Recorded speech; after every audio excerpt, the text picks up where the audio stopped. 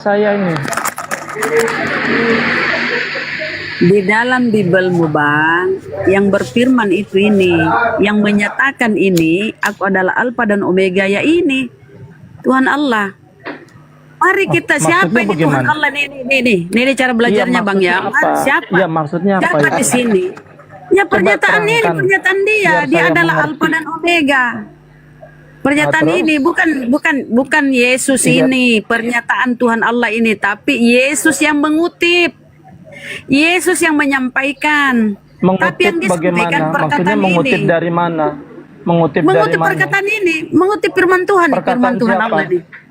Ini perkataan Tuhan Allah yang dia siapa? kutip. Perkataan Tuhan Allah ini yang dia kutip. Aku itu siapa? Ini Aku Yesus itu siapa di atasnya? Yesus cuma mengutip. Aku Mari kita itu buktikan. siapa? Bentar. Mari kita buktikan ya. Mari kita buktikan. Ini kita buktikan bahwa di sini bukan Yesus. Coba kita buktikan ya. Nih, firman Tuhan Allah. Apa firman Tuhan Allah? Ini pernyataannya, aku adalah Alfa dan Omega. Yesus hanya mengutip. Kita buka pembuktiannya ya. Nih, bagi cara berdiskusi saudara ya. Nah, ini, Jangan ini. lari ke kitab lain. Bukan, ini merujuk ke situ nih. Baca Nah, dari atasnya. Dia mulai singit, Kalau lari ke dia yang mulai lain singit. beda lagi. Diam dulu, satu-satu. bicara, Bang. Nanti kau dapat semua Oke, saya tanda udah tangan diam. ya, cap jempol ya. Cap jempol ya kau dapat ya. Apa kata Yesus di sini? Ini yang tadi kau anggap dia adalah Alfa dan Omega ya. Yang kau anggap ini Yesus tadi toh. Padahal di sini Yesus apa katanya? Aku bersyukur kepadamu Bapa, Tuhan langit dan bumi. Di dalam Bibelmu Bapa itu adalah Allah atau Allah kata kalian kan, Allah. Nih. Jadi yang Tuhan itu adalah Allah. Tuhan langit dan bumi. Yesus bersyukur. Mana mungkin dia yang bersyukur kepada Tuhan, dia adalah Tuhan itu sendiri. Seseorang yang bersyukur kepada Tuhan, mustahil dia adalah Tuhan itu sendiri. Yesus bersyukur kepada Tuhan berarti Yesus bukan Tuhan, Bapa yang Tuhan. Makanya tadi itu dia mengutip, aku adalah Alfa dan Omega, firman Tuhan Allah ini yang berfirman nih. Bapa yang Tuhan ini adalah Bapa atau Allah di Bibelmu. Mau lihat ini Bapa ini adalah Allah? Mau lihat? Nih kita buka ya, Bapa adalah Allah. Kan tadi firman Tuhan Allah, aku adalah Alfa dan Omega. Nah, kita lihat apa itu di situ Bapa. Kita buka data ya Bapak. Mana dia saudara ya. Begini cara orang diskusi nih. Allah, taruhlah ini Allah ya. Walaupun ya sebenarnya kau maling lah. Allah yaitu Bapak dari Yesus. Nih, Allah yaitu Bapak dari Yesus. Jadi ketika Yesus berkata, aku bersyukur kepadamu Bapak, berarti kepada Allah. Siapa? Tuhan langit dan bumi. Allah yaitu Bapa dari Yesus. Oke. Jadi tadi kalau kita masuk di data Matius 11:25 ya. Aku bersyukur kepadamu Allah Tuhan langit dan bumi karena Bapa itu adalah Allah. Assalamualaikum Gurunda. Silahkan. Waalaikumsalam Bunda, warahmatullahi wabarakatuh. Masya Allah. Kasih dulu anu ini pencerahan yang otaknya. Masya Allah. Jadi mohon izin teman-teman. Shalom guru besar Juma. Shalom Oke, salam, guru besar salam. Juma. Salam. Jadi gini saudara. Luar biasa Yesus. salam Juma ini. Iya, Yesus itu penghujung ajarannya itu di tahun 33. Terima kasih. Sementara Kitab Wahyu itu ditulis antara tahun 90 sampai tahun 110. Jadi sudah jelas yang berbicara di Pulau Patmos itu bukan Yesus. Dan ingat, apa indikasi bukan Yesus? Jelas ketika dilihat di dalam Wahyu 22 nomor 16. Akulah Yesus tunas Daud, sang bintang timur. Sang bintang timur, gilang gemilang. Sedangkan Yesaya 14 Yesaya 14 nomor 12, 13, 12, sang bintang timur itu adalah Helal bin Zakar. Helal bin Zakar itu adalah Lucifer, iblis. Itu yang pertama. Kemudian yang kedua, Ini permen aja buat di rumah. Atau yang itu yang kotak. Kalau itu kan yang Iya, lanjut aja Bang Bang Bukan, Juma. satu lagi. Ini suaranya teman kita. Yang kedua adalah ketika dipaksakan Wahyu 1 nomor 18, 500. akulah Alfa dan Omega. Alfa itu bukan awal. Omega itu juga bukan akhir. Harusnya kalau Alfa dan Omega diartikan awal dan akhir, bahasa Yunaninya itu adalah archekaitelos. Alfa itu adalah abjad pertama huruf A. Abjad dari dalam bahasa Yunani. O itu huruf terakhir. Cuman AO doang. Jadi kalau itu dipaksakan, wah ini harus Yesus ini. Ya Yesus kenapa? Dia AO. Tapi bukan arke dan bukan juga telos. Bukan awal, bukan akhir. Nah kalau dipaksakan juga nggak mau mengerti tentang itu, baca silakan Wahyu 1 nomor 1. Apa yang dikatakan di situ? Inilah wahyu Yesus Kristus yang dianugerahkan Tuhan kepadanya. Ya. Berarti Yesus sudah membacakan wahyu yang Tuhan berikan kepadanya. Tidak mau terima lagi. Ini bukan masjid, cuma ini bukan masjid. Yohanes 12 nomor Kalau- 49. Yohanes 14 nomor 24. Kalau nggak mau diskusi. Aku tidak berkata-kata dari diriku sendiri. Apa yang aku katakan adalah apa yang Pada takut diperintahkan ini untuk aku Islam katakan. semua ini. Sama Kemudian Panada. Yohanes 14:24, firman yang kau dengar dari mulutku itu bukan dari aku, tapi dari Bapa yang telah mengutus aku. Jadi tidak ada alasan untuk menuhankan Yesus. Apa mana dalilnya? Nggak ada. Nah sekarang yang Anda paksakan menjadi Tuhan itu adalah iblis. Itu intinya. Kenapa Kalian menyembah diturunkan dia? Tunggu sebentar. Kalian saudara menyembah Kenapa iblis diturunkan? dalam nama Yesus. Gitu. Silakan. Kenapa diturunkan dia tadi? Dia nggak mau diam. Ya, silakan Jawab, kau ditanggapi tanggapi. Bang Mular. Oke, boleh. Saya boleh bertanya nggak sama Bang Juma ini? Ya, tidak ada tanggapan yang tadi ya.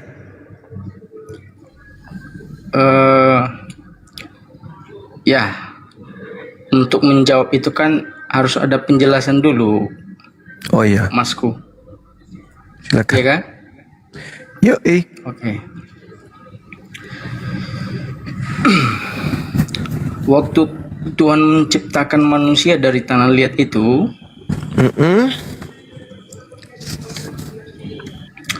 sudah hidup apa belum? belum, nanti ditiupkan roh baru hidup. Oke.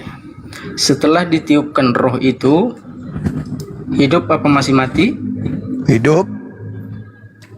Ini pertanyaan apa ini? Yang pokoknya ikutin aja lah, mau benar atau tidak itu ya terserah pendapat Bang Juma. Saya cuma Iya. nanya aja, ya. Iya, iya. Ya, supaya diskusinya enak. Iya, terus? Yang meniupkan pernapasan itu siapa? Yang meniupkan itu kalau Adam alaihissalam dikatakan dalam Al-Quranul Karim. Dengar dulu, Ya, Kang. singkat aja, berarti Allah ya. Allah ya. Iya, tergantung. Tergantung. Ya, atau Allah. Iya, Ya. tergantung. Karena yang menghidupkan Oke. itu adalah Allah. Yang maha Betul. menghidupkan itu adalah Allah. Dan Iya. bisa saja Allah mengutus kemudian malaikatnya untuk meniupkan ruh kepada manusia agar manusia itu hidup. Wa iz ahaza rabbuka min bani Adam min zuhurihim zurriyatahum wa asyhadahum ala anfusihim alastu birabbikum qalu bala. Jangan kemana-mana syahidna. dulu, Bang. Jangan kemana-mana Kamu dulu, bertanya Bang. tentang Islam atau bertanya tentang Satu-satu aja Kristen? dulu. Kalau pertanyaan Kristen mari kita ngeyel sama-sama, tapi kalau pertanyaan tentang Islam mari kita berdata gitu. Oke. Jadi yang meniupkan pernapasan itu adalah Allah ya, bukan malaikat, bukan hewan. Allah yang bukan maha siapa-siapa ya. menghidupkan. Allah yang maha menghidupkan. Oke, betul, betul. Terus Kan pernapasan itu kan hidup ya. Maka hiduplah manusia itu. Betul ya? ya karena Tuhan menyiapkan kemudian roh dalam diri manusia sehingga Oke. manusia itu hidup. Oke, pertanyaan saya, yang roh yang ada, kehidupan yang ada di dalam Abang Juma ini, roh dari mana? Rohnya Allah, rohnya Tuhan. Yang ditiupkan tadi ya? Iya, roh yang ada dalam diri saya itu adalah rohnya Allah. Iya, begitu juga saya. Iya, Oke. begitu juga Yesus. Ya.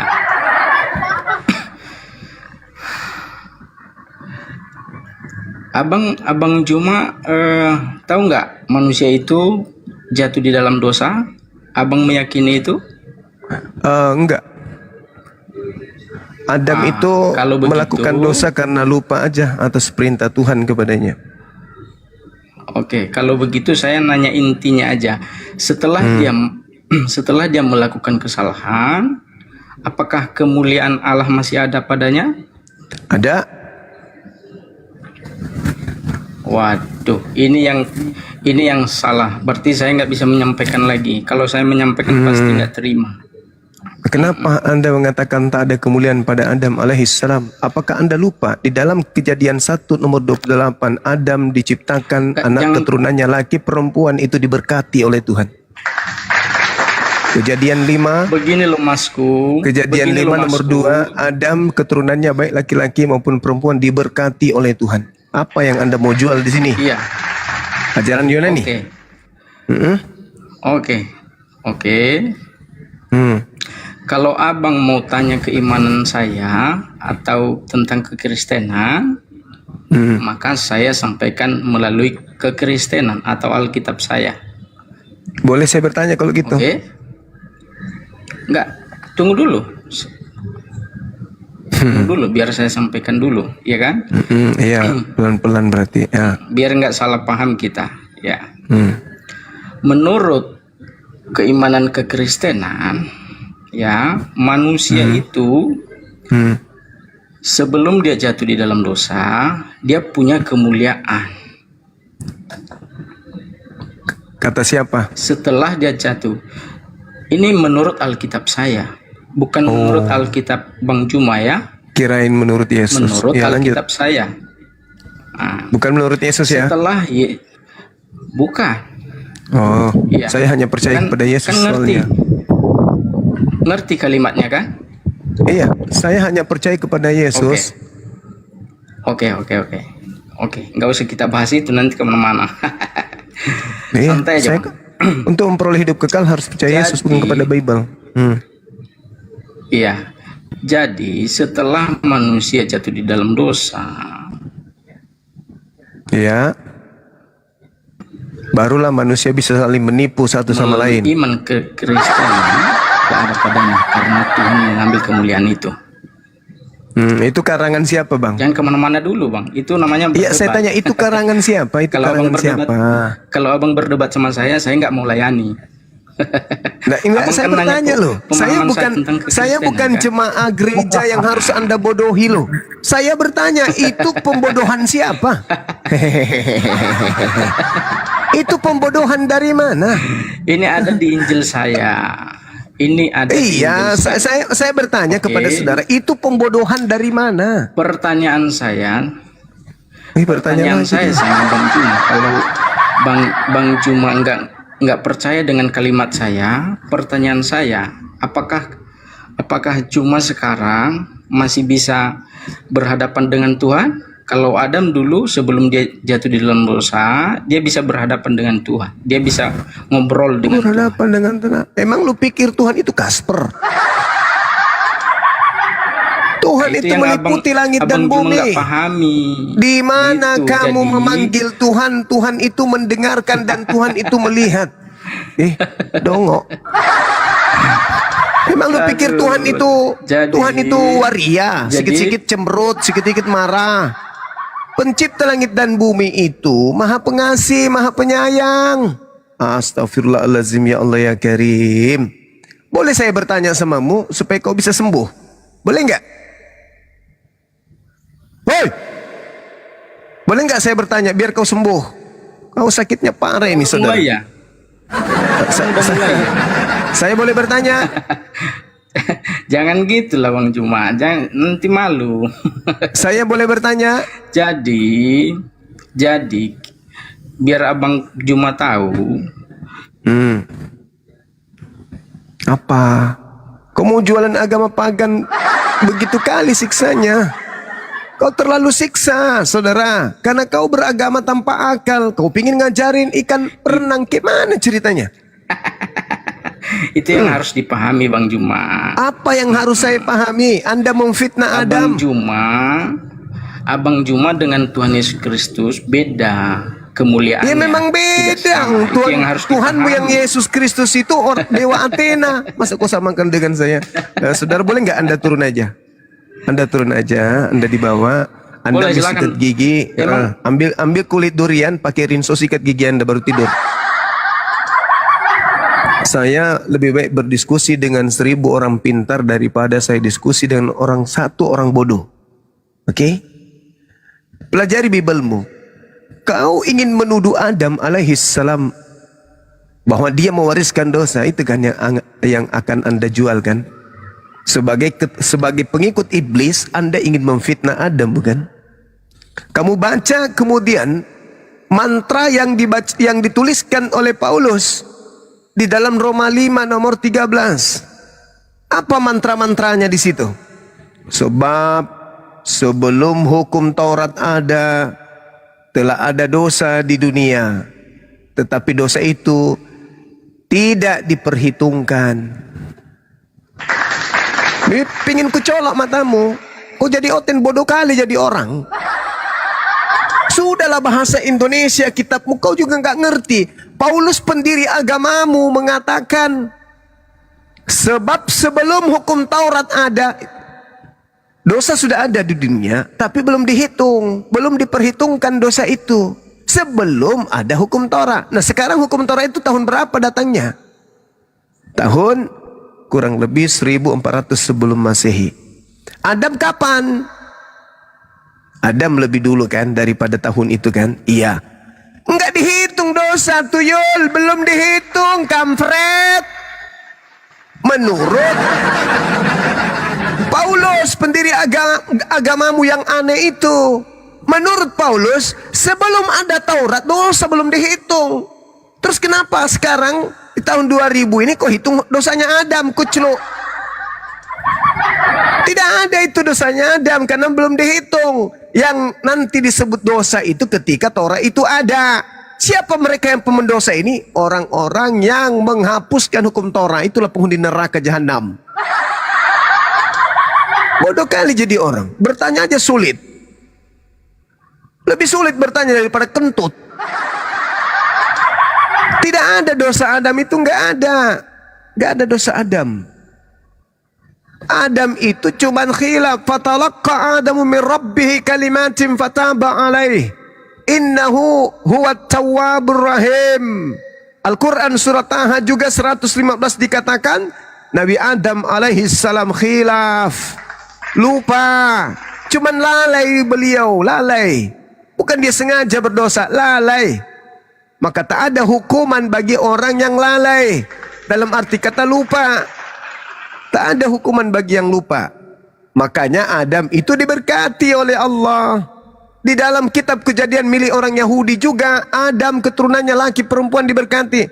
Kejadian 1 nomor 28, Kejadian 5 nomor 2. Datang kau, Allah menghaluskan dosa sehingga kita sudah kehilangan kemuliaan Tuhan. Terus maksud lu apa ini ujung-ujungnya?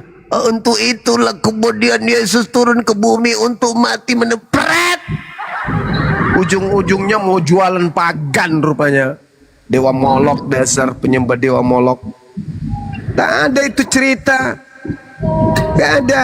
Dosa ditebus pakai darah manusia, kampret, ajaran setan.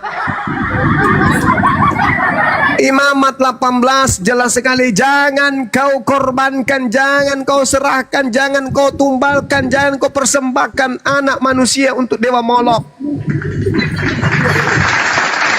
Kau pula agama dari Athena, mau rubah ajaran Tuhan kemudian jadi manusia korbannya, dasar. Bang Karet Dalam datang lagi. Kelihatannya ini orang Kristen kok mirip seperti setan ya. Kenapa? Ini pertanyaan serius. Setan itu, diam dulu kau. Oke. Setan, diam dulu. Setan itu mau Yesus dibunuh. Kristen juga mau Yesus dibunuh. Kenapa kalian ini sama seperti setan? Itu pertanyaan serius. Bukan menghina atau merendahkan, enggak. Ini pertanyaan serius. Kenapa ada kekuatan di atas muka bumi ini yang ngotot Yesus harus mati? Yang pertama iblis, yang kedua Kristen. Kenapa bisa kayak gitu? Kenapa Kristen dan iblis ini kok muaranya sama, misinya sama, mimpinya sama, keinginannya sama, misinya sama? Kok mirip? Kok sama? Atau jangan-jangan Al-Quran itu benar? Wa ikhwanuhum yamuddunahum fil ghayyi tsumma la yuksirun. Tsumma la yuksirun.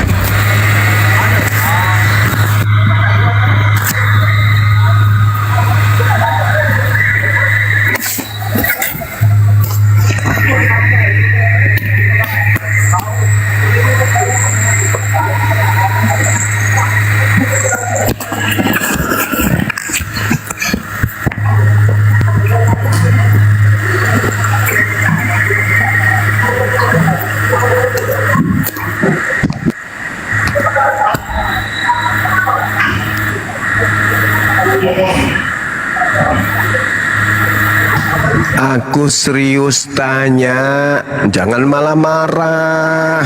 Komal kok dijadikan sebagai sasaran empuk. Aku nanyanya serius. Kenapa iblis pingin kali Yesus itu mati?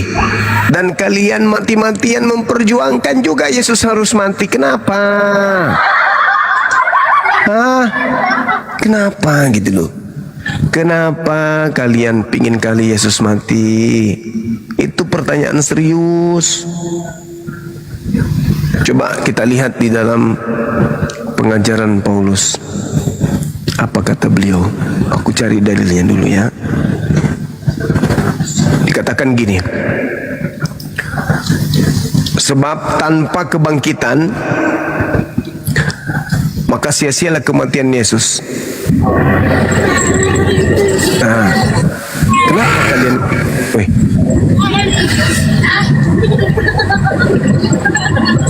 Oke. Di 1 Korintus 15:17.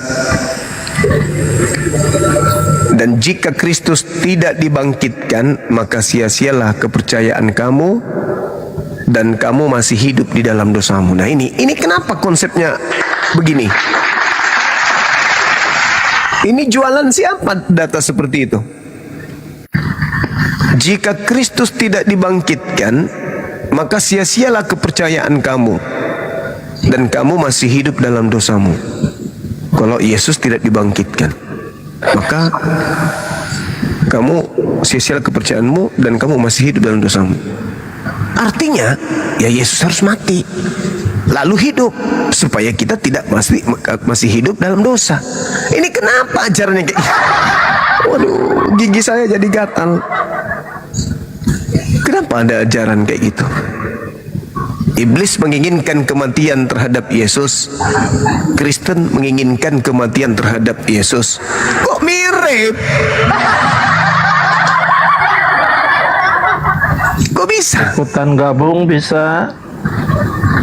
Kok bisa Kristen ini sama seperti iblis, sama-sama menginginkan kematian kepada Yesus?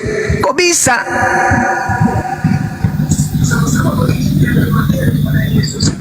Kok bisa? Mana ada jawab tuh? Kau kayak iblis menginginkan kematian Yesus, silakan. Iya, Oh, kenapa orang mau bisa? jawab kok saya jawab. Nah, silakan. Pertanyaannya apa? Eh, Masuk Saya lagi baru Kak. saya baru masuk ini. Pertanyaannya kenapa kan kematian terhadap Yesus? Datang kau bertanya, siapa yang menginginkan? Kan tuyul. Pura-pura lagi. Jadi siapa yang memperingati kebangkitan Yesus? Kematian Yesus? Siapa? Kamu kan sudah mengakui Yesus Tuhan, berdebat sama RK. Saya mengakui Ya kan? Yesus itu Kristus, kampret. Ah, iya, berarti Terus? dia siapa? Terus kalau Yesus Kristus Ya kan? siapa dia? Iya. Siapa kalau dia Yesus Kristus Kristus siapa? itu apa? Kristus manusia yang diurapi. Lah iya. Terus Ya, terus apa masalahnya? kenapa kamu Apa? Hah? Apa? Terus mau Apa? dilanjutkan apa lagi kalau berdebat kayak begitu? Sudah mengakui bahwa Saya dia mengakui diurapi, mau- Yesus itu Nah. manusia yang diurapi, bukan Tuhan. Kau yang Nah. kalah berarti. Kutanya dulu samamu, Yesus itu Tuhan atau manusia? Oke, manusia. Ya sudah, kau Ya, kalah. manusia. Kalah kau di situ. Keok. Iya, Keok manusia. itu namanya keok, keok. Keilah punya ilah Tuhan. Nenekmu kiper, di Tapi mana kamu Kristus? kalah sama Eka. Di Kamu- mana ada kamu Kristus ngaku dengan? kalah, Di kan? mana? Bicara sendiri dia. Udah Orang kalah gila. sama RK. Jangan naikkan si Darel ini, bikin rungkat. Kenapa naikkan lagi manusia kuclu ini? Bodoh kau itu dia kalau bodoh, naik. bahlul, dongo, tolol. Kenapa saya katakan kau bodoh, tolol? Saya mengatakan Yesus itu Kristus. Kalau saya mengatakan Yesus itu Kristus, berarti saya mengaku Yesus itu manusia dong, pala. Kau yang kalah, karena Yesus itu Tuhan bagi lo. Habis itu kau mengatakan, ya Yesus itu kan memang manusia, apa tapinya? Apa tapinya? Ha? Apa tapinya? Tapi dia juga adalah tuh pret. Manusia tapi dia juga adalah Tuhan. Loh, kok apa ini? Manusia tapi dia juga adalah Tuhan. Itu malasa. Inilah kau disebut sakit, gangguan.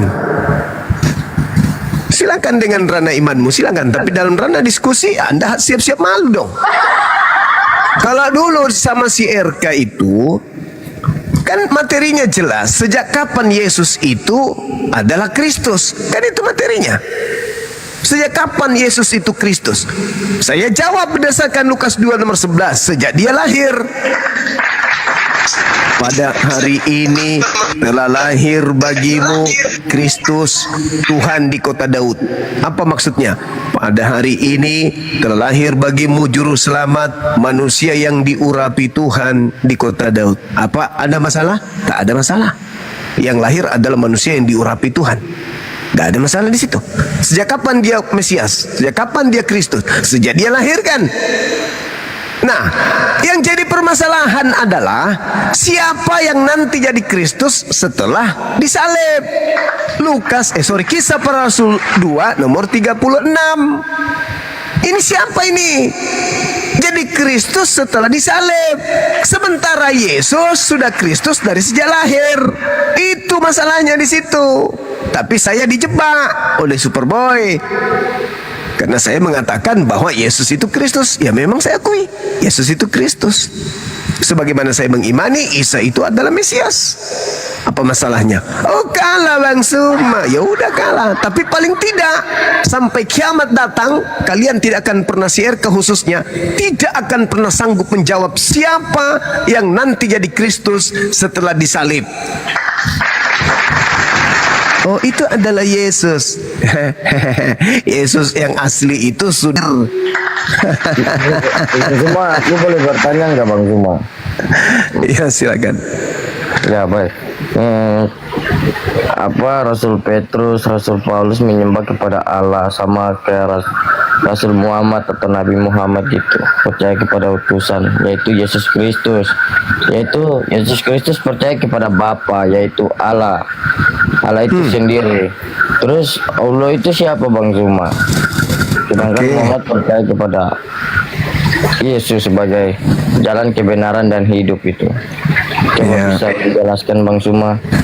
Ya, jadi gini, orang-orang terdahulu menurut Al-Quran, khususnya Bani Israel, Allah Subhanahu wa Ta'ala memilih mereka Mereka adalah bangsa pilihan pada zamannya. Di dalam Al-Quran diterangkan bahwasanya Allah memilih ke-12 Bani Israel, lalu Allah mengatakan inni ma'akum, aku bersama dengan kalian.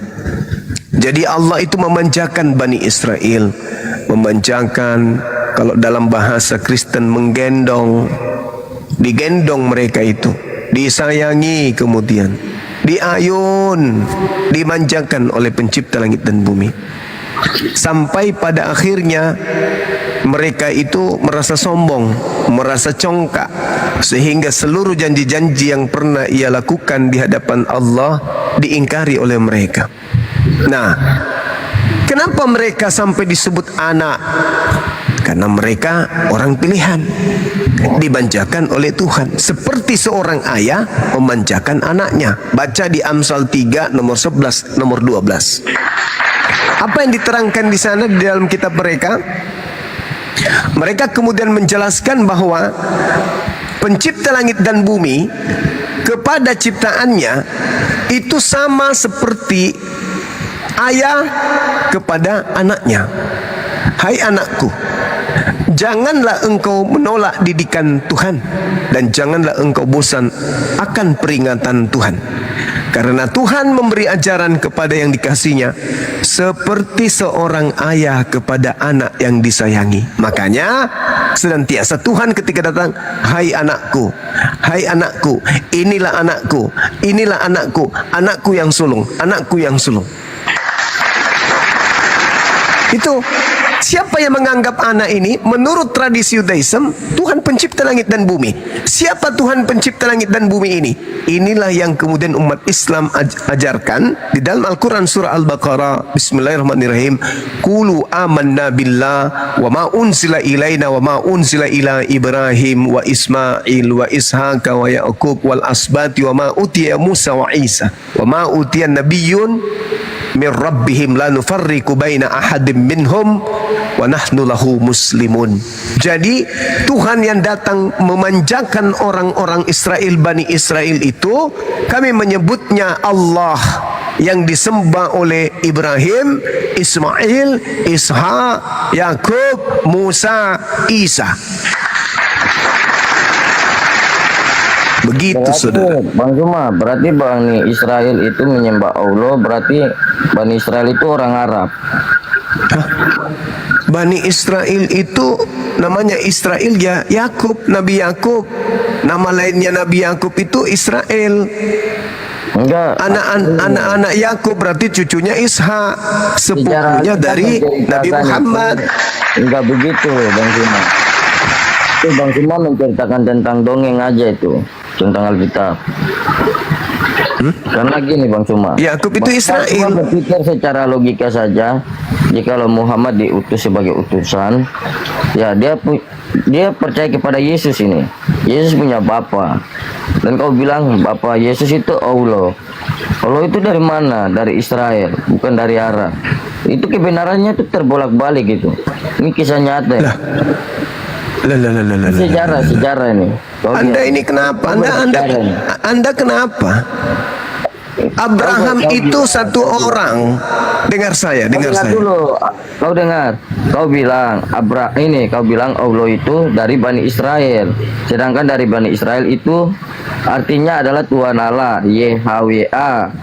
Gimana kau bilang Allah? Ya, itu dalam kitab suci saya. Mau kenapa? Kenapa kamu yang sewot? Saya bertanya dalam pertanyaan yaitu utusan. Kau mengerti tentang utusan? Kau Tuhan ada berapa? 2 atau 1? Lah, kamu kenapa? Kamu lagi haid? Lagi haid bagaimana kau bilang? Situ orang. Kau lagi gila. Kau lagi gila ini. Kau gila. Abraham memiliki 2 anak. Yang pertama anak tunggalnya bernama Bahlul. Kalau kau bertanya, kau diam dulu. Astagfirullahalazim, dasar pemakan babi, otak nggak berfungsi. Makanya kurangi makan babi bro, supaya kamu itu jangan membabi buta dalam berdiskusi. Saya siap menerima 1000 pertanyaanmu tentang Islam. Siap saya. Tapi tolong, ketika kamu bertanya, siapkan wadah untuk menampung jawaban saya. Jangan kau bertanya, habis itu kau celoteh. Hah? Bagaimana ilmu mau masuk? Kau bertanya, terus seakan-akan kau itu Yahudi. Harusnya kau itu yang ditanya, bukan saya yang ditanya tentang Tuhannya Yahudi. Kenapa? Tuhanku ya Tuhanku, Tuhannya Yahudi ya Tuhannya Yahudi. Gak ada urusan dengan Tuhannya mereka. Kenapa? Karena kami mengenal Tuhan pencipta langit dan bumi bukan dari ajaran mereka, tapi dari ajaran Al-Quran. Itu kami tidak pernah mengatakan Tuhanku adalah Tuhannya Yahudi. Gak ada itu. Saya hanya mengatakan Al-Quran saya itu mengajarkan kepada saya bahwa orang-orang Yahudi, Bani Israel dalam hal ini, Tuhanku mengatakan dalam Al-Quran, Inni ma'akum, aku bersama dengan kalian wahai Bani Israel. Itu Tuhanku yang mengatakan itu. Nah sekarang kau ingin menilai Tuhanku menggunakan Bible. Lucu kau itu. Ya sayangnya Anda tidak bisa menggunakan akal. Andai kan saja sedikit aja Anda ingin bersabar. Setelah Anda bertanya, Anda duduk. Habis saya menjelaskan, Anda sanggah. Enak, ini enggak. Anda bertanya seakan-akan Anda itu ahli. Ahli sesat, iya. Ayolah saudara Kristen, kalau Anda bertanya tentang Islam, kami siap jawab. Begitu juga kalau kami bertanya tentang Kristen, jawablah. Al-Quran jelas mengatakan ya teman-teman sekalian, Qulu amanna billah. Katakanlah kami beriman kepada Allah. Wa ma unsila ilaina wa ma unsila ila Ibrahim. Dan kami beriman kepada apa yang diturunkan kepada kami dan apa yang diturunkan kepada Nabi Ibrahim, Ismail, Isha, Yakub, wal asbati, wa ma utiya Musa wa Isa. Jelas itu. Oh, masa kayak gitu? Ya itu derita loh.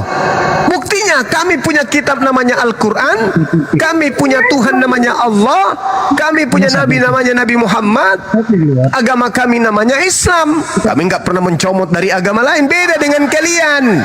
Terjemahan lama, perjanjian lama kitabnya Yahudi. Apa hubungannya dengan kalian coba? Pusing kan? Pusing. Kalau kami ada nggak perjanjian lama masuk di Al-Quran ditempel? Seperti kalian yang bukan Bani Israel tapi ada tempelan terjemahan kitabnya agama Yahudi di agama kalian. Nah malu kan? Malu. Kitab kok Spanyol, separuh nyolong. Apa coba hak kalian menggunakan itu? Nggak ada kan? Sudahlah juga Yesus tidak memberikan legitimasi terhadap kitab loh. Sudahlah kitabnya orang kok ambil terjemahannya. Menderita kalian itu. Itulah yang saya bahas kemarin. Kalian itu mengalami penyakit yang namanya kecemburuan akidah. Sesalah apapun dalam pandangan kalian tentang Al-Quran, kitab kami, itu kitab kami, bukan hasil ambil terjemahan agama lain. Dan kalaupun kau mengatakan, wah kitab kamu benar, kitabmu yang paling benar, sebenar bagaimanapun kitabmu, tetap aja kitabnya Yahudi kau ambil terjemahannya. Menderita kau, menderita. Menderita ku bilang. Makanya kenapa kalian itu ketika naik ke sini hanya menghujat? Karena kamu mengalami suatu penyakit, kecemburuan akidah. Kamu cemburu terhadap indahnya akidah Islam. Kitabnya indah Islam, Tuhannya indah Islam itu, agamanya indah sekali, tatanan kemudian ibadahnya sangat indah. Cemburu kalian itu. Makanya ketika naik Nabi Muhammad itu begini, kenapa kau lakukan itu? Karena kau cemburu. Coba kau bertanya dulu yang bagus-bagus. Bang Suma, ini saya mau bertanya, ya kenapa bang? Orang Yahudi itu kan menyembah Elohim, ya. Tapi Tapi umat Islam kan menyembah Allah. Iya, Tuhan itu memang ada berapa? Satu. Mana yang benar Bang Suma? Antara Elohim atau Allah? Nah, saya jelaskan. Begitu. Giliran ditanya kau sendiri Tuhanmu siapa? Tuhan saya yang lahir di kandang. Dasar. Silakan. Silakan Jack, apa yang kau sampaikan tuh? Nggak ada tanggapan kan? Ya. Bisa bertanya nggak? Silakan. Ya. Oke. Tanya sebentar ya, saya bukakan hadisnya. Ini hadisnya. Bacakan hadisnya. Hadisnya dibaca Bang. Ini hadis Musnad Ahmad. Musnad Ahmad 5364 ya, terkait dengan waktu aswad ya. Dibaca hadisnya.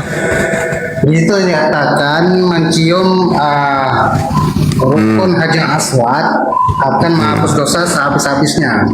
Mencium ya. Ya, mencium. Apakah mencium itu kalian ke Mekah itu mencium batu aswad itu bisa menghapus dosa ya? Iya. Apakah itu benar ataupun Benar. sekadar kiasan? Mana itu? Benar itu, benar. Oh, benar ya. Makanya Ya. makanya kalian nggak butuh Tuhan ya untuk mencium batu Kenapa? aswad. Kenapa bisa? Nggak butuh Tuhan ya. Kenapa bisa? Ya, karena itu akan menghapus dosa sehabis-habisnya, gitu. Apa yang menghapus dosa di situ? Ya, menghapus dosa. Apa yang menghapus dosa? Ya, kalian kan pergi mencium. Nah, yang menghapus dosa Kalian, apa? begini, kalian itu pergi ke Mekah, oke, pergi ke Mekah mencium batu aswad itu. Makanya Terus yang kalian- menghapus dosa Nah, siapa? Dosa kalian terhapus begitu. Yang menghapus dosanya siapa? Yang menghapus dosa itu batu Siapa? itu. Di mana dalilnya batu menghapus itu, dosa? Itu Mana? dalilnya. Saya bawa dalilnya itu. Tidak ada dalil batu menghapus dosa. Loh, itu akan Mana? menghapus dosa sehabis-habisnya. Mana batu menghapus Loh, dosa? kamu Dalilnya mau di mana? membantah. Sebentar Bang. Kamu mau membantah. Di mana batu menghapus dosa? Itu loh yang saya tanya. Ini Bang. Mana, Bang?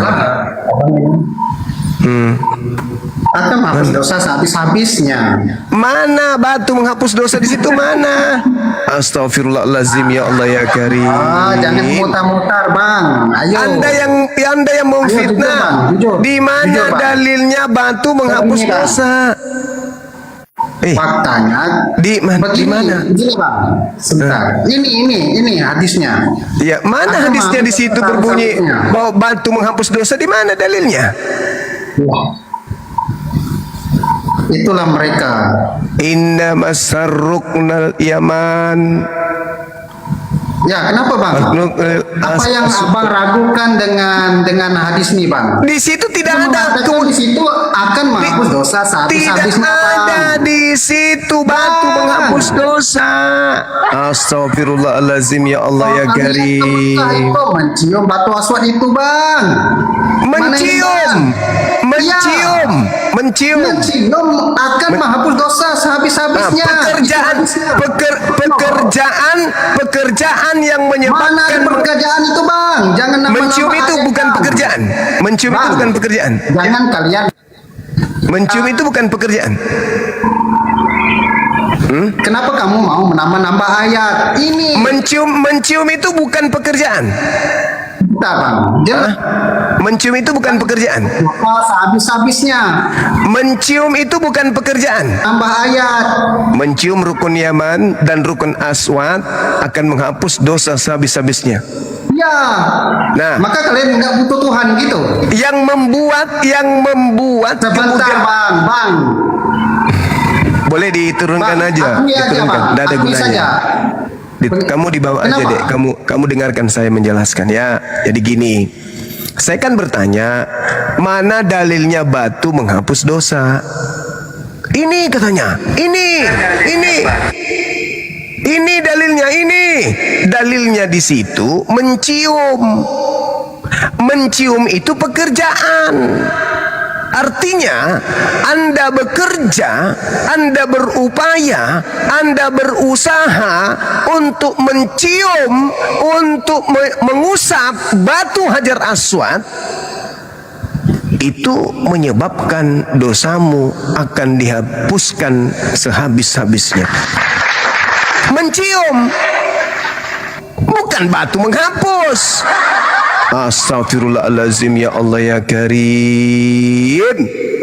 Sama seperti di dalam Keluaran 29 nomor 14. Membakar tai sapi menghapuskan dosa.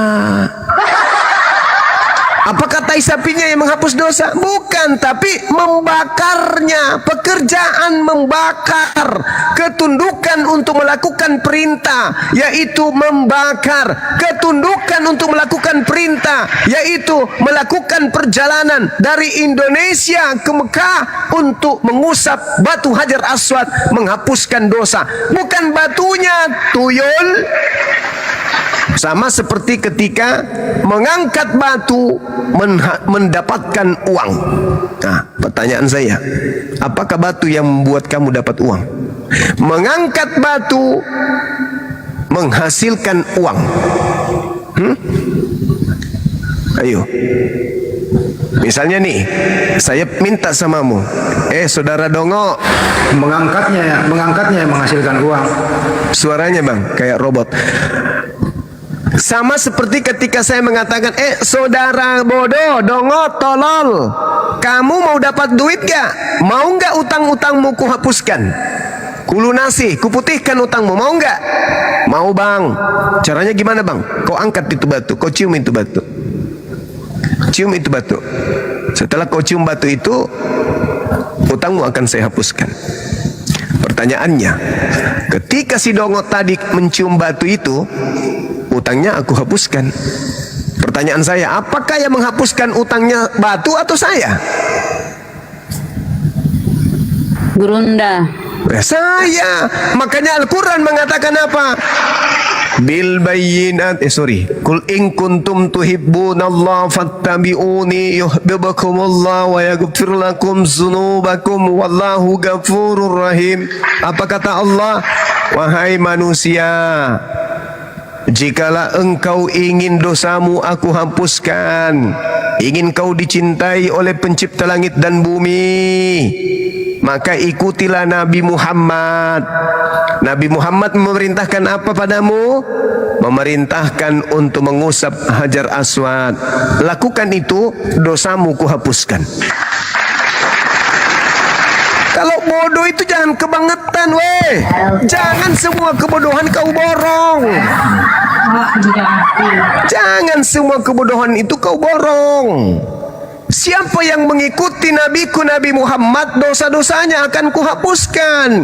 Qul in kuntum tuhibbunallah fattabi'uni yuhibbukumullah wa yaghfir lakum dzunubakum wallahu ghafurur rahim. Mau dosamu aku hapuskan? Mau ya Rabb, ikuti Nabi Muhammad. Apa perintahnya? Cium, usap batu Hajar Aswad. Lakukan.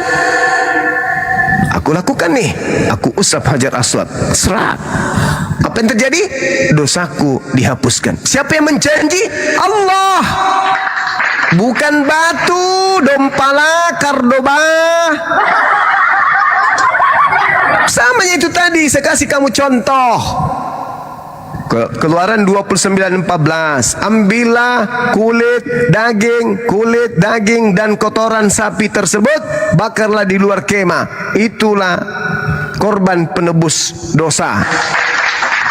Sekarang pertanyaannya, apakah tai sapi yang nebus dosamu? Bodoh. Tidak mau dibilang bodoh, tapi memang bodoh. Aneh kalian itu, memang aneh. Mencari kelemahan Islam, tapi otak cuma separuh. Mau membahas Islam, tapi tak ada ilmu. Jatuhnya menghina, ngotot, sudah bodoh, tolol, berdaki lagi. itu sama itu. Bahlul, kamu mau utangmu saya lunasi? Mau Pak? Kau cium itu batu, maka utangmu saya lunasi. Nah, ciumlah dia. Utang sesuai dengan janji ya, saya lunas, saya anggap lunas utangmu. Nah sekarang, apakah batu itu yang melunaskan utangnya? Bukan, aku yang punya janji. Aku yang menjanjikan kepada siapapun yang mengikuti nabiku Nabi Muhammad, maka aku akan mencintainya dan menghapuskan dosa-dosanya. Al-Quran surah Al-Ma'idah ayat 31. Jelas itu. Belajar Islam, bahas-bahas hadits lagi. Kamu baca di dalam Yesaya 6, nomor 6, nomor 7. Aku melihat serafim terbang. Lalu dikatakan bahwasanya padanya ada batu bara. Maka aku melekatkan batu bara itu kepada mulutmu. Maka dosa-dosamu telah kuhapuskan karena kamu telah menyentuh batu itu dengan mulutmu. Maka dosamu dihapus. Artinya batu bara, mencium batu bara itu dosa dihapus. Apakah batu bara itu penghapus dosa? Kan dongok, tidak mau dimaki tapi bodoh. Harusnya kalau saudara bertanya itu diam, biar kami yang jelaskan. Ini sudah tidak tahu apa-apa, dia pula yang mau menjelaskan Islam. Terjemahan bahasa Indonesia di kitabmu setiap tahun boleh dibilang direvisi supaya kau ngerti. Belum juga kau mengerti. Belum juga kau ngerti. Masuk ke hadits. Kurobek juga nanti mulutmu sampai kuping. Sok paten, dipikirnya hadits sama Al-Quran itu mirip sama Bible. Wah, yang penting ini. Oh begini maksudnya. Pret. Tidak begitu. Orang berbicara hadits ada asbabul wurudnya. Harus kau pahami dulu, ada tafsirnya, penjelasan-penjelasan dari hadis yang lain kayak mana, penjelasan dari ayat suci Qur'annya kayak mana, relevansinya dengan dua kitab itu seperti apa, penjelasan para ulama ahli tafsir kayak mana. Kayak tadi, Qul in kuntum tuhibbunallah. Lalu Nabi Muhammad mengatakan, usap, sentuh batu itu, dosamu akan dihapuskan. Nah, itu daya tarik. Kenapa? Untuk menggenapi nubuat Nabi yang terdahulu. Itu yang perlu kamu paham. Jadi orang berlomba-lomba kemudian datang untuk menyentuh Hajar Aswad itu. Kenapa? Ya itu juga untuk menggenapi nubuat yang ada dalam kitabnya orang Yahudi. Kubacakan nubuatnya salah satunya ya. Yesaya 60 coba. Yesaya 60 nomor 11. Pintu-pintu gerbangmu akan terbuka senantiasa, baik siang maupun malam tidak akan tertutup, supaya orang-orang dapat membawa kekayaan bangsa-bangsa kepadamu, sedang presiden-presiden mereka, raja-raja mereka, pemimpin-pemimpin mereka ikut digiring sebagai tawanan. Nah ini menggenapi nubuatan itu. Harta-hartanya orang-orang bangsa-bangsa di luar, kekayaan yang akan dibawa ke tempatmu. Kenapa orang datang ke sana? Ya karena ingin cium Hajar Aswad. Itu nubuat digenapi oleh Hajar Aswad. Orang berlomba-lomba sampai di sana. Kalau kau ke sana itu kau merinding, mungkin kau pingsan lihat orang di sana. Betapa orang di sana itu menangis, kemudian merasa bersyukur, kemudian bisa memenuhi panggilan Tuhannya. Begitu. Nih coba kita baca yang tadi. Pintu-pintu gerbangmu akan terbuka senantiasa, baik siang maupun malam, tidak akan tertutup, supaya orang-orang membawa kekayaan bangsa-bangsa kepadamu, sedang raja-raja mereka ikut digiring sebagai tawanan. Nah sekarang pertanyaannya, itu di mana terjadi? Di Vatikan, di Yerusalem, di Belanda, hanya ada di Mekah. Kerajaan akan diambil dan diberikan ke bangsa lain yang akan menghasilkan buah kerajaan itu. Itulah yang datang. Orang-orang seluruh bangsa-bangsa datang, mau presidennya, mau wakil presidennya. Setiap tahun non-stop mereka datang, kemudian membawa kekayaannya ke sana. Untuk apa? Menyentuh Hajar Aswad. Itu tujuannya. Nabi Muhammad kemudian menyampaikan itu. Ajarannya ada hikmahnya. Semuanya ada, itu adalah petunjuk. Maka berbondong-bondong setiap saat orang menuju ke sana hanya untuk Hajar Aswad. Satu-satunya batu di atas muka bumi yang tak ada beda, tak ada kemudian kesamaannya, hanya ada di Mekah sana. Namanya batu Hajar Aswad. Gak ada batu seindah itu. Gak ada batu senilai batu Hajar Aswad. Itu harus Anda pahami itu. Bertanya tapi tujuannya untuk menghina, kan dongok namanya. Gitu ya. Jadi kau baca Keluaran 29:14, Yesaya 6 nomor 6 nomor 7, di situ jelas menyentuh batu menghapuskan dosa. Ada lagi yang mencium batu bara. Oh, pergi di Kalimantan banyak batu bara di sana yang lagi dipanasin. Kenapa kau masuk tung Kau cium pakai bibirmu di situ. Mudah-mudahan bibirmu tidak melepuh, dosamu dihapuskan sebagaimana Yesaya 6 nomor 6 sampai nomor 7. Kau praktekkan itu. Kau pergi di sana di Kalimantan banyak batu bara sana, begitu lagi menyala-nyalanya kau cium, kau cipok, kau tepok, nah dosamu dihapus. Tapi bibirmu melepuh kayak pisang molen. Ada dongok-dongoknya. Ya, pasti makin dompal. Kita sapa dulu izin Gurunda. Akbar, kau oten. Akbar. Ya. Assalamualaikum. Waalaikumsalam warahmatullahi. Apa maksudnya typinganmu? Typinganmu itu apa maksudnya? Saya tidak suka cara-cara kalian berdakwah itu. Oh Ya yang kau turun tidur. jangan. Dalam Al-Quran disebutkan itu, ud'u ila sabili rabbika bil hikmah wa mau'izatil hasanah wajadilhum billati hiya ahsan. Ya kan, tapi Iya. saya lihat ini kalian ini yang memperkeruh ini sebenarnya.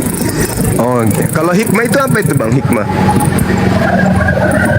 Ya hikmah kan? Hikmah. Maksudnya hikmah itu bagaimana? Cara-cara yang baik begitu. Maksudnya cara baik itu gimana bang? Kalau ada yang sesat, ada yang menghujat, dibiarkan aja, itu baik.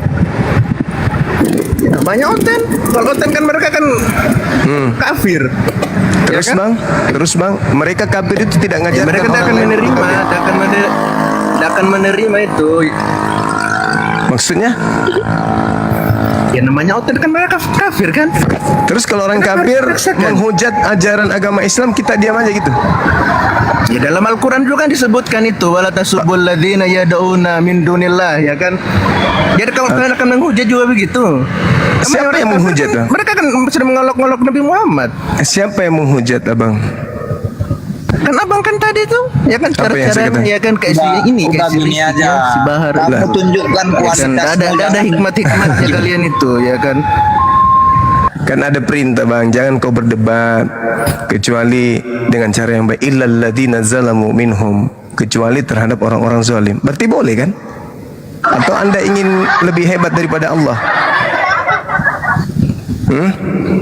Ya jadi maksudnya harus berperang dulu begitu, ya kan? Yang berperang siapa? Saya lihat ini karena Yang kumal-kumal kalian berperang, ini. yang berperang siapa bang? Siapa yang berperang? Kan ada perintah Allah kan? Wala tujadilu ahlal kitab illa billati hiya ahsan. Illa alladhina zalamu minhum. Anda ingin batalkan Quran? Maksudnya ilal ladzina zalamu minhum, maksudnya bagaimana itu? Kecuali orang yang zalim di antara mereka, maksudnya? Ya. Zalim bagaimana itu? Kita tidak boleh berdebat dengan ahli kitab kecuali dengan cara yang baik. Oke? Illal ladzina zalamu, kecuali terhadap orang-orang yang zalim terhadap kita, terhadap Islam, terhadap Allah, terhadap Al-Quran, terhadap Nabi Muhammad. Kita harus tegas keras kepada mereka. Makanya ada kategori kafir harbi. Mereka yang menghina, mereka yang menghujat, mereka yang menista dan menginginkan pemurtadan terhadap generasi Islam, kita harus keras terhadap mereka. Makanya Al-Quran mengatakan, faqatilu awliya asyaitan, perangilah saudara-saudaranya setan, jangan kau pelihara, kau celuk. Kayak gini, ya kan? Apa? Saya lebih Ya nggak apa-apa, wong saya juga saya berdiskusi dengan orang munafik, nggak apa-apa. Sebenarnya ya. Nggak apa-apa. Muslim itu belajar sama Edi. Oh, belajar sama Edi. Belajar sama Edis TV. Oh, Edis orang ya. Islam Dia melarang lebih kita hikmat, berdiskusi. ya kan? Meskipun habis mungkin itu, ini ya, habis itu kita meskipun- disuruh belajar sama Edis TV. Berarti betul. menurut saudara Ya kan? Tuhan yang diperkenalkan Edis TV Hikmat itu dia betul. itu. Berarti Tuhannya Edis TV benar. Tuhannya Edis TV itu betul menurut saudara. Edis TV mengajak orang kemudian menyembah kepada Tuhannya itu benar. Saya doakan Kenapa ente, diturunkan? mudah-mudahan ente masuk neraka bersama dengan 17 keturunan ente. Kekal di neraka. Kafir itu sekayaknya kafir nyamar gerunda. Sakit hati kan? Nah, inilah yang saya katakan tadi, bahwa mereka lagi dikenai penyakit sindrom kecemburuan akidah. Jelas-jelas Al-Quranul Karim menjelaskan, wala tujadilu ahlal kitabi illa billati hiya ahsan illa alladhina zalamu minhum wa qulu amanna billadhi unzila ilaina wa unzila ilaikum wa ilahuna wa ilahukum wahid wa nahnu lahu muslimun. Dalil Padahal enak aja lu mau murtadkan orang. Habis itu kita mau diam-diam aja. Dulu ya kalian enak karena para apologet Islam itu belum hadir. Dengan mudah kalian murtadkan orang. Sekarang langkai dulu mayatmu baru kau bisa murtadkan orang.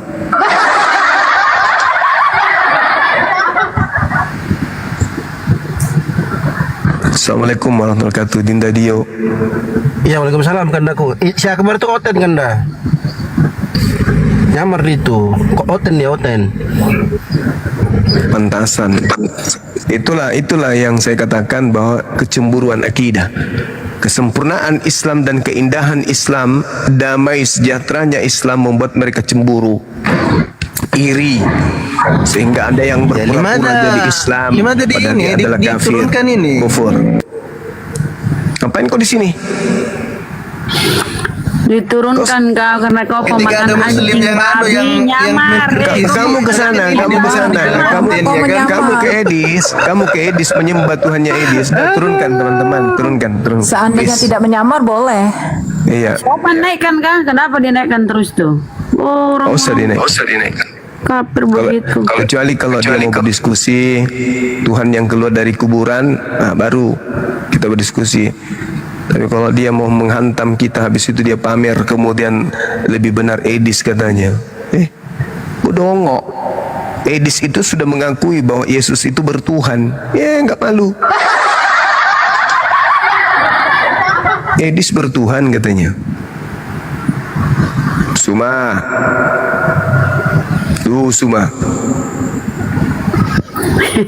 Mungkin tantang tapi takut kita semua. Tidak suka menantang. Suma. Mona. Halo juga.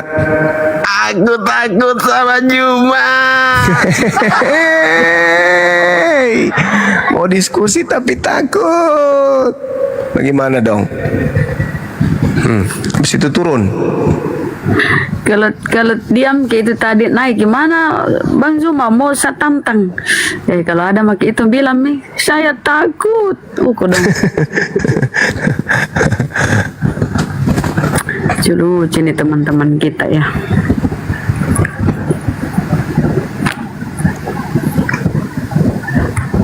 Nyamar ya, ajaran Paulus nyamar dia ya.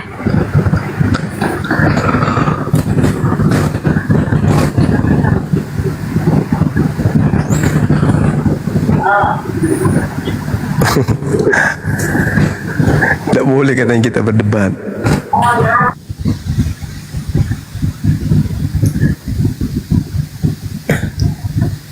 Wala tujadilu ahla. Itu Al-Ankabut ya, Al-Ankabut 46. Masya Allah. Oke teman teman-teman sekalian, silakan mungkin ada yang ingin disampaikan. Tadi ada Bang Handi kan ya? Iya, tadi ada. Itu di atas ada ya. Oh iya. Itu ada. Iya, Masya Allah. Sahabat kita, ya. Di sela-sela ini sampaikan dulu ini. Oh iya, ya silakan Bunda. Deng.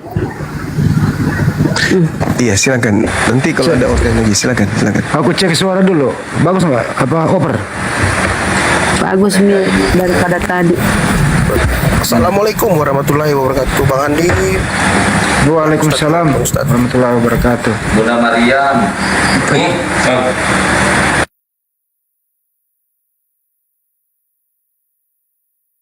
Ini father ini bukan dari Kristen, father nih. Bukan bang, saya Islam. Itu nama. Ya siap.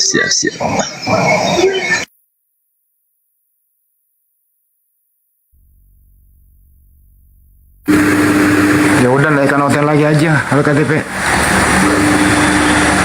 Baik. Tidak makin dulu sampaikan ini donasi Deng, mumpung masih ini. Oh iya. Sampaikan. Ya untuk teman-teman ya, untuk donasi ke Pulau Sumatera yang saudara-saudara kita mengalami musibah sudah mencapai target sebenarnya. Jadi malam ini kita tutup aja ya Manyuma ya. Dan insya Allah segera kita alokasikan ke sana melalui api sumut. Itu keputusan yang saya dengar tadi bahwa karena sudah mencapai target, donasi malam hari ini kita tutup sampai nanti jam 12 malam kita tutup. Itu ya, sekaligus kita akan memberitahukan jumlahnya berapa. Nanti Bunda Rama yang kalkulasikan di sana. Untuk itu masih ada kesempatan kurang lebih 4 jam ke depan bagi teman-teman yang ingin berimpak sedekah kepada saudara-saudara kita yang mengalami musibah bencana Pulau Sumatera di rekening 75 kali 51770 75 kali 51770 BNI atas nama Apologet Islam Indonesia. Masih ada 4 jam ke depan untuk kita berbagi. Kira-kira begitu, Bunda Rama, silakan. Oke teman-teman, dan saya sampaikan dulu ya jumlah yang masuk untuk saat ini sampai saat ini ya, itu sebesar 63.260.000. Alhamdulillah ya teman-teman, 63.260.000 ya. Jadi 4 jam ke depan tutup. Silakan teman-teman salurkan izin bantuan. Bunda. Selamat malam Rai. Assalamualaikum warahmatullahi wabarakatuh.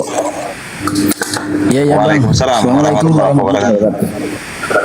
Iya sedikit. Ya, bocil. Beritahu yang dikit aja Bang. Kurang lah. Ada yang saya sampaikan sama Bang Handi atau sama gurunda kita Bang Zuma.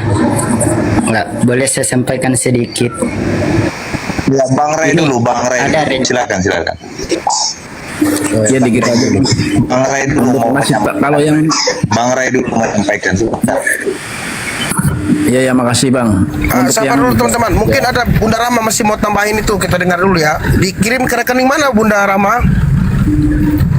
Saya rasa itu aja ya. Jadi masih ada 4 jam ke depan seperti yang disampaikan Ya, Bang Handi. maksudnya Silakan, rekening teman-teman. yang disebut Bang Handi tadi itu rekening BNI. Oh, BNI. Okay. BNI di nomor 75 kali 51770 atas nama Yayasan Apologet Islam Indonesia. Itu banyak ini teman di bawah tuh. Silakan teman-teman. Lanjut. Dibesarin Gurunda, host. Ya, silakan Ray, apa mau disampaikan saudaraku? Silakan. Ya makasih Bang, sebentar aja. Buat yang di bawah aja itu, kalau yang di atas seluruh apologet tentu udah tahu lah bahwa si Kudis kafir Harbi itu katanya banyak memberontakkan, itu hoax itu dari golongan mereka Untuk teman-teman jangan terpengaruh. Itu aja sih Bang, kayak termasuk tadi si Akbar itu kafir itu. Masih banyak semuanya sehat-sehat, jagoanku semua, pejuang Islam. Makasih saya turun untuk Otan naik. Makasih Bang ya semuanya, Bunda Rahma juga. Kembali kasih. Assalamualaikum warahmatullahi wabarakatuh. Waalaikumsalam warahmatullahi wabarakatuh. Silakan Bocil. Ya, terima kasih host, terima kasih moderator atas izinnya.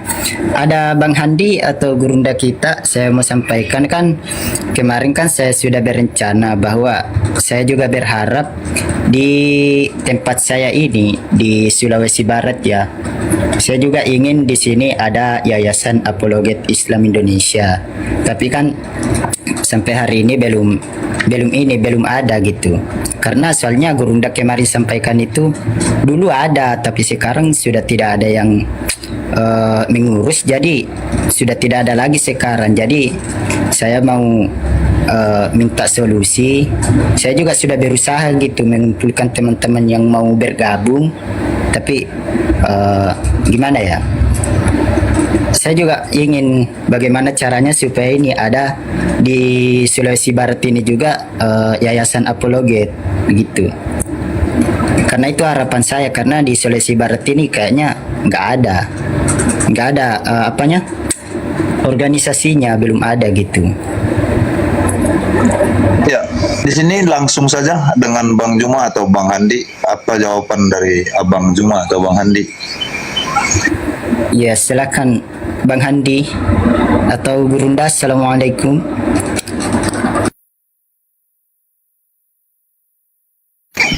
Sepertinya lagi nggak monitor ya. Kami nggak bisa. Kayaknya lagi Iya. Ya, Ya, mereka lagi DM aja akan di apa? Iya.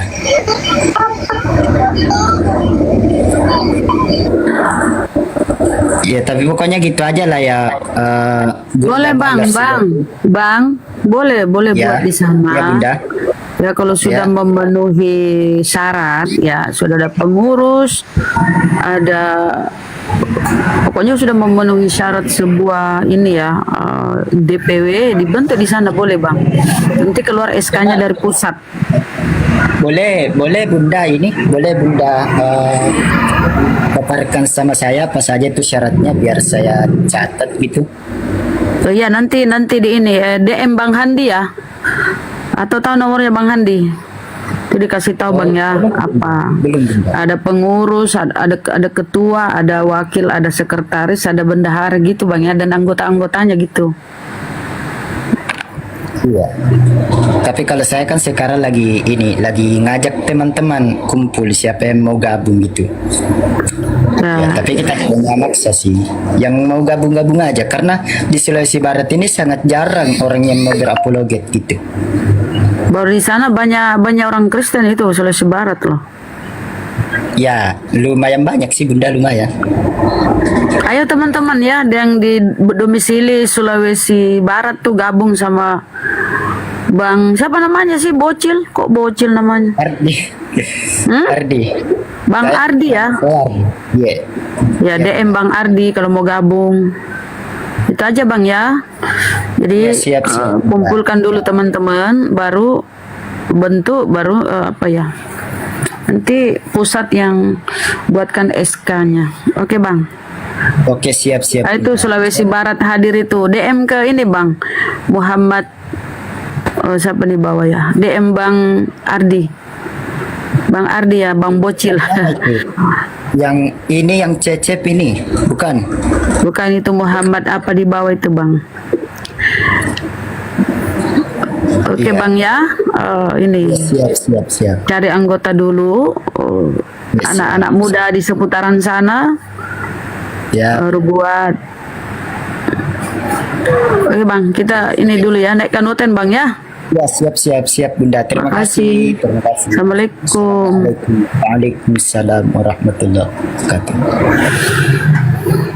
Yang naik Muslim, yang naik Kristen dulu ya teman-teman. Moderator yang Kristen dulu dinaikkan.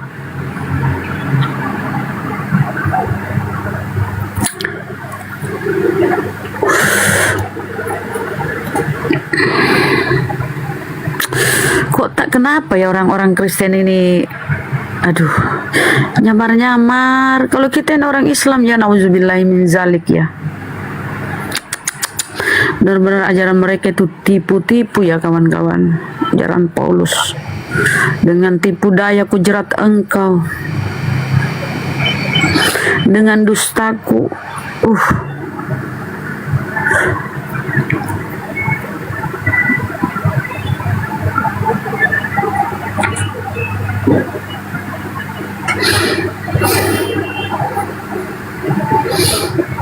Iya, namanya diganti.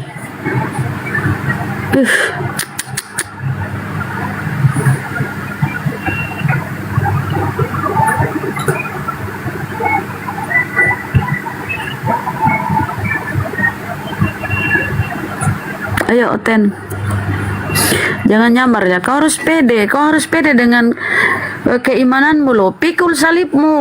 Oh, kalau perlu buat salibmu segede tiang listrik baru kau pikul. Pikullah salibmu. Jangan nyamar-nyamar. Dul Halim Kristen. Dul Halim. Dul Halim. Kayaknya Muslim nih. Bang Dul Halim. Bang Dul Halim. Selamat malam Bang. Assalamualaikum. Bang. Ya turunkan aja.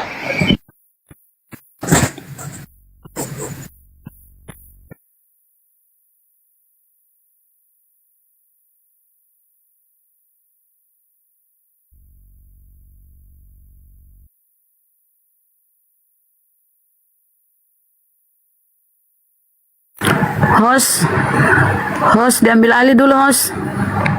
Bang Al-KTP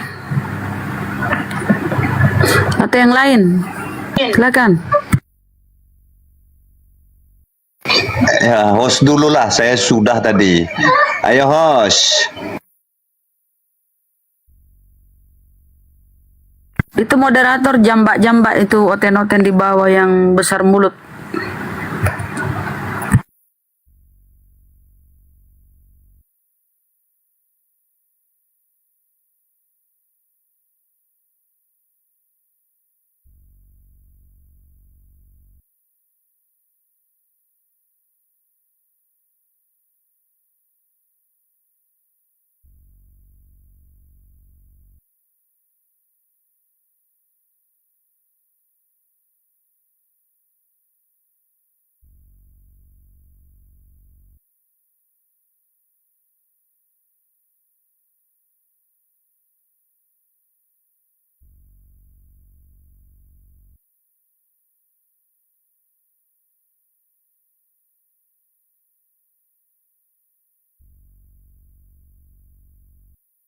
Sunyi ya, sunyi jadinya ya, nggak ada yang bersuara. Baiklah, karena saudara-saudariku di atas nggak ada yang bersuara.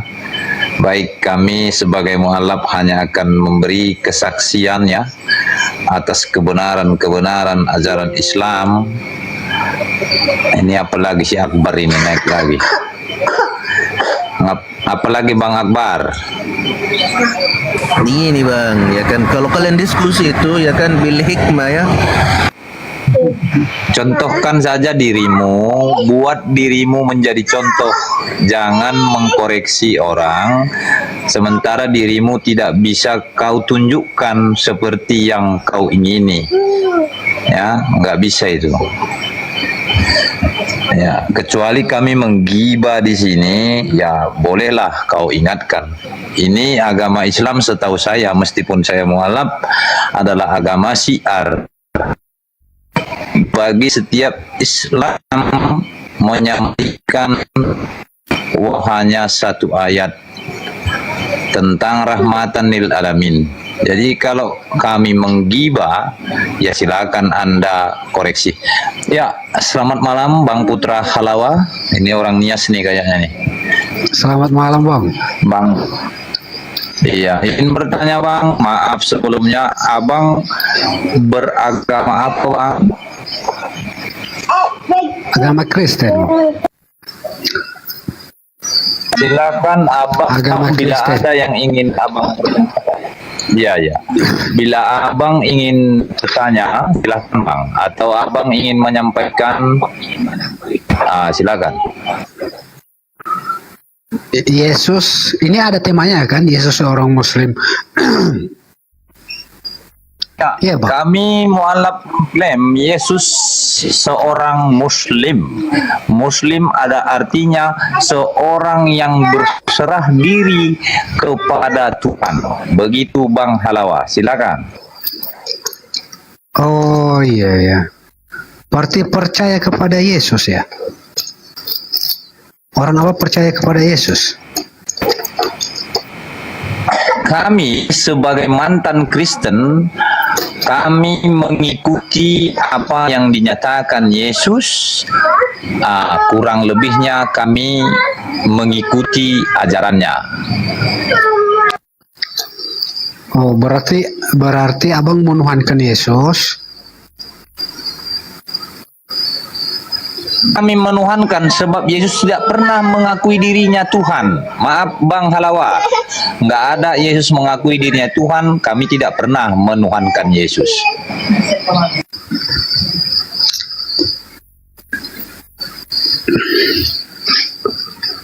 Kalau gitu berarti abang kenal sama Tuhan Yesus. Kami tidak mengenal Tuhan Yesus secara zahir. Kami hanya mengenal ajarannya. Oh, berarti abang menjalankannya perintahnya. Kayaknya harus dipolesin ini. Saya kurang paham dengan bahasa Indonesia ya. Kami mengikuti ajarannya. Paham Bang? Mengikuti. Paham?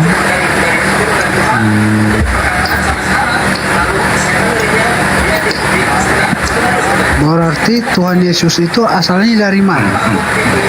Asalnya dari kandungan ibunya selama 9 bulan. Ada ayatnya, Bang? Oh, ada. Di mana itu?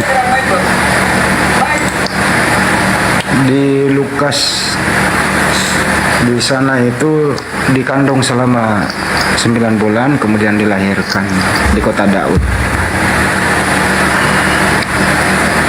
Memang Yesus menurut kamu berasal dari mana sih? Oh, kita baca aja di Yohanes 8, Bang. Yohanes 8. Baca aja, Bang.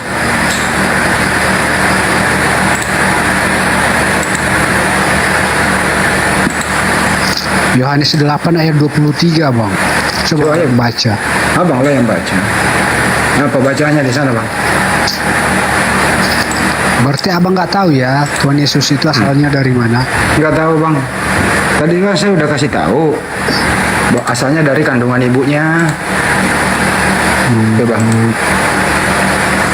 Noise apa sih? Memang noise. Ya noise apa sih?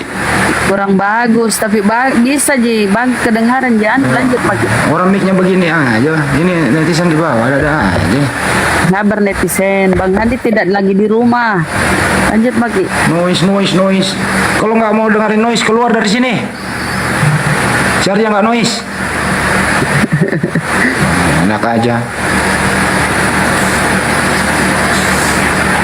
Menurut saya, Bang, Yesus itu berasal dari kandungan ibunya. Gitu, Bang Putra. Oh, itu kemanusiaan ya, Bang. Kita baca aja ayatnya ya, Bang. Itu Yohanes. Enggak, ini dulu. Hah? Abang percaya nggak? Atau abang salahkan saya? Atau Anda benarkan saya?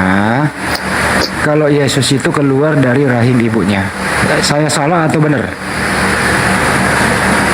Itu kemanusiaannya, Bang. Enggak, saya nggak nanya itu. Saya salah atau benar? Salah. Nah, berarti Yesus keluar dari pohon. Makanya Salah saya juga. baca ayatnya ya, Bang. Ya, coba dibaca. Yohanes 8 ayat 23, Bang. Begini bunyinya. Lalu ia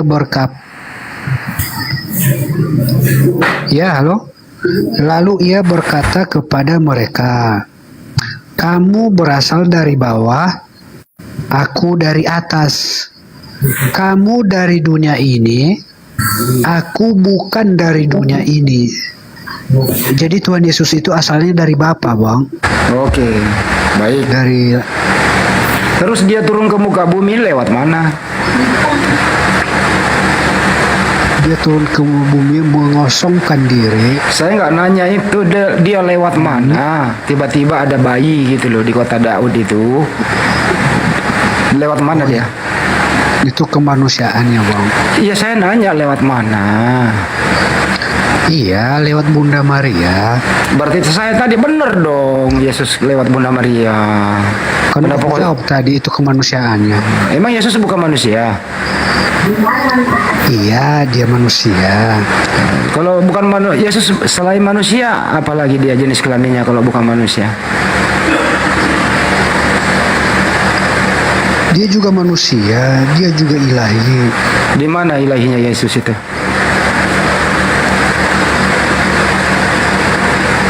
Abang percaya nggak sama dia? Di mana ilahinya Yesus? Kalau abang percaya sama dia, pasti abang mengenal dia. Bukan masalah percaya, gimana mau percaya dia bukan ilahi kok. Begini saja, Bang, kita kasih contoh ya. Apa yang dilakukan Yesus menunjukkan dia ilahi? Coba, apa yang Kita dilakukan? kasih contoh ya.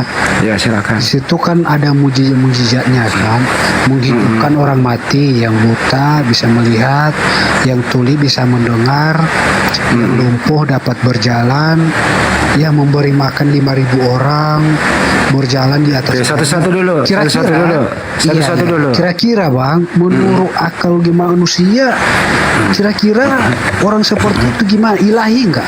Orang seperti itu manusia, Bang. Iya. Kita kasih data ya, satu-satu dulu ya. Tetapi Satu-satu dia lebih gantian. unggul kan? Iya, unggul Dia daripada lebih manusia. unggul daripada manusia-manusia yang ada. Iya, karena dia nabi, diberi kekuatan oleh Tuhan yang mengutus dia. Kita kasih contoh satu aja ya. Makanya harus kepadanya. Dengerin dulu. Makanya harus kepadanya kita taat, Bang. Iya, waktu dia menghidupkan orang mati itu kira-kira Yesus usia berapa ya? Usia. Masih bayi kah atau udah dewasa waktu dia menghidupkan Lazarus? Udah dewasa lah, Bang. Udah dewasa. Itu dia masih kecil kira-kira umur 10 tahun ngapain dia?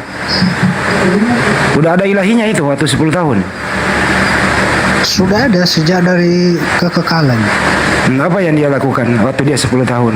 Apakah waktu 10 tahun udah bisa dia mencari makanan sendiri?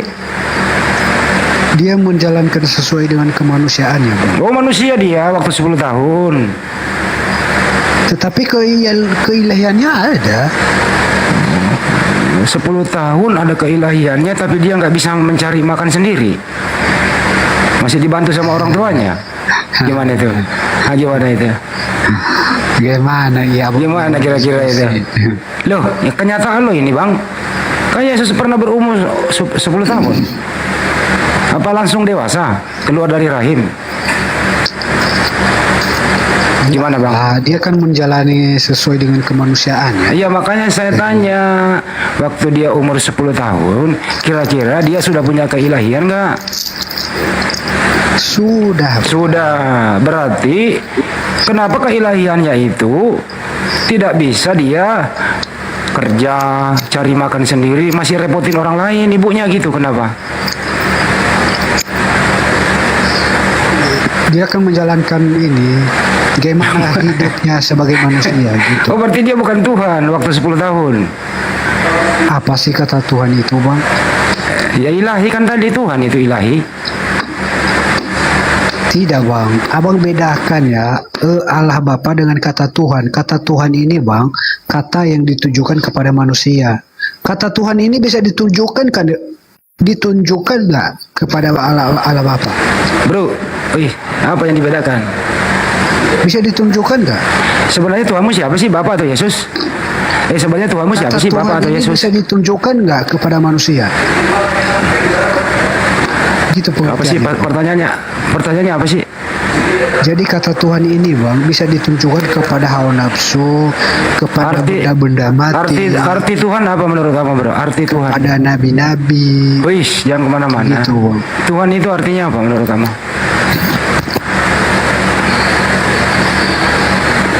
Wih. Itu kan kata yang ditunjukkan kepada. Saya nggak nanya kata yang ditunjukkan. Ilah bang. Arti Tuhan itu yang apa? Kita anggap sebagai Tuhan. Arti Tuhan itu apa? Tuhan itu ya ilah. Artinya apa? Itu ilah bahasa Arab. Tuhan bahasa Indonesia. Artinya apa? Banyak makna bang. Banyak makna. Banyak arti. Kalau banyak makna, satu makna aja apa artinya? Iya. Ya, coba kau gantungkan. Coba kau bahasa gantung apa itu? Silakan. Makanya dipahami bang. Kalau saya jelaskan, ini kata Tuhan. Kata yang ditunjukkan kepada arti Tuhan. Arti Tuhan kepada apa? Benda kayak gitu bang. Jadi Tuhanmu benda. Bang, kalau abang menuhankan benda, berarti orang gila semua. Saya tanya arti Tuhan apa? Nggak tahu. Kalau kau yang nggak tahu, saya kasih tahu begitu dong. Nah, arti Tuhan itu sesuai KBBI adalah yang disembah, yang maha kuasa. Itu arti Tuhan. Kalau kau ngerti bahasa Indonesia, paham sampai sini? Paham? Hoi. Hoi. Hoi. Iya. Paham? Paham. Oke, baik. Tapi apakah kita ini beda ini loh bang, beda pendapat. Ya udah kalau pendapatmu apa? Arti Tuhan pendapatmu apa? Ya pendapat saya ini kata Tuhan ini kata ini ditunjukkan kepada manusia bang. Oke, berarti Tuhanmu manusia.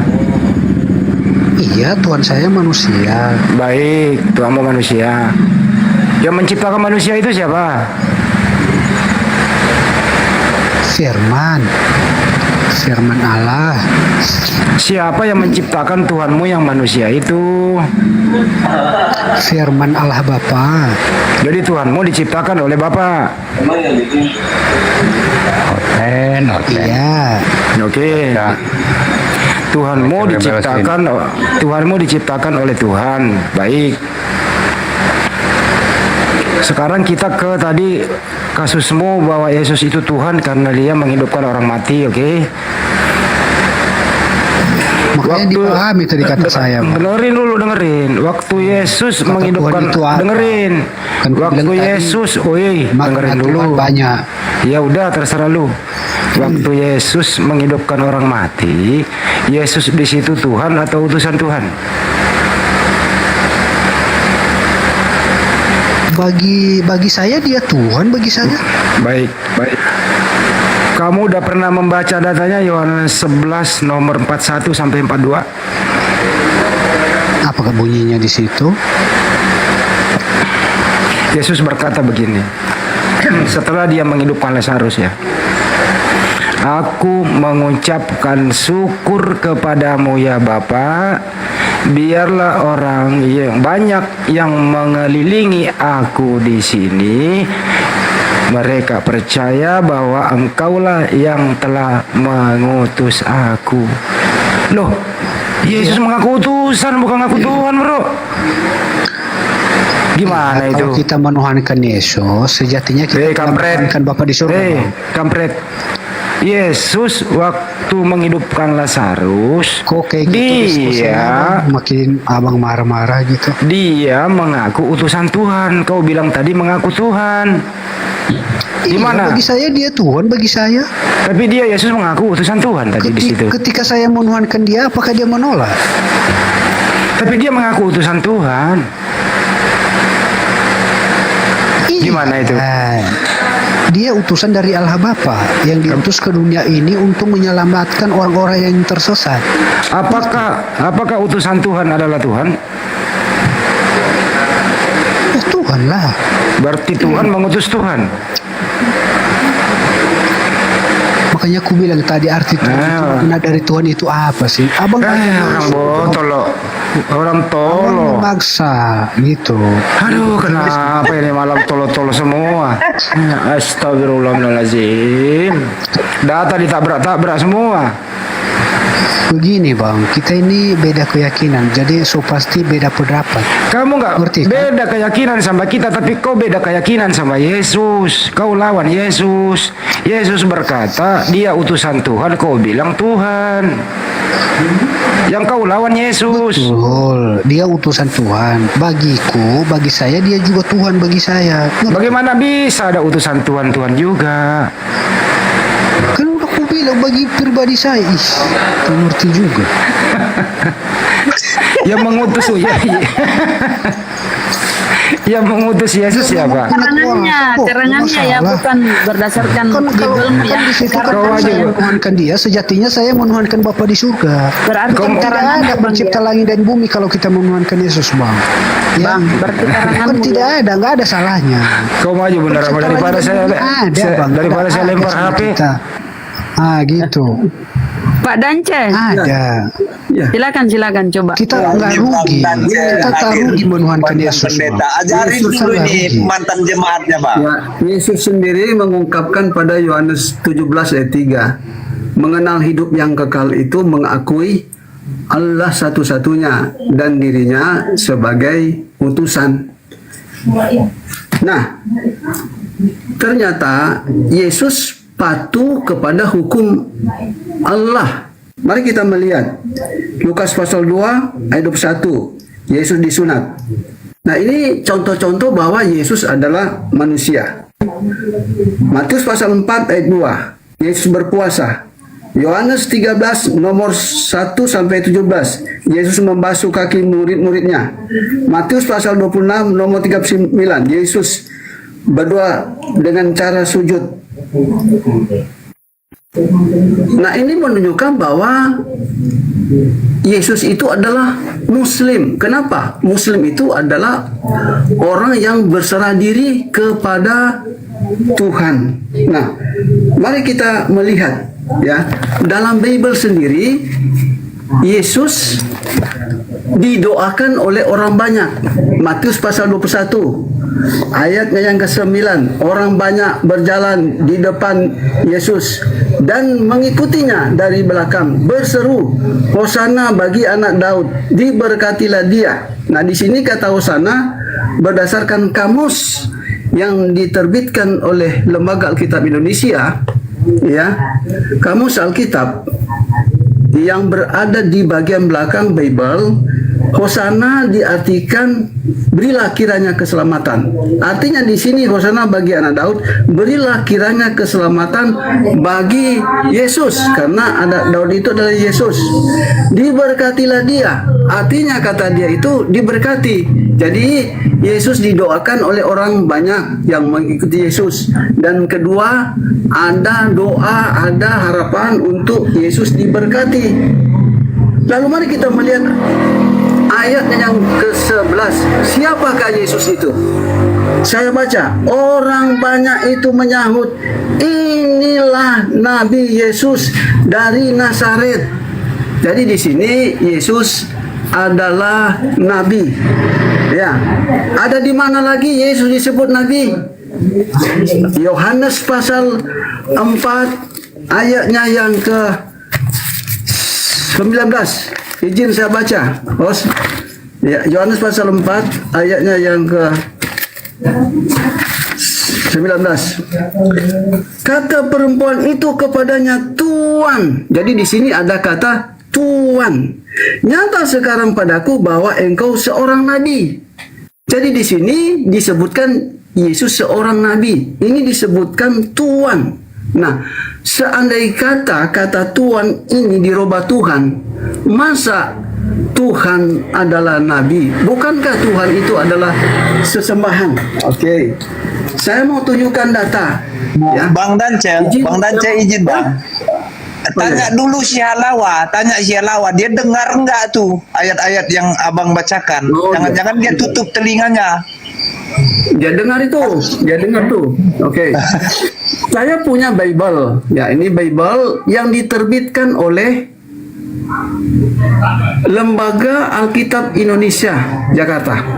Nah, di sini juga ya, pada Saya tidak beriman kepada Bible itu, Bang. Itu penerbit tahun 2000. Saya tidak Mari kita beriman melihat kepada di sini. Bible itu. Dia nggak terima Bang Dance.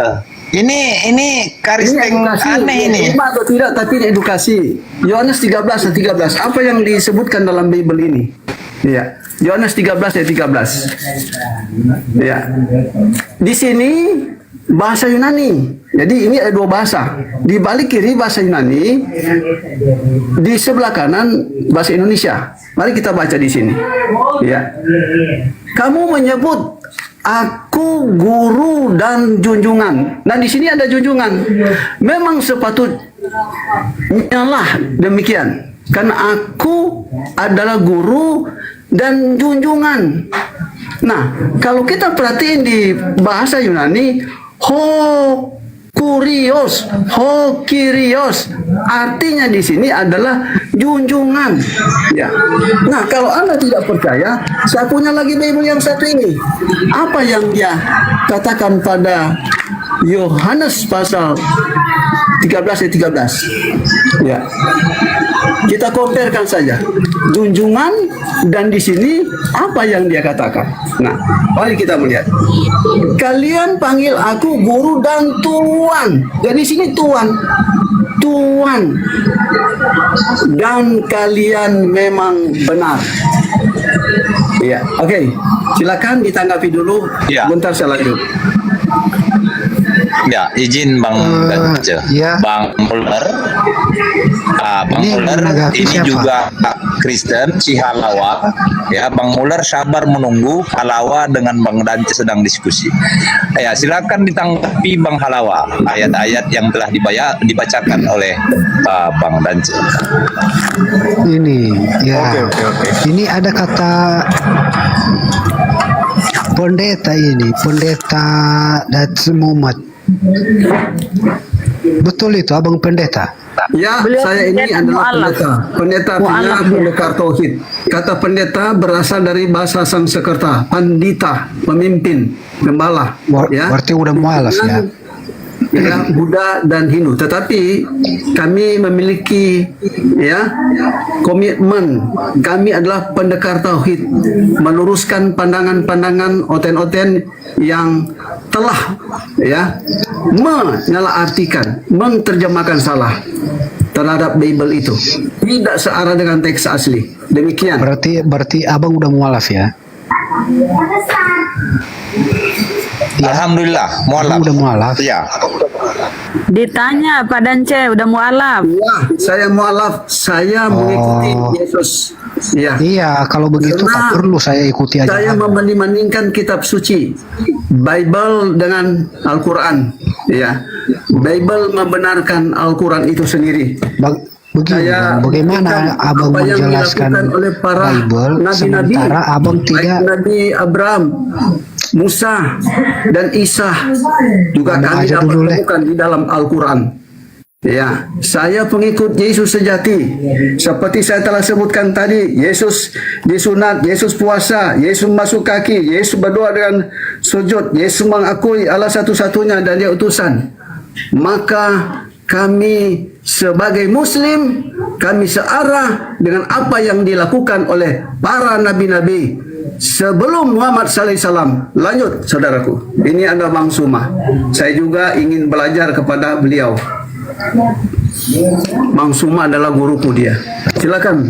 Begini, Gurunda, Bang, sudah mau bagaimana ditorki, tadi Abang Gurunda.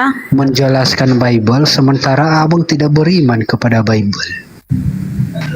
Kami Muslim. Dia itu mantan tidak pernah Iya, mantan pendeta pun para kalau nabi-nabi tidak dalam Bible itu. beriman Kami kepada meyakini Abraham, Bible kami ya meyakini percuma, Bang. Musa, dan kami meyakini Isa Al-Masih sebagai nabi utusan Allah. Bisa Yesus membantah bukan yang Tuhan dikatakan berdasarkan Dance. Bible, ya.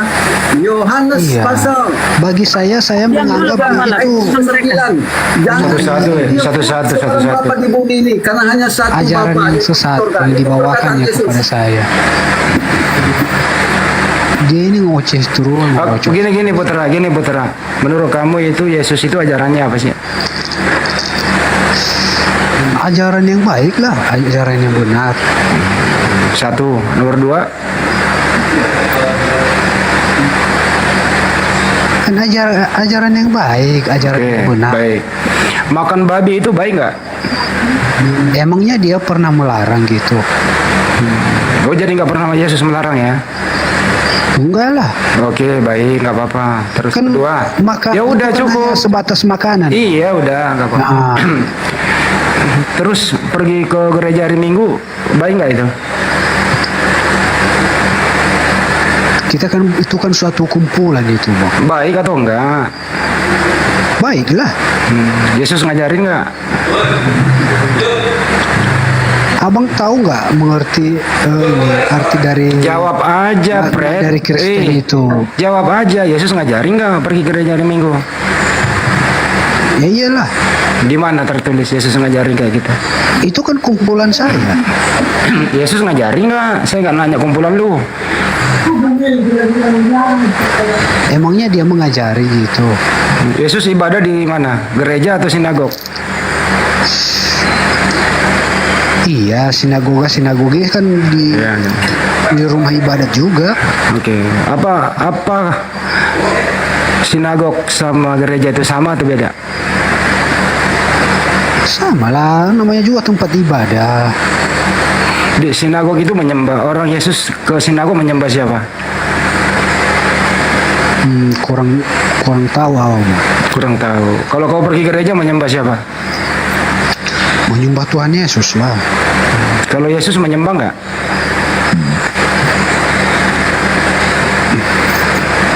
Hoi! Yesus menyembah nggak? Menyembah kepada siapa? Yesus berdoa, coba contohnya Yesus berdoa kepada siapa? Ya kepada Bapaknya lah. Kalau kamu berdoa kepada siapa? Saya mengikuti Tuhan Yesus kan sejatinya saya mengikuti. Saya nggak nanya itu, Bang Serep. Yesus memaksa. Yesus berdoa kepada siapa tadi? Sih. Yesus berdoa kepada siapa? Saya sudah jauh, cuman abang ini muter-muter. Yesus berdoa kepada siapa? Kepada Bapa. Nah, kamu berdoa kepada siapa? Kepada Allah Bapa, anaknya Yesus Kristus dan Roh Kudus. Banyak kali Tuhanmu itu. Iya. Nah, Tuhanmu ada berapa? Yang saya tuhankan. Iya. Saya tuhankan. Berapa? 3. Oh, Tuhanmu 3. Ya sudah, selesai. Iya. Nah, udah lanjut. Tuhannya 3. Selesai. 3 dalam 1. Bang Putra izin Bang Putra ini dari mana Bang? NTT ya Bang ya? Bang Putra? Dari mana Bang Putra? Dari Alor ya? Apa Bang? Dari Alor? Dari Alor. Nias dari Nias dia. Oh Iya Bang, aku dari Nias. ya lanjut. Kira dari Itu kan marganya Halawa. Nah, Shalom. ya. Salam Bang, salam. Shalom, saya marga Warubu. Oh, itu Waru. Oke. Ya. Abang menuhankan ditanya- Yesus Bang? Iya, kalian berdua Iya, menuhankan betul. Yesus dari Nias. Kalian berdua Betul, yang dari iya, Nias saya itu menuhankan menuhankan Yesus. Oh. Atau udah mualaf Abang? Udah. Aku yang mualaf, Enggak kalian lah. belum. Oh, oke. Ini roomnya agak ganas-ganas ku tengok nih. Ini tegas, bukan ganas, Bang Muller. Di sini tegas. Tolong ini Oten jangan diturunkan ya, jangan diturunkan. Ya, siap. Ya, silakan. Abang Bang Halawa. Putra.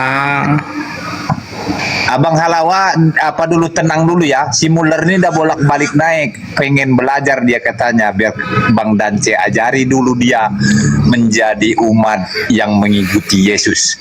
Silakan Bang Dance ajari itu si Muller. Dari kemarin dia mau belajar, nggak tamat-tamat ini. Coba Pak Pendeta ajarin saya. Bang Dance. Siap. Belum monitor. Tadi ini lucu nih Pak Putra ini. Dia udah akui Tuhannya 3 loh. Ya.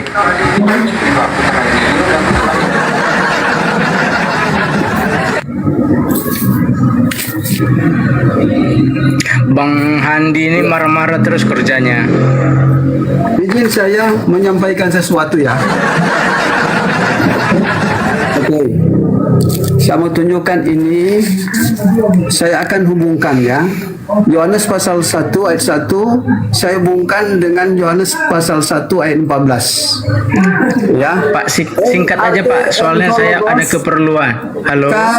Halo. Logos Halo. ton teon. Sebentar ya. Bisa didengar? Singkat aja, saya ada mau perlu. Sebentar. Saya host minta izin ya. Mungkin 2 atau 3 menit. Ini penting sekali karena oten-oten Oke, silakan. telah ya Silakan Pak Pendeta, silakan. menerangkan keliru tidak berdasarkan bahasa asli. Nah, mereka meyakini bahwa firman itu adalah Allah. Tetapi pada dasarnya bukanlah demikian. Nah, ini memiliki pengertian awal pertama adalah firman dan firman itu bersama-sama dengan dan firman itu Allah. Apakah benar firman itu adalah Allah? Nah, mari kita melihat di sini. Theos and Hologos. Di sini diartikan Tuhan adalah ilmu. Ya. Mereka putar balikan ini. Logosnya taruh di sini, Theosnya taruh di sini. Sehingga mereka terjemahkan firman adalah Allah, padahal terbalik. Logosnya di sini, Theosnya di sini. Itu mereka terjemahkan keliru. Nah, mari kita melihat pengertian logos. Logos ini adalah tulisan, ya. Artinya dalam bahasa Ibrani dafar, tulisan. Beda dengan rema. Rema Yunani, ya. Ibrani amar. Ya, kalau rema itu lisan. Nah, mari kita melihat pada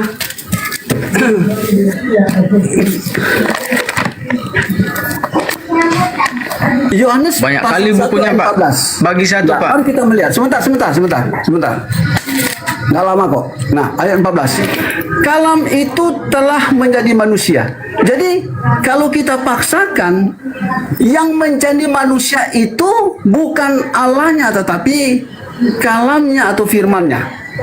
Namun, kata menjadi ini sebetulnya bukanlah ya seperti pandangan pada Kristen ya bahwa firman itu menjadi manusia. Namun dalam bahasa asli egeneto, firman itu diterima oleh manusia, ya, egeneto. Sebentar saya tunjukkan, tetapi saya bacakan dulu dari awal sampai akhir.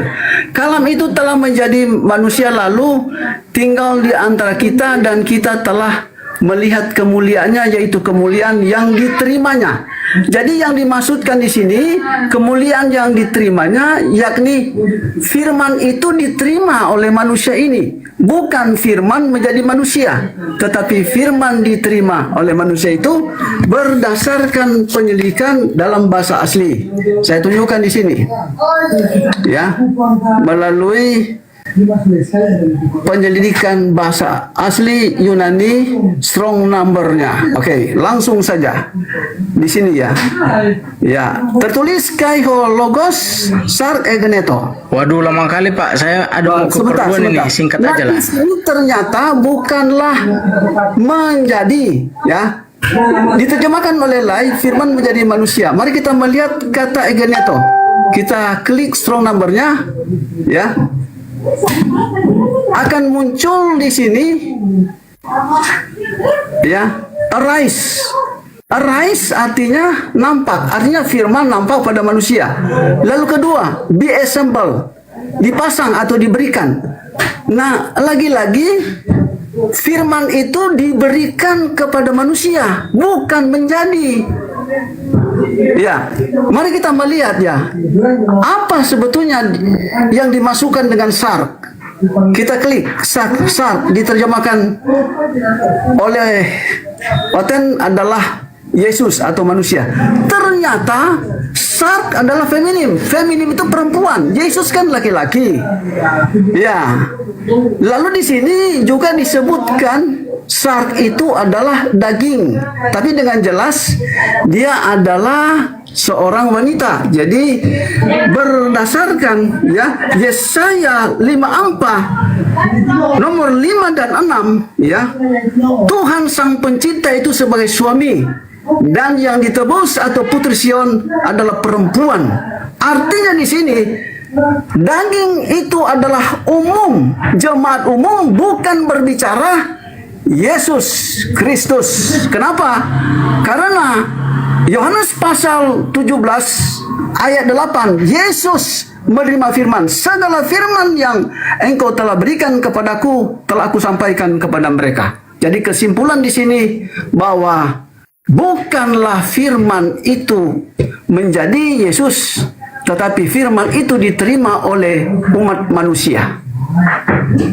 Ya. Kenapa? Karena pada ayatnya yang ke-18, tidak seorang pun yang melihat Allah. Kalau dipaksakan firman telah menjadi manusia, Allah telah menjadi manusia, dibantah oleh ayatnya yang ke-18. Tidak seorang pun yang melihat Allah. Nah, sekali lagi, tidak seorang pun yang melihat Allah. Ya. Kristen telah menyalahartikan bahwa manusia itu katanya Yesus, firman telah menjadi Allah. Ini suatu terjemahan yang keliru. Oke, lanjut. Oke, Pak Pendeta dan C. Oke, santai aja kita ya. Saya boleh bertanya, Pak? Boleh. Silakan. Saya mau bertanya sama Bapak. Firman Tuhan itu apa sih artinya? Firman Tuhan adalah kalam, perkataan Allah yang disampaikan oleh Allah kepada Nabi melalui para malaikatnya. Itu disebut rema. Singkat aja Pak, singkat aja Pak. Nabi mendengar, ditulislah ya dalam bentuk kitab, itulah disebut logos. Pada Yohanes pasal 1 ayat 1 itu logos, tulisan ya, bukanlah suara langsung dari Allah, tulisan ya. Sekali lagi, suara langsung dari Allah ketika Allah berfirman kepada Nabi melalui malaikat. Itu suara langsung yang disebut rema. Oke, lanjut, silakan bertanya sesuka hati Anda. Tapi kalau kita tanya singkat-singkat aja Pak, soalnya saya ada perlu. Oke. Mau dijawab, oke. Ya, silakan. Biar cepat. Oke. Menurut Bapak, tadi kan Bapak bilang. Izin Bang Ular, kalau abang ada keperluan, abang silakan turun, karena nggak bagus belajar kalau tidak fokus. Iya, kalau hanya buru-buru tidak bagus. Betul, apa yang dikatakan mualaf ini. Ya, ini gitu, berarti berarti saya kesini belajar gitu lah ya? Iya, Anda belajar di sini. Ada guru-guru saya. Oke. Filebes, Bang Suma, dan semua mereka itu guru saya. Dia Pratama, Bunda Rahma, ya ini semua guru-guru saya itu. Lanjut. Halawa, kau masih mau belajar atau kau mau ada keperluan juga kau Halawa? Oh, monitor Bang, monitor. Kamu mau belajar atau ada keperluan juga? Kalau ada keperluan silakan turun. Mau belajar. Diskusi, mau berdiskusi. Ini mau belajar ya nggak perlu sih. Kalau kita ada yang mau didiskusikan boleh. Karena kalau saya belajar ini kan pendeta yang tidak beriman kepada Bible. Jadi kalau dia mengajari saya, waduh. Memangnya kau ikut Nggak Bible? masuk. Memangnya kau ikuti Bible? Ya iyalah. Apa yang kau ikuti dari Bible? Yesus di Biblemu dia adalah rasul. Di Biblemu Bang, Yesus rasul. Baca itu Ibrani 3:1. Yesus rasul. Nah, rasul kau Tuhan kan? Berarti kau nggak ikut. Kau pengingkar Bible Bang. Ibrani 3:1 itu. Yesus adalah rasul Bang. Coba kau jelaskan ke kami, rasul kau Tuhan kan, coba. Gimana itu cara memperbodoh diri? Rasul kau Tuhan. Jangan diomelin anak orang tuanya 3 kok. Ini ya Bang, silakan. Ini Muller ngapain lagi? Nanti kamu nggak bisa konsentrasi belajar Muller. Oke, saya tanya sama Pak Pendeta ini. Kan dia tidak menghujat teman-teman, jangan diturunkan pondok. Kenapa turun lagi dia? Apa kerja si Muller? Kasih naik dia. Kasih naik aja dia mau nanya apa sih? Iya bang. Nah, mungkin diturunin moderator di bawah. Iya, silakan Kalawa. Kamu nih belajar yang baik, biar apa nanti Bentar Bang, selamat. silakan Putra, silakan. Kalau kau mengatakan Pak Dance tidak mengikuti Bible, sekarang kau mengikuti Bible, kenapa rasul di Biblemu kau Tuhan kan? Coba jelaskan.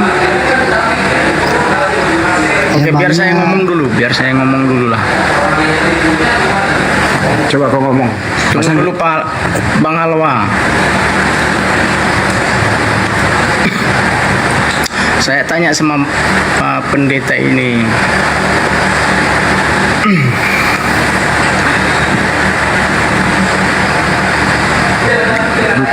Firman itu ucapan Pak. Perkataan Tuhan itu firman. Iya, perkataan Tuhan ya. Firman terdiri dari dua. Logos, tulisan. Rema, Singkat aja. Sini siapa dan hadapi dia. Bagaimana cara Tuhan memberikan perkataan itu kepada Yesus? Berfirman kepada Yesus. Berkata kepada Yesus. Berfirman. Iya. Bagaimana caranya? Bagaimana caranya memberi? Biar saya jawab. Ya. Bagaimana caranya memberi firman itu? Apakah seperti kado atau seperti apa? Pastinya kau yang jawab lah, kan Yesus Tuhan. Biar saya jawab. Ya. Allah berfirman kepada Yesus. Enggak, Bapak itu kan dia tadi yang menarasikan itu. Yesus menerima Roh Kudus. Yesus kepenuhan Roh Kudus berdasarkan Lukas pasal 4 ayat 1. Yesus menerima firman dari Bapa. Allah berfirman langsung melalui Roh Kudus. Allah berbicara melalui Roh Kudus. Jadi Yesus cara menerimanya itu, pakai tangan atau pakai apa? Itu dipenuhi oleh Roh Kudus. Saya mau belajar ini sama Bapak ini. Saya mau belajar sama Bapak. Cara menerimanya pakai tangan atau Pak Danca. Apa? Sini saya jawab Pak Danca. Sini saya jawab. Kayaknya ini anak mau main-main bertanya nih. Sini saya jawab. Coba ulang pertanyaannya. Biar jelas. Coba ulang pertanyaannya. Bagaimana cara Tuhan memberikan firman itu kepada Yesus? Pakai seperti kado kah? Mestinya kau yang jawab itu, karena itu kan Tuhan mau sama Yesus, bukan Tuhan kami. Kalau nggak bisa menjawab, jangan narasikan dari tadi. Kalau begitu kau yang jawab, coba bagaimana caranya Bapak? Nanya bisa jawab. Bagaimana caranya? Narasi saya itu bukan narasi saya, itu bukan narasi saya, narasi Pak Pendeta itu. Berarti apa yang dipelajarin selama ini? Kalau menurut kamu belajar sama saya, Pak. Iya, saya mau belajar sama kamu. Bagaimana caranya Bapak? Apa itu? Bagaimana caranya Bapak? Jangan diturunkan, saya mau hajar dia. Lanjut lagi. Aduh, saya belum hajar. Dia kan tadi, bagaimana caranya Bapak memberikan firman kepada Yesus? Bentuk kado kah? Bentuk apakah? Saya mau nanya balik sama dia. Saya sebenarnya bisa menjawab pertanyaannya dengan baik. cuman nggak perlu gitu loh. Nah, bagaimana caranya Bapak berfirman kepada Yesus? Pakai kado kah, atau pakai tongkat kah, atau pakai laskar bit? Jawab. Hajar saya. Kalau Ya udah jawab. saya. Saya ulang pertanyaannya ya. Bagaimana caranya Bapak berfirman kepada Yesus? Apakah dia pakai kado, pakai laskar bit, atau pakai cangkul? Jawab. Pertanyaan saya, ini narasi siapa? Narasi saya? Ya jawablah. Kok jawab? Pak Pendeta. saya Turunkan, dia nggak mau jawab. Lagi ya, Pak, ya? Udah, mulai hari ini turunkan, dia nggak mau jawab. Udah, turunkan, dia nggak mau jawab. Narasi siapa tadi? Kau jawab juga, kan itu pertanyaanmu, saya balikin. Kamu jangan menghindar dari kenyataan. Kau jawab Kalau juga narasi itu. harus dijawab. Bagaimana caranya Bapak berfirman kepada Yesus? Apakah dia pakai cangkul atau dia pakai laskar bit? Atau dia pakai kontainer gitu loh. Kan itu tadi pertanyaan mau saya balikin gitu loh. Pak Danca udah menjawab. Ya. Tuhan itu berfirman. Terus kemudian ada namanya malaikat yang menerima firman itu. Malaikat ini menyampaikan kepada Nabi. Gitu, ada prosesnya seperti itu. Yesus di Yohanes 17 nomor 8, segala firman yang telah aku terima, telah aku sampaikan kepada mereka, dan mereka menerima, dan mereka percaya bahwa engkaulah yang telah mengutus aku. Anda yang bertanya, bagaimana proses Bapak di surga ini berfirman kepada Yesus? Anda bertanya tapi Anda membeli pilihan, pakai kotak kah, pakai cangkul kah? Nah, kalau kami dikasih pilihan itu, kami nggak mau menjawab. Mestinya pertanyaanmu ini dengan pilihanmu, balik ke kamu, kau yang jawab. Karena ini terjadi di kitabmu yang bernama Bible. Setuju teman-teman?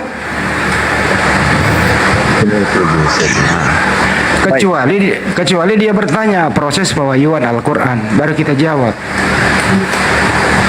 Dia kasih pilihan loh tadi, pakai kotak kah, pakai dus kah, pakai apalah gitu ya. Nah, kita harus hajar kembali. Kira-kira begitu. Makasih. Lanjut. Iya. Betul Bang Andi, betul. Kalau kita masuk di Bible, ini Nggak nyampe IQ-nya tuh, nggak nyampe. Ya, ada Reza nih. Reza, selamat malam. Sebentar, kita kasih data dulu Bang. Kalau kita masuk di Bible, kalau kita masuk di Bible ya, cara Yesus menerima firman itu, dengar ya. Banyak yang harus, 7 Yohanes 8, banyak yang harus aku katakan dan kuhakimi tentang kamu, akan tetapi dia yang mengutus aku adalah benar, dan apa yang kudengar daripadanya berarti dia mendengar pakai apa? Pakai dengkul, pakai kuping toh. Apa yang kudengar daripadanya, itu yang kukatakan kepada dunia. Jadi Yesus tuh mendengar firman-firman Tuhan. Kemudian di tempat lain, apa kata Yesus? Kamu akan melihat malaikat, ya, dikata Yesus ya. Yesus berkata kepada murid-muridnya, aku berkata kepadamu, sesungguhnya engkau akan melihat langit terbuka dan malaikat-malaikat Allah turun naik kepada anak manusia. Apa kerjanya malaikat ini? Membawa firman-firman dari Tuhan. Yesus mendengar firman itu, lalu dia sampaikan kepada kaumnya itu, Bani Israel. Kau pikir itu firman digendong? Kau pikir itu ketika Yohanes 1 nomor 1 sudah ada firman berupa Yesus sudah digendong dibawa ke Maria? Firman itu perkataan kalamullah. Ketika Gabriel menemui Maria, dia membawa firman, membawa perkataan, membawa titah, kalam dari Tuhan. Dia sampaikan kepada Maria, Maria, engkau akan hamil. Nah, inilah firman yang dibawa. Yesus belum ada. Kalian bego memahami Yohanes 1:14, firman itu telah menjadi manusia. Makna di situ perkataan, kehendak, kalam Allah telah menjadi manusia. Yesus telah menjadi, berproses. Tidak ada data di Bible firman itu manusia, enggak ada. Firman itu telah menjadi manusia. Kehendak Allah itu telah menjadi manusia. Innama amruhu iza arada syai'an ayyaqula lahu kun fayakun. Sesungguhnya apabila Allah hendak menciptakan sesuatu, Allahnya berkata, jadi maka jadilah. Kejadian 1:3, berfirmanlah Allah, jadilah terang. Berfirmanlah Allah, jadilah cakrawala. Itu di perjanjian lama. Apakah ada orang Yahudi menuhankan cakrawala, menuhankan terang? Kau itu lawak-lawak kalau kau diskusi oten-oten. Begini Bunda Rahma, tadi sih sebenarnya saya bisa jawab serius tuh anak. Di Yesaya 55 yang di kitab Yahudi nih, nomor 11. Demikianlah firmanku yang keluar dari mulutku. Ia tidak akan kembali kepadaku dengan sia-sia. Kalau makna harfiah di sini, berarti Tuhan ini punya mulut mengeluarkan kata-kata. Kalau makna harfiah. Tapi pendapat Yudaism itu Tuhan itu nggak punya mulut seperti kita. Hampir sama dengan Islam itu, laisa kamisli Isa, tidak ada yang serupa dengan dia. Jadi antara Tuhan dan makhluk itu beda. Kita punya mulut, ya Tuhan tidak seperti kita gitu loh. Jadi kalau ingin menghajar dia tadi, ya Tuhan yang punya mulut. Nanti ditanya lagi, segede apakah mulut Tuhanmu? Apakah kado bisa masuk? Kan itu udah nggak baik diskusinya kalau dikasih pilihan jawaban kayak tadi. Coba baca Yesaya 55 nomor 11. Tuhan itu punya mulut loh di situ. Gitu ya. Jadi tidak ada seorang manusia itu bisa menerangkan bahwa seperti apakah modelnya itu sang pencipta. Nggak ada yang bisa menerangkan itu. Akal nggak bisa menjangkau itu. Setuju ya teman-teman ya? Akal tidak bisa menjangkau bagaimana bentuk sang pencipta itu, karena memang tidak berbentuk seperti makhluk. Kira-kira begitu. Makasih. Iya. Baik, saya memberikan satu saran ya, Bang Tante. Saya kasih saran dulu soal permintaan terus.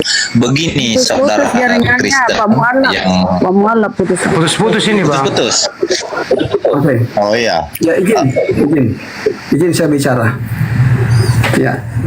Yang menyampaikan firman itu adalah Allah melalui malaikat. Lalu saya hubungkan dengan apa yang disebutkan dalam Al-Quran, Rohul Kudus itu adalah malaikat. Apakah dalam Bible juga ada hubungan malaikat dengan Rohul Kudus? Mari kita bahas di sini ya. Ketika kita melihat Yohanes pasal 1 ayat 32 ya, Rohul Kudus atau roh masuk kepada Yesus. Pada ayatnya yang terakhir ternyata yang turun naik itu adalah malaikat. Nah, seperti apa yang disampaikan oleh Ibu Rahma. Lalu kata Yesus kepadanya, sesungguhnya aku berkata kepadamu, kamu akan melihat langit terbuka dan malaikat-malaikat Allah naik turun pada anak manusia. Ayatnya yang ke-32 adalah ruh. Ternyata ruh itu ada hubungan dengan malaikat. Kita hubungkan dalam kitab Ibrani, malaikat itu adalah makhluk ruh. Oke, saya bacakan. Ibrani pasal 1 ayat 13 bagian A dan ayat 14. Kepada siapa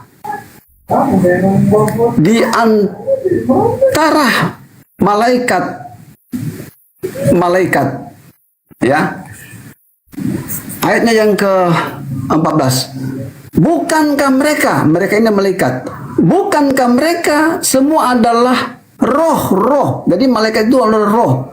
Karena roh ini berasal dari surga, maka roh ini adalah roh suci, yang bahasa Arab Rohul Kudus. Saya lanjut. Yang melayani, yang diutus untuk melayani mereka yang akan mewarisi keselamatan. Apa maknanya?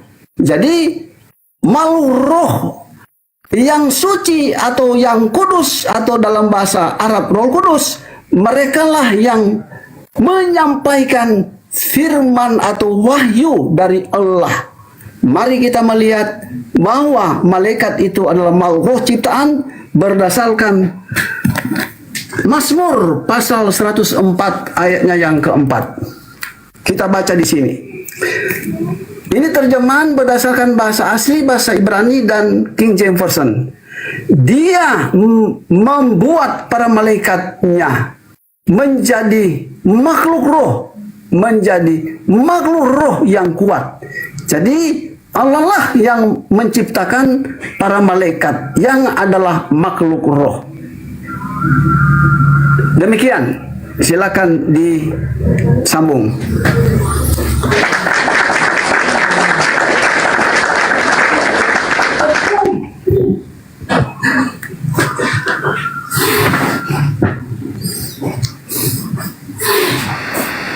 Silakan Putra, tanggapi dong.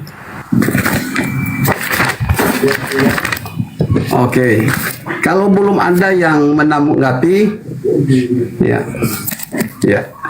Anda lihat di sini ya. Saya telah menyampaikan tadi, tetapi sebaiknya saya tunjukkan di sini. Ya. Apa yang dikatakan Lukas pasal 4 ayat 1? Yesus yang penuh dengan Roh Kudus kembali dari sungai Yordan lalu dibawa oleh Roh Kudus ke padang gurun. Kata dibawa, terjemah lain dipimpin. Jadi ini searah dengan Al-Quran. Isa dikuatkan oleh Roh Kudus dalam kurung Jibril. Artinya dalam Al-Quran menyimpulkan bahwa malaikat itu adalah Roh Kudus. Yesus dipenuhi oleh Roh Kudus, artinya kalau kita comparekan dalam Al-Quran, Yesus dipenuhi oleh malaikat-malaikat. Ya. Kalau toh Yesus itu adalah Allah dan sesembahan, dia tidak perlu dikuasai oleh Roh Kudus. Justru dia mengutus malaikat itu. Tetapi karena dia adalah nabi atau utusan, dia harus dikuatkan oleh Roh Kudus. Dalam kitab Yohanes, Roh Kudus itu adalah utusan. Kata malaikat dalam bahasa Arab, malak, artinya yang diutus. Jadi Roh Kudus juga yang diutus. Demikian. Pak, masuk ke motor.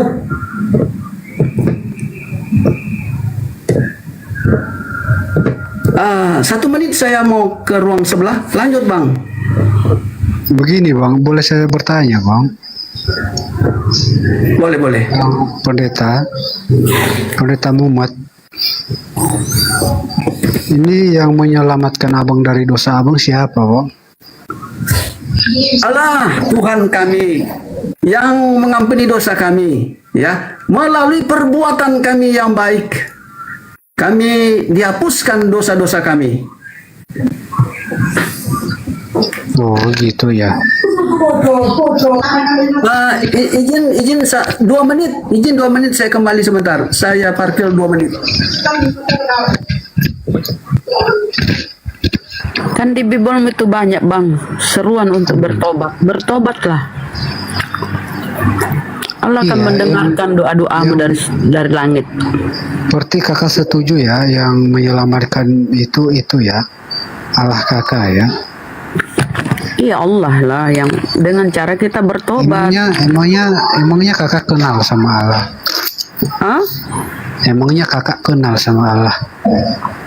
Kita kenal Allah itu melalui rasulnya, utusannya, dengan pewahyuan. Kau mengenal Yesus lewat tetanggamu, Bang. Saya tanya dulu, kau mengenal Yesus lewat tetanggamu? Enggak. Lewat apa? Saya mengenal Tuhan Yesus ini dari Bible ini, Kak. Saya mengenal Allah lewat Al-Quran, dengan kitab Al-Quran melalui rasulnya, Nabi Muhammad. Sama, tapi masalahnya di kamu Bang, persoalanmu Bang yang menjadi persoalan di Kristen, apa yang ada di Bible-mu bertentangan dengan yang kau imani. Ini yang menjadi masalah. Kalau kami, apa yang ada di Al-Quran kami, itu yang kami imani. Kau di dalam Bible-mu Kasih contoh Bunda, kasih contoh. Ya, di dalam Bible dulu Bang, ya ini dulu, jangan satu-satu Bang, satu-satu. Iya, satu-satu. Di dalam Bible-mu Bang, Yesus itu rasul, Ibrani 3:1. Yesus seorang imam dan rasul. Nah, kenapa kau imani dia Tuhan? Kebalik-balik toh. Kalau di dalam Al-Quran kami, Allah berfirman, Innani anallah la ilaha illa ana fa'budni wa qimis sholata li dzikri. Aku ini Allah. Tidak ada Tuhan selain aku, sembahlah aku. Laksanakan sholat untuk mengingatku. Itu yang kami taati. Itu yang kami lakukan. Begini Kak, Kau di dalam Bible Yesus Nabi, Yesus Iya, Rasul. iya. Oke. Terbalik-balik pikiranmu kau tuhankan. begini Kau Kak. mengingkari Bible-mu, Bang. Kenapa lagi? Betul toh? Firman itu telah menjadi manusia Kak. Jadi jati diri Bapa. Bukan itu yang dibahas loh. Aduh, momot deh. Firman itu perkataan. Iko dong kabur mi. Enggak tahan disampaikan kebenaran ya Allah. Lu boleh bicara kan? Ya, bicaralah. Silakan. Salam dulu ya. Assalamualaikum. Waalaikumsalam warahmatullahi wabarakatuh. Reja ini Muslim Kristen? Muslim lah. Ya, silakan. Jadi begini, kita kan orang Islam ibadah wajibnya sholat 1 hari 5 kali dengan total 17 rakaat. Di setiap rakaat diwajibkan baca Al-Fatihah. Dan intisari dari surat Al-Fatihah itu minta ditunjuki jalan. Sebenarnya kita ini minta ditunjuki jalan untuk apa? Sedangkan arti harfiah dari kata Islam itu adalah keselamatan. Apakah keselamatan kita ini sebenarnya meragukan? Ya? Makanya kau baca Al-Fatihah itu sampai habis. Tunjukilah kami jalan yang lurus, bukan jalan yang seperti orang yang kau murkai. Kan baca yang jelas dong. Bukan Islam ini Bang Andi, bukan Islam. Membutuhkan petunjuk Allah. Bukan Islam. Kami mualaf aja kami paham kok. Ayat berikutnya itu menjelaskan Al-Fatihah. Kau baca kau baca, dengar dulu, kau nggak bertanya. Masa kau yang jelasin, kau yang bertanya toh? Kalian pelintir pertanyaanku. Sabar dulu, aku jelasin biar jelas. Kau yang mau menjelaskan. Keselamatan. Kau yang mau menjelaskan. Aku jelaskan dulu. Nggak bisa, kau yang bertanya, kami yang menjelaskan. Oke. Atau saya tes dulu. Saya tes dulu. Bener kamu Muslim? Ayo tanya niat sholat saja dulu. Iya. Saya sholat dulu ini. Sebentar dulu. Bener kamu Muslim? Iya, tanya sudah niat sholat. Coba kau syahadat kalau kau Muslim. Asyhadu an la ilaha illallah wa asyhadu anna Muhammadan Rasulullah. Udah. Terus sholat. Berapa rakaat wudu? Hah? Berapa rakaat wudu? Yang wajib dari wudu tuh cuci muka. Kenapa dia kabur? Jangan diturunkan, dia ini bukan Muslim. Masa Al-Fatihah dia pelintir-pelintir. Ihdinas siratal mustaqim. Tunjukilah kami jalan yang lurus. Siratul Kenapa dikasih turun? Orang tanya ini. Khairin. Ini saya sampaikan nih. Oke, ini saya sampaikan nih. Diam ya. Ihdinas siratal mustaqim, siratal ladzina an'amta 'alaihim, ghairil maghdubi 'alaihim waladdallin. Tunjukilah kami jalan yang lurus, yaitu jalan orang-orang yang telah Engkau beri nikmat kepadanya, bukan jalan mereka yang dimurkai dan bukan pula jalan mereka yang sesat. Begitu. Jadi sambung ke bawah kalau kau baca ini ayat 6 sampai ke 7. Masa kau Islam begini dodol? Nggak ada dodol itu kayak kau Islam. Bunda, kita sholat itu kan sudah sesuai yang Nabi anjurkan kan? Turun saja kau, turunkan dia. Turunkan. Ini bukan diskusi kayak gitu. Lu turun kau. Kau kembali ke rahim ibumu. Malu-maluin kau itu. Bukan Islam dia Bang Andi. Maria Allah ya Rabbi. Kau kembali saja. Kau kembali ke rahim ibumu lah. Ini loh artinya itu kita ini kan manusia penuh dengan hawa nafsu. Ya tidak ada yang menjamin kita ini tidak berbuat dosa. Adakah yang menjamin kita ini hawa nafsu kita ini tidak membuat dosa, berbuat dosa 1 kali 24 jam? Makanya itu ya, setiap sholat kita minta ditunjukkan jalan yang lurus supaya kita tidak berbuat dosa, bukan jalan yang dimurkai. Apa salahnya di sana gitu loh? Katanya dia Islam itu kan udah selamat, berserah diri, ngapain lagi minta? Kenapa? Assalamualaikum. Waalaikumsalam warahmatullahi wabarakatuh. Jadi gitu teman-teman ya. Jadi kita ini manusia biasa, kadang kita hilap loh. Jadi dalam sehari kenapa sih kalau kita minta jalan yang lurus? Salah nggak teman-teman? Kalau kita minta jalan yang lurus, bukan jalan yang dimurkai. Betul. Lanjut, Betul, nggak salah, betul. Ya kalau nanya itu yang baik, yang sopan, biar enak ngobrolnya. Maaf. Ya maaf ya, aku cuma pesan itu aja. Pamit. Assalamualaikum. Waalaikumsalam warahmatullahi wabarakatuh. Waalaikumsalam. Aku nanya baik-baik, enak ngobrolnya Bang ya. Udah nggak ada organ. Ada tadi.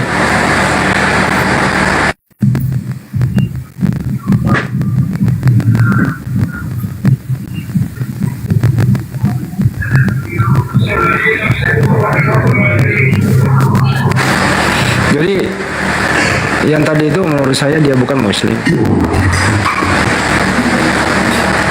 Adapun kalau dia mengaku-ngaku ya terserah dia lah. Tapi nggak ada loh muslim bertanya terus dia sendiri yang menerangin gitu loh. Kalau muslim itu bertanya dia pasti ngerti. Tapi dia lagi membantah. Dia ingin nerangin gitu loh. Dia mau menjelaskan di sini. Siapa lu mau jadi narasumber di sini? Kalau kamu mau menjadi narasumber, lu buka komal sendiri. Setuju nggak teman-teman? Suruh buka komal sendiri jadi narasumber. Itu.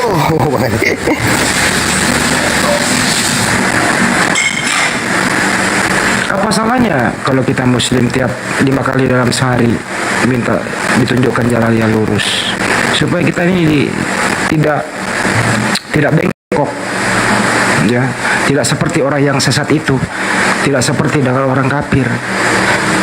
Sholat itu kan isinya juga doa gitu ya, sholat itu doa ya. Insya Allah kalau kita sholat dengan khusyuk ya kita ditunjukkan jalan yang lurus. Contoh nih kita jalan gitu ya, sebelah kiri ada rumah terbuka, nggak ada orangnya, di dalam banyak harta. Ya tentu kita wah ini bukan punya saya nih, ya kita lurus saja jalannya. Tapi kalau lagi hawa nafsu ya ambil aja, nggak ada orangnya. Nah itulah fungsinya di sana supaya kita nggak berbuat dosa. 5 kali sehari loh wajib itu kita minta ditunjukkan jalan yang lurus. Kok itu dipersoalkan? Pada kesimpulannya ini tadi kalau menurut saya dia bukan muslim. Oke? Setuju ya? Dia bukan muslim kayak gitu modelnya. Wah, naik lagi nih si Muller ini. Bukan Bang nih, dia tuh anak buahnya itu kayak si daging apa? Si darah berdarah kok apa tuh? Woi, Pak Iya. Tadi Kristen udah kubuka ininya. Akunnya Kristen di Sayur berdarah, anak buah sayur berdarah itu udah pernah sama saya juga naik ke saya tuh. Dia mau ajar-ajar gini sama saya. Assalamualaikum warahmatullahi wabarakatuh. Waalaikumsalam. Waalaikumsalam warahmatullahi wabarakatuh. Kalau kita itu muslim ya, itu tidak pernah loh kita nyamar-nyamar jadi bukan muslim. Kalau mereka ini boleh-boleh aja nyamar-nyamar. Boleh dia misalnya di sebelah selatan dia ngaku agama apa, di utara dia ngaku agama apa begitu. Itu tidak ada harga dirinya. Tidak ada harga dirinya orang kayak begitu. Kenapa? Kalau dia mengaku Kristen, takut ditanya. Itu kira-kira teman-teman. Silakan Pak. Emang mereka ikut ini Bang Andi, ikut apa? Ikut Paulus. Izin saya menyampaikan ada hubungan dengan sholat lima waktu itu. Iya. Silakan Pak Pendeta. Iya. Oke. Keluaran 3 ayat 5 disebutkan tanggalkan kasutmu. Jadi sebelum kita beribadah, ya, ternyata dalam Bible juga ada perintah, ya, seperti yang dilakukan oleh orang-orang Muslim, ya, menanggalkan alas kaki. Siapapun dia harus. Lalu pada saat menanggalkan, ya, alas kaki, apa yang kita harus lakukan? Keluaran 40 nomor 31 dan 32. Sebelum masuk pada kemah pertemuan, Musa dan Harun membasuh tangan dan kaki. Ya, ini lagi-lagi searah dengan apa yang dilakukan oleh orang-orang Muslim. Nah, pada saat kita berada di tempat ibadah, apa yang kita harus lakukan? Markus pasal 11 nomor 25, berdoa dengan cara berdiri. Nah, pada saat itu kita menyebutkan, ya, ayat Al-Fatihah. Nah, kita hubungkan dengan kitab Nehemia. Oke, saya akan balikan ini, ya.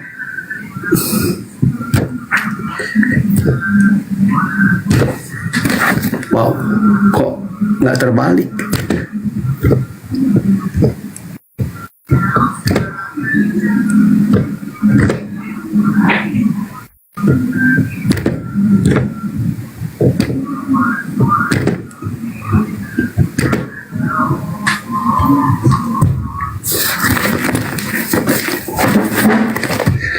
Kitab Nehemia pasal 8 nomor 7. Esra memuji Tuhan. Ya, kita baca dalam ayat yang ke-6 terlebih dahulu, ya, supaya lengkap. Esra membuka kitab itu di depan mata seluruh umat karena ia berdiri lebih tinggi dari semua orang itu. Ketika ia membukanya, semua orang berdiri. Nah, ini ada hubungan dengan caranya Muslim. Seorang imam menyampaikan kalimat Allah, kalam Allah berada di bagian depan, ya, berdiri sedikit di atas. Itu artinya dia ada di mimbar. Mari kita melihat, ya, item-item yang kita lakukan setiap kita sholat. Esra memuji Tuhan Allah, ya. Esra memuji Tuhan Allah yang maha besar. Kalau kita terjemahkan dalam bahasa Arab itu Allahu Akbar. Nah, setiap rakaat, setiap gerakan kita menyebutkan Allahu Akbar. Nah, dan ada momen untuk membaca, ya, ayat Al-Fatihah. Dan apa yang kita sebutkan? Mari kita melihat di sini. Dan semua orang menyahut amin, amin. Nah, ternyata apa yang kita lakukan telah dilakukan oleh Esra dan umatnya. Lanjut, sambil mengangkat tangan. Nah, sambil mengangkat tangan, nah, kita juga ada momen-momen tertentu untuk mengangkat tangan, artinya kita berserah, ya. Kemudian mereka berlutut dan, ya, saya ulangi. Kemudian mereka berlutut dan sujud menyembah Tuhan dengan muka sampai ke tanah. Agama apa yang melakukan ini? Muslim, ya, Muslim. Oke, kita lanjut, ya.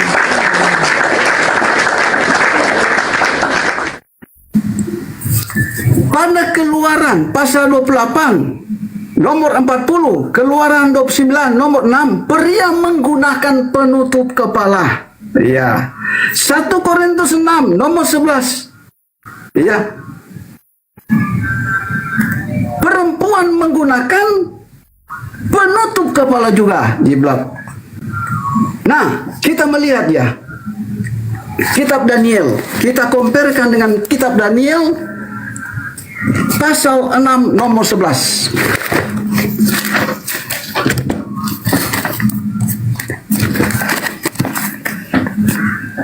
Nah, mendengar surat perintah itu telah dibuat, Daniel pulang ke rumahnya di kamar atasnya ada tingkap yang terbuka ke arah Yerusalem. 3 kali sehari ia berlutut berdoa serta memuji Allahnya seperti yang biasanya dilakukan. Jadi 3 kali sehari dia berdoa. Di sini disebutkan ya, mengarahkan, artinya ini ada hubungan dengan kiblat. Nah, apa hubungan dengan doanya Muslim? Kalau Muslim ya 5 kali sehari, tetapi kalau dia dalam suasana travel ya, maka 5 kali dijamakan menjadi 3. 1 subuh, kedua zuhur ya, ke zuhur dan asar kedua, ketiga maghrib dan isya. Jadi genap 5 ya. Memang dalam Bible itu ya, pada kitab Efesus ya, ada 5 ya. 1 rasul, kedua nabi, ketiga penginjil, keempat gembala, kelima guru. Kelima-lima ini memiliki ya waktu doa ya, yang tujuannya sama, memuliakan Allah ya. Ketika kita tarik, maka di sana ada 5 kali berdoa. Nah, ini cara yang ada kita temukan dalam Bible. Oke.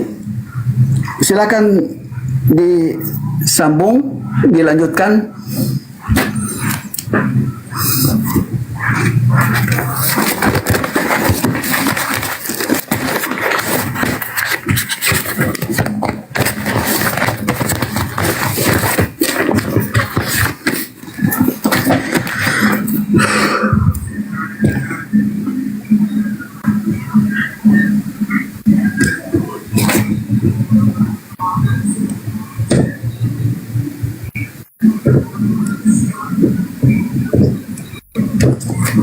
Bang Udin Petot, assalamualaikum dan selamat malam.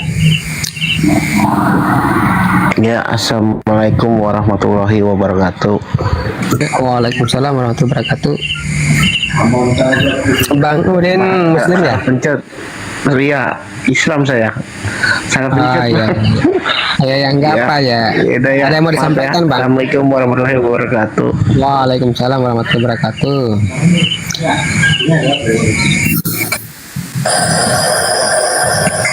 Ustadz Filipus, assalamualaikum warahmatullahi wabarakatuh. Waalaikumsalam warahmatullahi wabarakatuh. Ih, datang-datang aku dipanggil Ustadz. Jangan panggil Ustadz dong. Aduh, ada Bang Zuma lagi. Keo dek, orang mana bilang keo dek. Ini orang Tema dengan seniorku Bro Dance. Masa kita dipanggil Ustadz? Ini orang-orang Islam ini perlu dipitik pakai karet gelang kayaknya bibir-bibirnya deh. Masa Ustadz Dance dipanggil Ustadz? Saya Filipus dipanggil Ustadz. Dasarnya apa coba? Kita mualaf. Ya, kami mualaf, kami banyak belajar lagi. Ya, kami kristolog, kami mualaf. Kalau Ustadz mah kita harus mondok dulu. Aku pernah mondok, tapi nggak ada aku sampai bertahun-tahun. Iya, saya pendekar tauhid. Iya. Ya, pendeta lah kita, pendekar tauhid. Mengajarkan, meluruskan ya pandangan dan Ya, pendeta nih pendekar tauhid ya. Telah mantap. Mengartikan teks Bible. Bentar Bang, Bang Al kenal Bang Filipus enggak? Belum kenal. Ini Bang Filipus dari Manado, beliau mualaf juga. Dulunya beliau sempat sekolah STT, calon pendeta. Oh, silakan Bang. Vikaris ya. Masya Allah. Sempat jadi vikaris ya Bang ya? Pendeta. Sama seperti Om Dance, cuman Om Dance jauh lebih senior.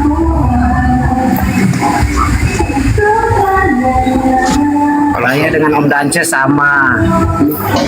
Cuma Om Dance lebih senior lah dalam hal kependetaan. Aku anak buahnya lah kayaknya. Iya, kita lulusan sekolah pendeta, sama-sama karismatik. Cuma sudah insaf, alhamdulillah. Masya Allah, alhamdulillah. Makanya benar lah kata Ini Yesus nggak itu ada ya. hotel nih bang. Bang Filipus, benar lah kata Yesus itu Bang Filipus ya. Yesus bilang tidak ada orang yang menyalakan lampu lalu menutupnya atau menaruhnya di bawah meja, melainkan menaruhnya di atas. Islam itu kan cahaya kan. Ya, untuk beriman kepada Islam kan harus menggunakan akal. Akal itu kan serpian cahaya yang diberikan Allah. Insya Allah. Dengan cahaya, dengan akal itu kita aktifkan, maka kita bisa menerima kebenaran, yaitu hidayah dari Allah. Amin.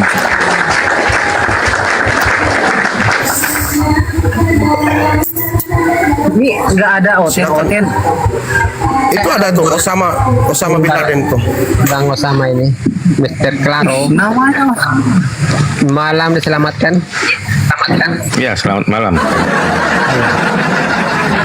Malam.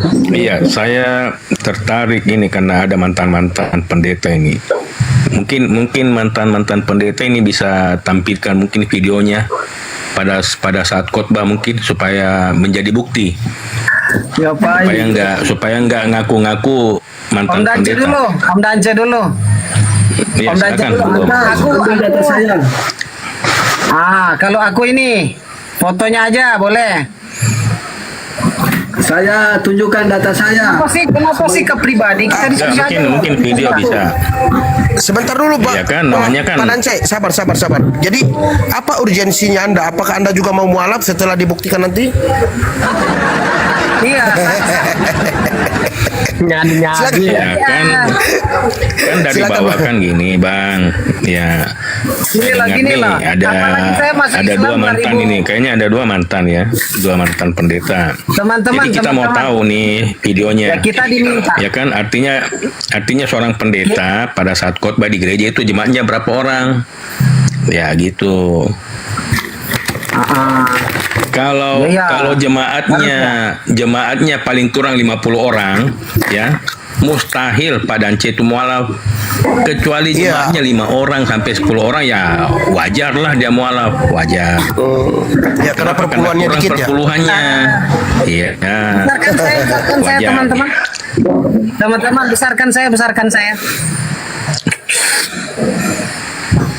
Jadi kita dimintakan untuk apa? Untuk menampilkan video supaya dimengerti dipercaya untuk. Supaya kan dibawakan bisa menyaksikan bahwa Padahal gini loh.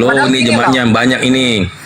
Ya, tapi dia memilih jalan kebenaran, ya kan? Ini cuma foto saya saja.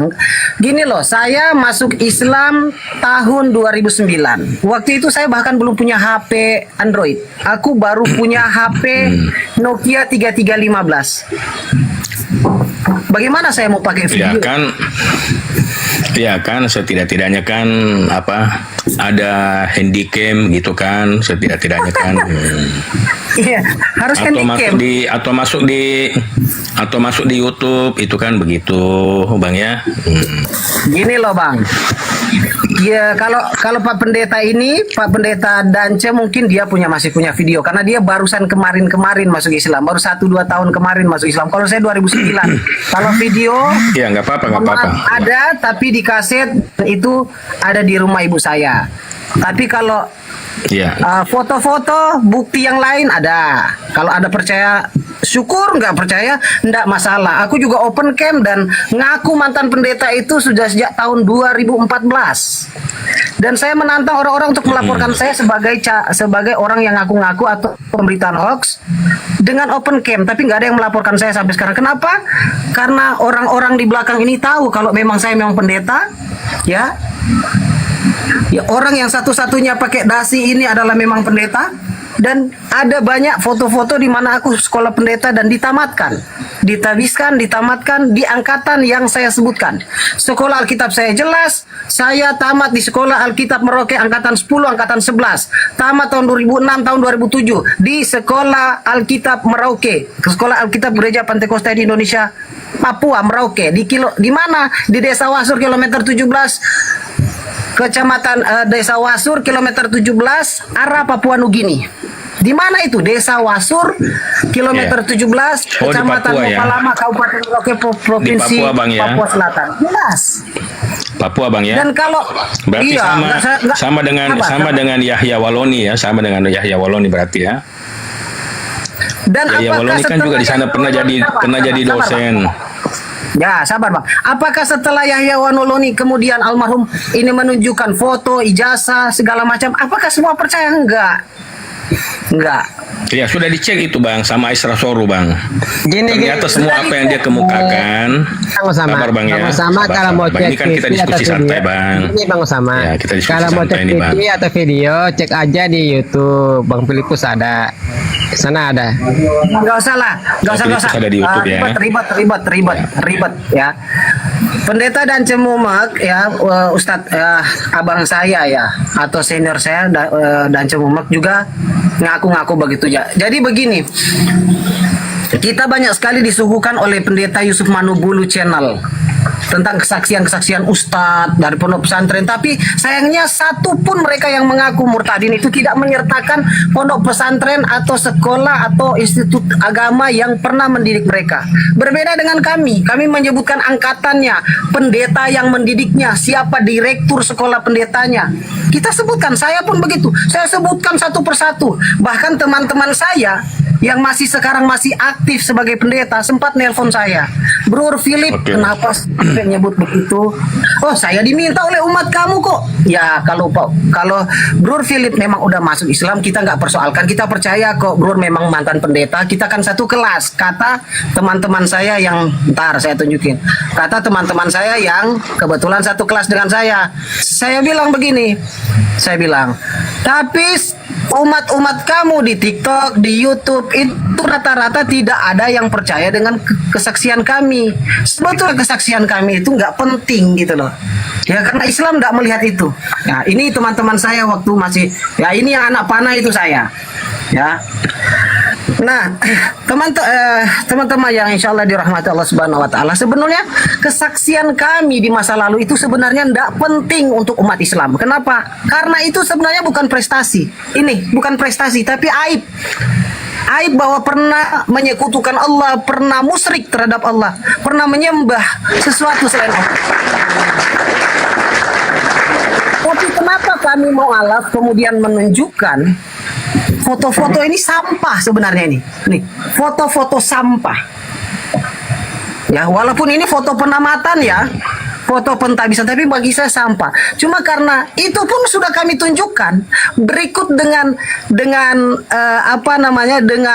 data dari Kementerian Agama yang valid ya, Kementerian Agama nggak mungkin bisa ditipu ya. Saya pernah menipu Kementerian Agama, tapi saya akhirnya yang kemudian sadar dan waras gitu loh, karena makarallah wa makarallah ini kok enggak bisa ini ya, karena sesungguhnya kita bermakar kepada Allah, Allah sebaik-baik pembalas makar itu ya. Ntar jadi kita nggak tunjukkan salah, kita tunjukkan juga salah. Nih kalau dibesarkan dong teman-teman, ini dari Kementerian Agama loh. Host dibesarkan. Jadi kita tidak tunjukkan, tidak dipercaya dan didelegitimasi kesaksian kami atau testimoni kami. Itu pun kalau kami tunjukkan sebetulnya nggak penting nih. Penting. Ya. Ini saya tuh nama asli saya sesuai KTP ya. Karena saya masih tercatat sekarang, saya baru tamat wisuda kemarin sarjana pendidikan, tapi sekarang saya lagi lanjut cari sarjana hukum lagi sebagai mahasiswa, jadi ada data-data yang harus saya sembunyikan. Nah, Ya. teman-teman, Nggak jelas baik juga kelihatannya maupun sih. Islam, Ya. ya, jadi pada dasarnya saya mau jelaskan ya kepada teman-teman, termasuk ada si Tama ini ya, saudara kita yang dari Nasrani ya. Saya tidak pernah punya masalah dengan Kristen, Kristen, dengan Bang. pendeta, dengan Makanya abang jadi pendeta itu, Bang, itu nggak ngerti, Bang. Kristen dengan Nasrani itu nggak sama, Bang. Pantaslah Anda mualaf, pantas. Wajar kok. Aduh, Karena saya nggak bisa ngerti lah, bedakan Bang. Saya ngerti apa mana itu Nasrani, mana Kristen. Bang, secara definisi, Bang. Secara definisi, etimologi dan terminologi, saya bisa membedakan mana Kristen, mana Nasrani. Cuman di Indonesia kata Lah. Nasrani itu jauh lebih imut daripada Kristen, Bang. Saya udah ngomong baru Anda ralat. Gimana, Bang? Oke, saya ceritakan. Oke, saya bantah. Itu kan Untuk malu, Bang, membuktikan saya paham dilihat orang di bawah, Nasrani Bang. dan Kristen. Sekarang saya tanya, Anda Kristen atau Nasrani? Ya wajar lah. Saya Kristen. Anda Kristen. Sekarang saya tanya. Ya, beda Nasrani, Bang. Makanya nggak tahu Anda nggak tahu. Makanya ketika Anda menjelaskan ini kepada saya tahu, Muslim, ya, Muslim kan awam. Nggak tahu, Ya aja. Nasrani dan Kristen itu beda jauh banget. Ya, Yesus membawa kenapa agama Anda bilang saya Nasrani? kalian menjadi Kristen. Yesus ibadah di sinagog karena mereka Nasrani, dan orang Nasrani itu bersunat, kalian tidak, kalian Kristen tidak, kalian melanggar Lukas pasal 2 ayat 21. Sementara Nasrani tidak. Kami tahu bedanya Nasrani dan Kristen kok. Dan kalau saya telanjangi, Nasrani itu tidak ada di Indonesia satupun Nasrani. Hanya kami orang Islam hendak menghormati Anda dengan menyebut Nasrani. Anda bahas sunat. Aduh, kalau saya tanya sunat, Anda mencret. Nah, ya udah tes aja untuk membuktikan saya pendeta atau enggak. Al-Quranmu nggak bisa menjelaskan apa fungsi sunat dalam Al-Quran. Makanya Yesus bersunat. Bang, ketika saya tanya. Kenapa kau Sekarang saya berkuluk? tanya juga, apakah sunat, apa maksud sunat di dalam Bible-mu? Apa maksud sunat? Dan kenapa Yesus bersunat, kau sendiri berkuluk? Coba. Sunat itu tanda perjanjian, ya, tanda perjanjian. Allah dengan Abraham.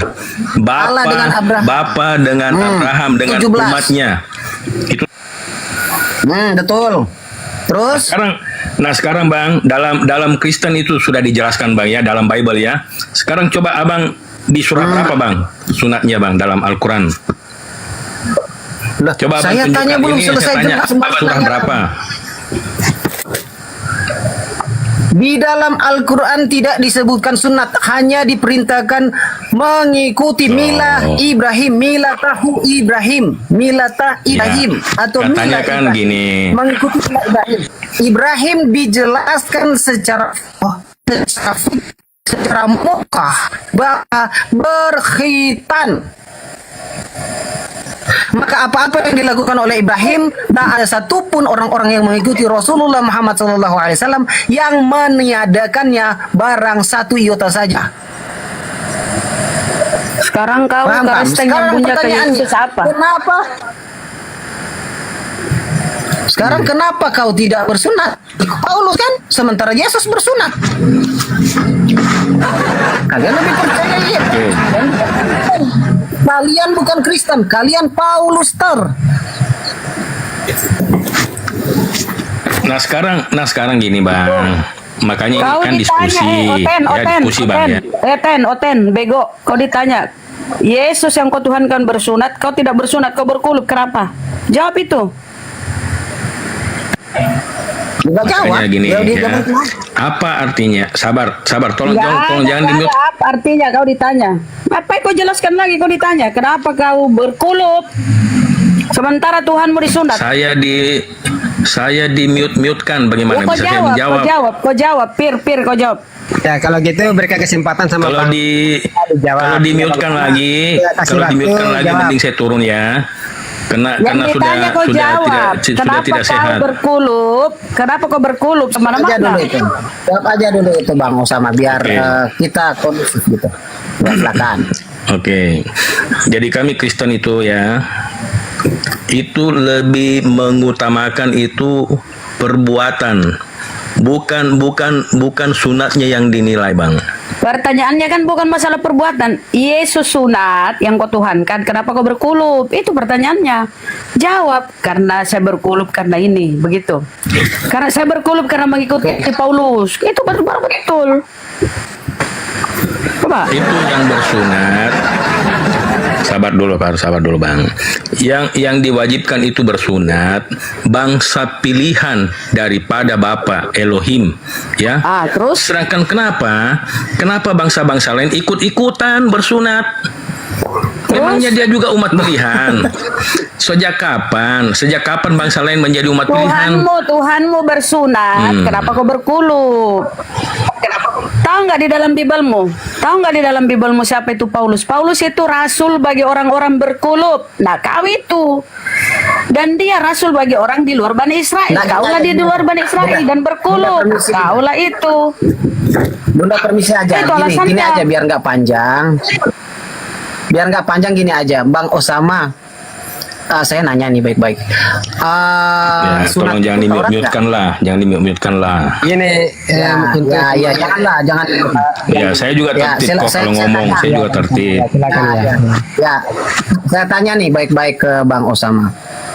Kira-kira itu bagian dari Taurat atau bagian dari hukum Taurat atau enggak? Apa itu Bang? Coba diulangi Bang, nggak jelas suaranya. Saya ulangi ya, Bang Osama, menurut Bang Osama atau menurut Alkitab yang Bang Osama paham, apakah berkhitan bagian dari hukum Musa? Oh iya, dan itu berlaku bagi bangsa Israel, bangsa umat pilihan Bang. Oke.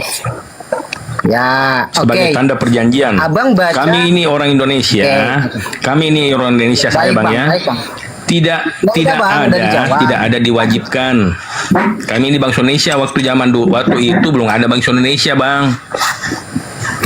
Ya iya saya paham. Saya nggak sampai situ bang. Saya cuma nanya aja bang. Kok panjang sih? Kan saya cuma nanya. Apakah itu masuk Taurat? Ya tidak. Oke. Kalau tidak kenapa? Kalau ya kenapa? Oke. Sekarang ternyata iya. Matius 5 ayat 18 dia katakan, Yesus berkata, Aku berkata kepadamu, sesungguhnya selama belum lenyap langit dan bumi ini, satu iota. Nah iota ini apa bang? Iota ini apa bang? Ya satu bagian yang terkecil. Satu bagian yang paling terkecil. Iota ini apa bang? Dia jenis tumbuh-tumbuhan, jenis hewan, flora, fauna. Sabar, teman-teman, saya bicara dulu sama. Apa? Suatu ketentuan hukum bagian yang paling terkecil. Oke, saya buka kamera ya biar ada paham. Coba Anda beri pemahaman ke saya. Coba silakan. Iota besarkan saya teman-teman. Silakan. Apa itu iota? Iota adalah satu huruf dalam bahasa Yunani atau Greka Koine yang paling kecil. Ya, hurufnya terdiri dari alfa, beta, gamma, delta, epsilon, zeta, eta, theta, iota, kappa, lambda, mu, nu, xi, omikron, pi, rho, sigma, tau, pi, cip, si, omega. Itu adalah huruf Yunani atau ya, sabar bang. Salah satunya iota satu huruf adalah huruf paling kecil. Oke. Kalau satu huruf bang, abang dengar baik-baik. Sabar dulu bang. Kalau hanya satu huruf bang, satu huruf. Saya jawab. Bagaimana Anda bisa ngerti? Saya tanya di satu huruf. Jawab. Saya bantu jawab pertanyaannya, motong. Gimana? Ya, makanya sama gantian, Bang Osama gantian loh. Kan lagi dijelasin gantian. Oke, kalau bisa mungkin pakai ini, bukan saya mau mengatur ya. Kalau bisa pakai timer. Soalnya saya diskusi nggak sampai 1 menit sudah dibatasi. Ya, boleh. Ya. Iya, iyalah. Oke, 2 menit ya. Iya, pakai timer. Bukan saya punya maksud mau mengatur ya, bukan. Sama. Enggak apa-apa, saya mau berdiskusi dengan baik. Iya. Siap. 2 menit ya. Oke, silakan Bang Filipus. Iya, baku. Oke, terserah pakai atau enggak, saya nggak mau mengatur-ngatur karena saya tahu di sini. Nah, Matius 5:18 dia katakan, Bang Ceger, diam dulu Congor. Matius 5:18 dia berkata, aku berkata kepadamu. Kata siapa ini aku? Yesus. Yesus berkata kepadamu, sesungguhnya selama belum lenyap langit dan bumi ini, satu iota atau satu titik pun tidak akan ditiadakan dari hukum Taurat sebelum semuanya terjadi. Sebelum apanya yang terjadi? Itu tadi, langit dan bumi lenyap. Sekarang pertanyaannya, langit dan bumi udah lenyap belum? Belum, masih ada. Bumi pun, aku di bumi sekarang, nggak di planet Mars aku. Nah, kenapa kok Taurat yang tadinya kata hitan, yang tadinya dia ngaku sendiri bahwa hitan itu adalah bagian dari Taurat, kenapa dihilangkan? Dan yang dihilangkan bukan satu iota, ya. Khitan terdiri dari huruf dari huruf K, H, I, iota, kemudian tet, alfa, kemudian nu. Khitan panjang banget. Berapa huruf itu? Tidak satu iota. K, H, I, T, N. 7, 6. Ya. Bukan cuma 6 iota lagi, tapi 6 konsonan yang dihilangkan dari hukum Taurat. Bagaimana kalian mengatakan beriman, setia, dan patuh? Itulah yang dimaksud iota. Sedangkan tadi abang bilang satu iota itu satu huruf Ibrani, misalnya yod he pap he, misalnya tuh. Kata yod itu abang mengatakan satu iota. Nah, bagaimana Anda paham kalau cuma yod? Salah abang, pantas murtad. Aduh. Arti kata iota yang di bawahnya, baca itu di bawahnya. Nggak tahu. Baca itu di bawahnya. Baca di bawahnya itu selanjutnya. Barang siapa menghilangkan salah satu hukum Taurat. Itu baca itu sampai di bawahnya itu. Matius 5. Baca itu di bawahnya. Dia pikir aku nggak bisa bahasa Ibrani Yunani gitu, nggak bisa baca Ibrani Yunani itu satu nafas. Aku hafal alfa beta gamma delta alif bet gimel dalet hewal zot, itu saya sampai 2 huruf itu satu nafas itu. Enggak bukan temaku mata satu nafas. Ketentuan sunat itu bagi bangsa ya Israel sebagai tanda perjanjian. Pertanyaan saya, Anda ini orang Indonesia. Nah, Matius 5:18 ini dia sampaikan kepada siapa? Saya tanya dulu, Bang. Matius 5:18 dia sampaikan kepada siapa? Ya itu hukum-hukum lainnya, Bang. Kalau sunat kan tanda perjanjian, makanya bedakan, Bang. Bedakan hukum, bedakan tanda perjanjian. Jangan-jangan semua hukum jadi tanda perjanjian juga. Tadi kau bilang sunat bagian dari hukum Taurat. Kok aduh, tanda perjanjian. Loh, tadi Anda tanda bilang perjanjian. itu hukum. Sekarang Anda ganti menjadi tanda perjanjian, lawak. Saya tanya dulu, Bang. Abang Kang mantap pendeta nih, ya. Jadi sunat itu apa, Bang? Ini jawab jujur, Bang, ya. Jangan ini Abang jawab menurut Bible, Bang, ya. Jangan, saya nggak tanya menurut Muslim, ya. Apa pandangannya Bible tentang sunat? Tanda perjanjian? Silakan Bang dilanjutkan, Bang. Saya sudah bantu nih, ya.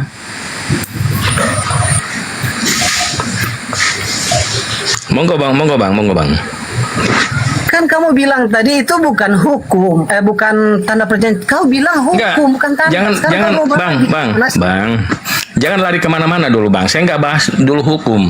Sunat itu ya elah. Di Matius pasal 5 ayat 17 sampai seterusnya dikatakan, ini perikop ya, sekopnya begini. Yesus dan hukum Taurat. Janganlah kamu menyangka aku datang untuk meniadakan hukum Taurat atau kitab para nabi. Aku datang bukan untuk meniadakan hukum Taurat, melainkan untuk menggenapinya. Berarti tadinya hukum Taurat menjadi ganjil, digenapi dengan hukum yang Yesus bawa. Yesus membawa hukum, maksudnya apa? Apakah dia menambah, mengurangi hukum Taurat? Tidak.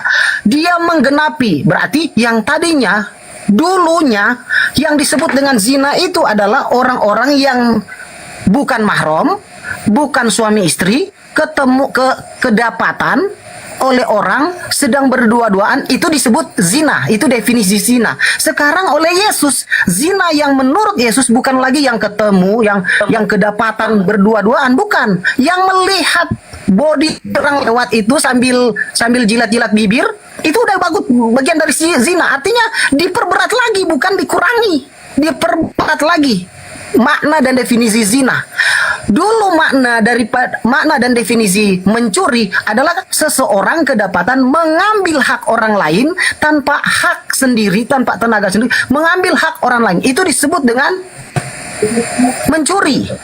Dan sekarang tidak, oleh Yesus ditambah lagi, digenapi. Dengan cara apa? Yang tadinya mencuri adalah yang kedapatan tangan mengambil milik orang, sekarang tidak. Mengingini benda orang lain tanpa ada usaha, maka disebut dengan mencuri. Ya, hukumnya apa? Potong tangan. Kalau tadi zina.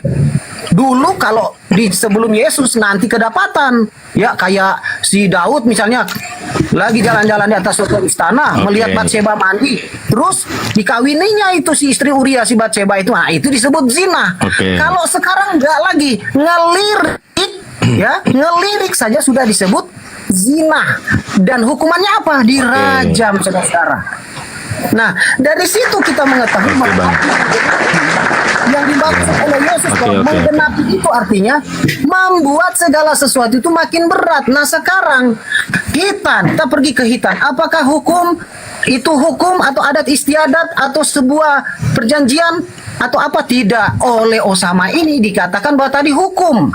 Nah, kalau itu hukum, berarti hukum tidak bisa dirubah karena hukum bagian dari perintah Taurat, ketentuan. Oke. Ya, saya coba ikuti Anda dulu, Bang ya. Saya coba ikuti Anda ya. Anda bersunat kapan, Bang? Umur berapa? Umur berapa Anda bersunat? Anda kan bahas sunat nih. Jadi Anda umur berapa bersunat? Aduh, Anda mau permasalahkan itu? Saya tanya dulu sebelum saya jawab. Saya jawab ya. Saya jawab sambil bertanya. Saya hitam umur 25 tahun. Sekarang saya tanya, Abraham sunat umur.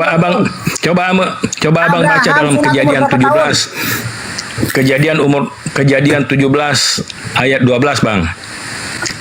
Anak yang berumur 8 hari haruslah disunat. Berarti Abang offside.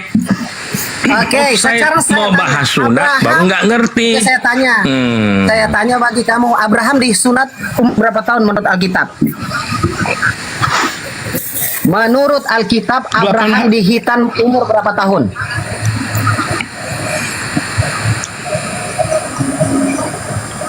Abraham sudah tua itu, seingat saya sudah tua itu dia. Enggak tahu dia. Hanya dipermasalahkan. Offside Abraham. Bapak Abraham banyak anak, Bapak Abraham offside. Sekarang gini bang ya. Kau juga offside dengan Bapak Abraham offside. Ini sebentar. Sabar bang. Ini bahas sunat ini menarik juga ini. Saya kasih tahu dulu ini bang ya. Diam dulu, diam. Nih, ada hadisnya di dalam sabda Rasulullah ya. Ketika seorang mu'alaf ya, kan beliau itu mu'alaf baru khitan. Seorang mu'alaf itu bunyinya begini ya.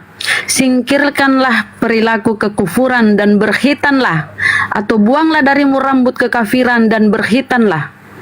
Itu kalau orang sudah berhenti dari kekufuran, kekafiran, itu mendasari para mu'alaf itu diwajibkan sunat kalau dia belum sunat.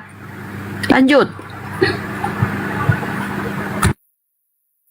Oke, terima kasih. Menarik nih Bunda. Iya, oke, menarik nih Bunda ya. Ketika Anda menyebut Muhammad ya, yang saya mau tanya, Muhammad disunat umur berapa hari? Aduh. Ada nggak? Ada hadis kutsinya, ada hadis sohinya yang mengatakan bahwa Nabi Muhammad dilahirkan dalam keadaan fitrah, yang dalam artian bahwa dia pun telah dalam keadaan bercila dan berkhitan. Ada hadisnya. Yang saya tanya di Al-Qur'an, Bang. Enggak gini, Bang, sepanjang lebar. Kalau Anda pahami, yang namanya Mila Ibrahim itu berarti kan gini, Bang, gini. Makanya tadi Bang gini, Bang ya. Yesus, sabar dulu, Bang ya. Yesus dijelaskan dalam Bible. Sabar. Dari tadi dia mau cari celah supaya kita nggak bisa mau menjawab. cari umur berapa. Makanya kami di Islam mengikuti milah Ibrahim. Apa itu milah Ibrahim? Itu ajarannya. Maka tadi Bang Filipus bertanya sama Anda, umur berapa Nabi Ibrahim sunat?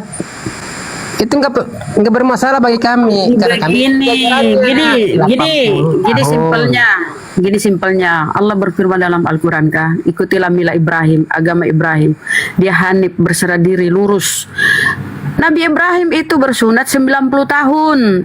Ishak itu berumur 8 hari. Oke, Ishak ya. Nabi Ismail itu berumur 13 tahun. Jadi itu boleh. Boleh Jadi melakukan itu. Enggak masalah. Hukumnya mu'alaf itu harus bersunat. Tuh. Ya, oke. Islam itu Masalah Gini. gitu Bang sama. Gini. Ya kan tidak permasalahkan. Ya, Yesus diterangkan dalam Bible. Nah, sekarang Muhammad ada nggak diterangkan dalam Al-Quran? Bunda Rama. Gurunda udah monitor. Yang jadi masalah itu Tuhanmu sunat, kau berkulub. Cari itu Ya, Tuhanmu coba. bisa jadi obat itu. Oke. Kenapa? Coba tunjukkan. Tuhanmu bersunat. Oke, Itu dulu oke, yang oke, jadi oke. PR-mu. Oten. Ini Tuhanmu loh. Tuhanmu bersunat. Kenapa kau berkulub? Kenapa? Boleh Itu saya dulu, ngomong? kan Ya. keyakinanmu. Ini Boleh kan saya ngomong sama Juma?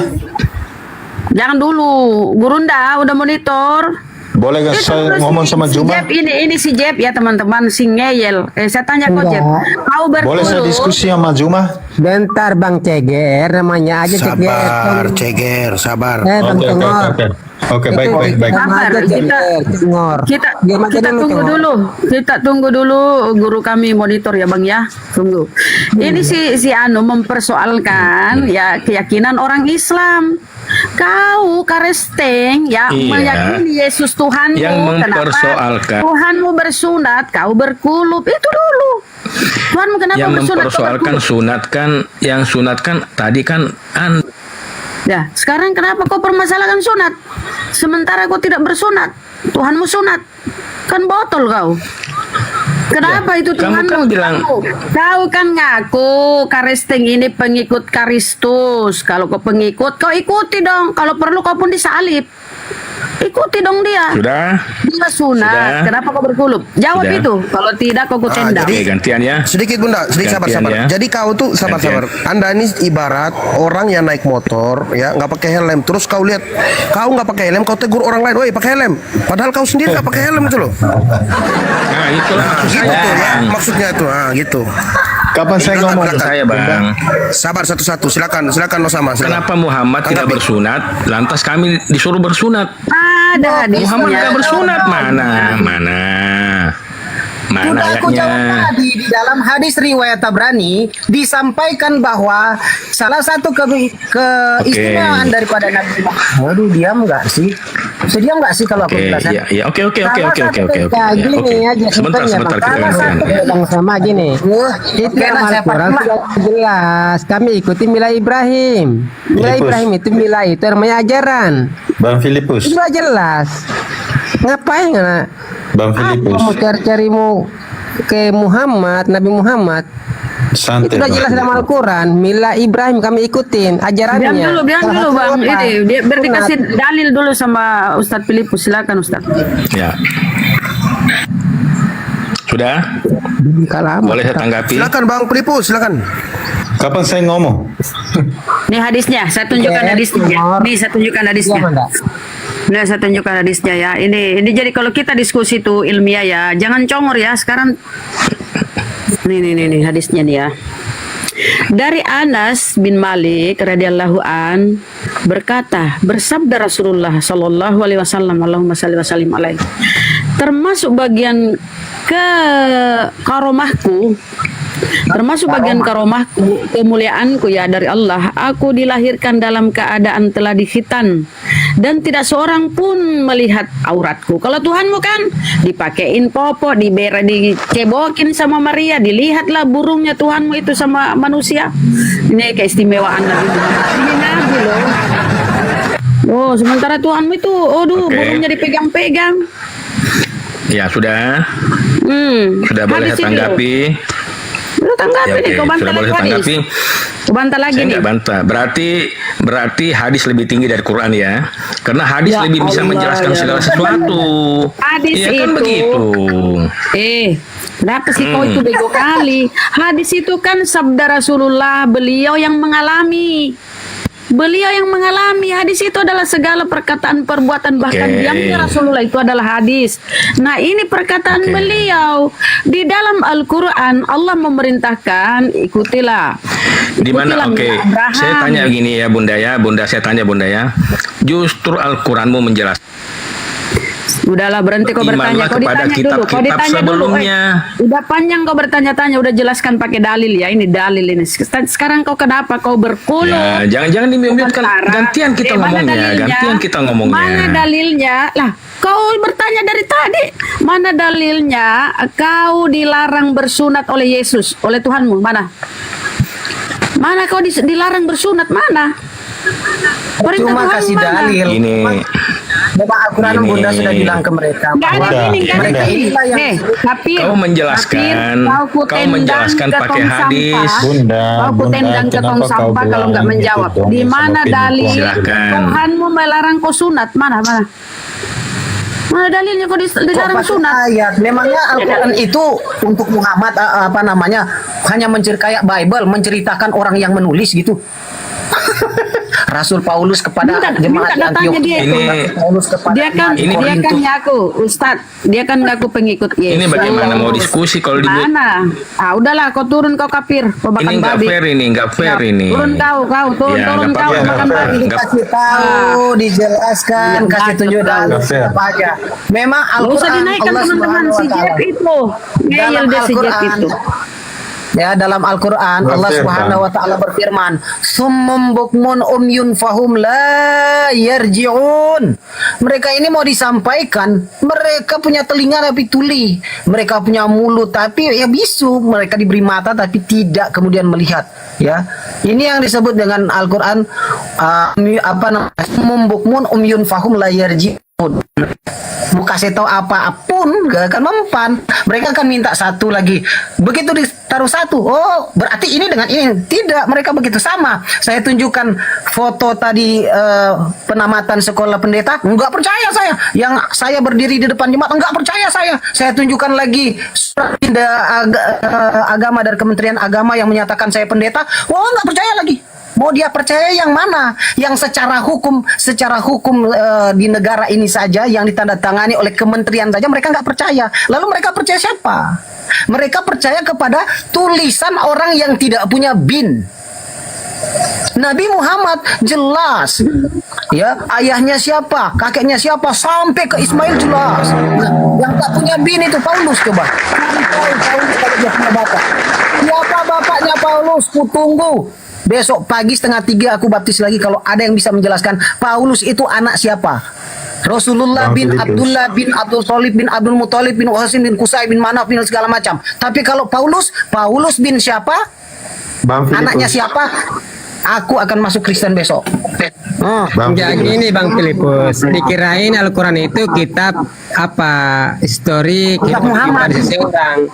Iya, kitab Dikiranya sejarah kayak Muhammad. Bibel, biar kehidupan pesunda diceritakan dalam Bibel. Kan gitu maunya Kiranya mereka. itu makanya gini loh. Nabi surat satu-satunya surat yang membahas Muhammad hanyalah satu surat Al-Quran, yaitu surat Muhammad sendiri, dan itu pun tidak menjelaskan tentang detail pribadi Muhammad. Ini menandakan bahwa Al-Quran itu bukan Nabi datang Muhammad. bukan karangan. Oke, sebentar izin Ustadz. Kenapa kau CGR? Dari tadi mau ngomong kenapa? Ya, saya mau ngomong sama Bang Juma. Bang Juma sedikit, Pak. mungkin Nanti dia kasih tanda kok Bang. Bang Juma itu kalau Bang Juma. Sabtanian Muslim Kristen Bang? Saya. Ya, bukan Saya Katolik, Sabta. Bang. Tidak, kalau kau saya udah tahu Sabtani yang baru naik. Oh malam. Oke. Ya. sekarang. Sabar ya Bang Begini, Cowor ya. Dikit lagi Bang Aku Cowor. tertarik dengan abang Filipus ini, walaupun tidak tahu Bang Juma nama takut aslinya. ya? Nanti dulu Bang Juma Bukan mungkin takut, lagi. sabar. Kau Santai Bang KTP santai. Jangan teriak-teriak. Bang Filipus. Halo. Bang Filipus. Ya. Ya, I'm here. apa istilahnya termasuk berbahagia Bang Filipus sudah muslim ya. Cuma aku beli saran. Tangkap Bang Juma. Tunggu dulu. CGR, silakan. Bang Filipus, aku termasuk bangga, artinya senang sudah menjadi muslim, gitu kan? Kasih level sama Bang Juma. Begini, Bang Filipus orangnya cerdas. Cuma kalau aku beli saran, boleh enggak nih? Sedikit aja saranku. Oh juga, saya nggak. Disampaikan. Iya, enggak boleh enggak dulu. Begini Bang Filipus, kalau ada saran kok banyak Ya banyak minta maaf sebelumnya, bukan berarti Jangan sampaikan banyak kali kau bertele-tele. Lanjut sabar bunda, sabar. Orang sabar itu dikasihi kan. Begini Bang Filipus, ketika Anda Bang Filipus ingin menyampaikan suatu kebenaran, jangan sampai diposisikan bahwa yang menyampaikan itu adalah diri Bang Filipus, karena suatu saat nanti Bang Filipus kena benturan, sakit hati, dendam, macam-macam, marah. Diposisikan siapa yang menyampaikan dari kebenaran itu. Paham Bang Filipus? Iya, dari tadi. Contoh, Ustaz, biar kasih contoh apa yang misalnya. Contohnya bagaimana? Begini, gimana, Bang? Yang menyampaikan kebenaran itu siapa? Rasulullah kan? Ya, Rasulullah insya Allah. Nah, Rasulullah ini memang agak sedikit rumit, Bang Filipus. Kalau di dalam Islam tuh kalau mau belajar mendalami. Anda Islam, Bang. Septarang Islam. Aku kan wajar aja dibilang selamat malam juga kan? Enggak, kau Islam dulu atau Kristen? Sabar bunda sabar bunda. Oh, enggak ditanya sabar, dulu bunda, enggak? sabar. Enggak, saya tanya dulu kau Islam apa Kristen? Tinggal jawab. Jawab aja sebang. Bang Kristen, Bang. Silakan. Kristen tadi bunda, Kristen katanya. Oh, ya, Kristen kenapa dia ngajar-ngajari Ustaz? Sok-sok pintar. Ya nggak apa-apa lah. Gini loh, saya punya prinsip kok. Gini ya, bukan saya mau sok merendah, tapi memang gini loh Bang, siapa tadi ya, Saptar gitu loh. Saya adalah tipe orang yang tidak gegabah merebut telur, karena bisa jadi walaupun telur saya nggak menganut paham itu Bang, bahwa orang berebutan mengambil telur sementara mutiara dari seekor hewan yang najis, lalu tidak mau kita ambil mutiara itu. Tapi telur jelas keluar dari dubur ayam, kalau nggak kebagian kita marah yang memberi. Kok aku nggak kebagian sih? Padahal itu telur. Nah, artinya Assalamualaikum. Sekalipun Waalaikumsalam. Ya, sekalipun itu dari siapapun, malam sudah kebingungan. Begini Bang, aku saya terima kok. Memang. Tapi sebelum kau beri saran, sebelum kau beri saran, kau perjelas dulu identitasmu. Kau Muslim apa Kristen? Kau Muslim, kau Kristen, tapi kau ucapkan Assalamualaikum. Kenapa? Enggak, dia awalnya sudah ngaku dia Kristen. Walaupun dia Muslim, dia kan konsekuensinya dia tanggung sendiri gitu. Walaupun dia Muslim, nggak bisa Bang, orang-orang munafik dikasih panggung. Di awal kan gini bunda, udah ditanya sama Bang Alnya, Bang Al, Anda Kristen? Ya Kristen. Gitu. Mantap. Enggak, dari tadi aku menyampaikan insya Allah. Teman-teman, bukan aku nanti bilang lagi aku yang turunkan, bukan aku. Jadi dari tadi ya nasihatnya juga aku terima kok. Jadi dari tadi aku menggunakan hadis. Ya riwayat Tabrani tadi itu hadis, bukan saya yang karang. Nabi Muhammad terlahir dalam keadaan penuh dengan karomah, penuh dengan kemuliaan dari Allah, dan penuh dengan keistimewaan. Salah satunya bahwa Nabi Muhammad terlahir dalam keadaan fitrah. Ya. Nah, apa itu fitrah? Nah, Kita cari tahu dulu apa itu fitrah, keadaan suci. Artinya apa? Dalam keadaan kukunya telah tergunting, ya kan? Seperti digunting lah, padahal tidak digunting sebetulnya. Dan mohon maaf, dia dalam hitan, ya, dalam keadaan hitan. Dan memang dalam kasus medis juga ada orang yang dalam keadaan lahir dalam keadaan tidak seperti pada umumnya.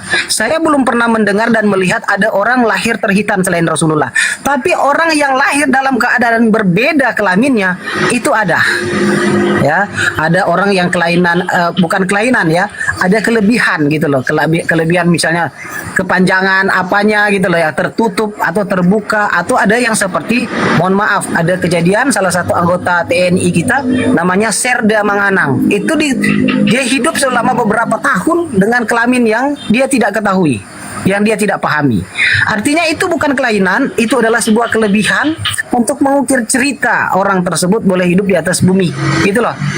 Orang mengatakan itu kekurangan, saya mengatakan itu adalah kelebihan. Saya mengatakan itu adalah kelebihan. Dan Rasulullah punya salah satu kelebihan, terlahir dalam keadaan sudah berhitan. Dan itu ada kok. Sudah dalam keadaan fitrah ada. Jadi saya enggak mengatakan dengan menurut saya ya. Ada bayar dia dulu. Ya, jadi dari tadi pun saya mengatakan menggunakan dalil-dalil ya, ayat-ayat Alkitab. Bible tadi juga saya menggunakan dalil-dalil gitu loh, termasuk Nabi Abraham ya. Kalau kalian bilang itu Bapak Abraham itu tidak nabi ya terserah Anda, tapi Abraham itu dihitan dalam keadaan sudah tua gitu, 90 tahun. Jadi dalam Islam berhitan itu tidak pakai umur Pak, tapi kapan waktunya siap dihitan maka dihitan, yaitu batasnya sebelum balik boleh, atau setelah balik boleh, tapi setelah mendapatkan hidayah. Ada orang kan yang sudah, kalau untuk Islam dari lahir atau Islam muhajirin, itu diwajibkan itu masih kecil sebelum balik, mendekati balik ya, antara balik dan kanak-kanaknya. Kalau balik itu ya, kalau perempuan dilihatnya di mana, haid. Kalau laki-laki ya apanya, ya mimpi basah kek atau apa kek, ya udah bisa hidup lah. Artinya sudah bisa dewasa. Mungkin sekitar kelas 5, 6 atau kelas 6 sampai kelas 1 SMP. Ya, artinya ada batasnya. Kalau untuk untuk Ansor. Nah, kalau Islam muhajirin seperti kami, ya kapan dia masuk Islam, di situ dia dihitan, di situ dia dimandikan, dia dijunubkan gitu loh. Saya masuk Islam 25 tahun, maka umur 25 tahun lah saya berhitan. Gitu loh. Dan itulah bentuk kepatuhan kami kepada milah Ibrahim.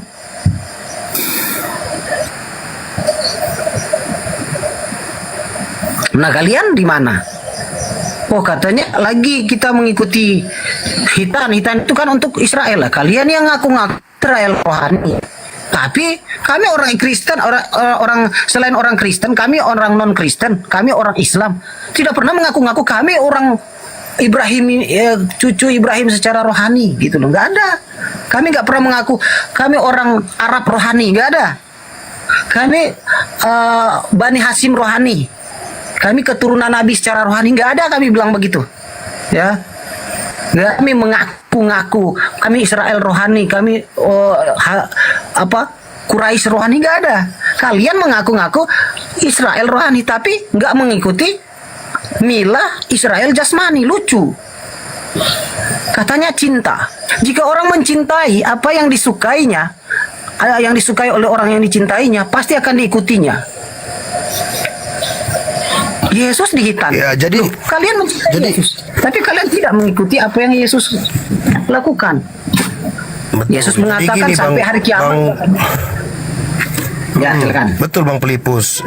Betul. Jadi mereka ini tidak sadari ya manfaatnya sunat ya. Kami yang mualaf ini sadar perubahan yang kami rasakan itu bukti mujizat dari Rasulullah SAW ya. Karena dengan bersunat itu Kami lebih bersih. Nggak kayak dulu kami seperti guguk. Ada pohon, kincing. Ada ini, kincing. Nggak peduli dulu. Sekarang nggak, beda. Setelah Muslim saya nggak seperti itu.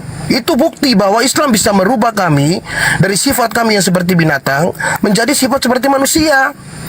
Itu hikmahnya setelah masuk Islam. Perubahan itu yang menjadi bukti bahwa Islam itu adalah agama yang benar, yang bisa membimbing hati, membimbing pribadi kami ya, sehingga kami itu menjadi lebih baik jauh.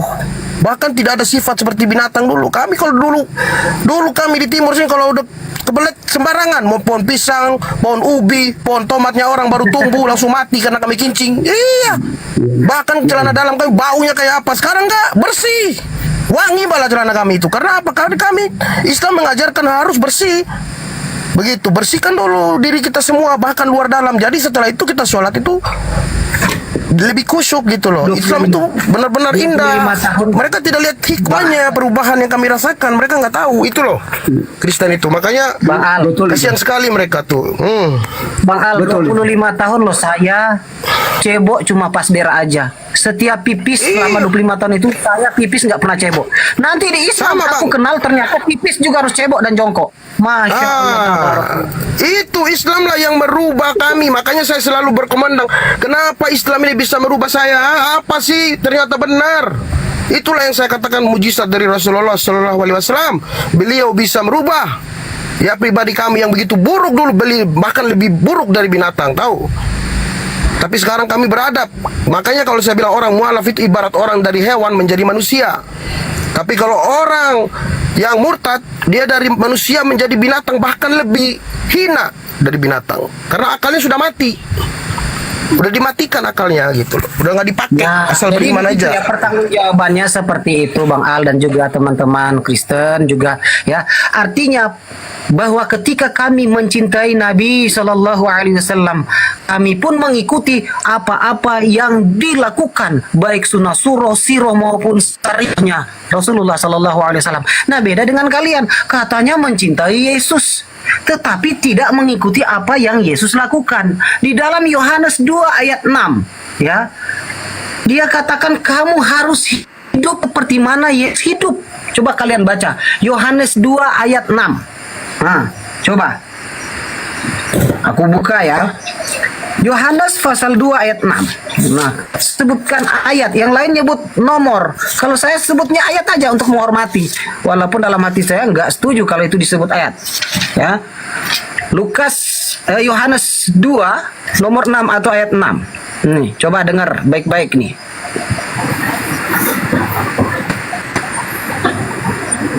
Yohanes 2 ayat 6. Demikian bunyinya. Teng teng teng teng. Ya. Di situ ada 6 lo kok Yohanes sih?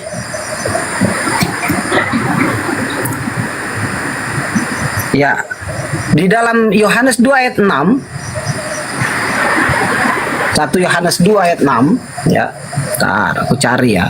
Bahwa setiap orang yang orang yang percaya kepada Yesus ini harus hidup sesuai dengan gaya hidup Yesus. Ya, 1 Yohanes 2 ayat 6. Coba kita buka 1 Yohanes 2 ayat 6. 1 Yohanes 2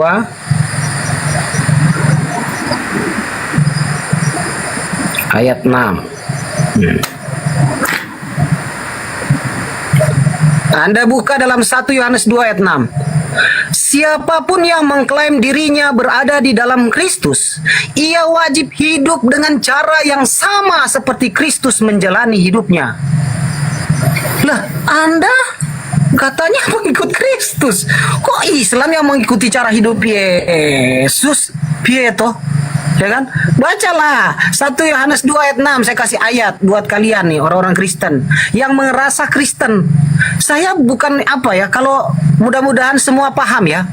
Kalau saya tidak, mudah-mudahan ini tidak sesat ya. Nauzubillah min zalik. Mudah-mudahan ada yang paham maksud alegori dari perkataan saya ini. Ya, kalau mau lagu-laguan, mau gagah-gagahan, saya berani bertaruh dan saya berani mengaku bahwa saya jauh lebih Kristen daripada Kristen, dan orang yang paling Kristen di atas Kristen adalah Islam. Asal kau tahu. Kenapa? Mudah-mudahan nggak ada yang salah paham dengan maksud saya ini ya.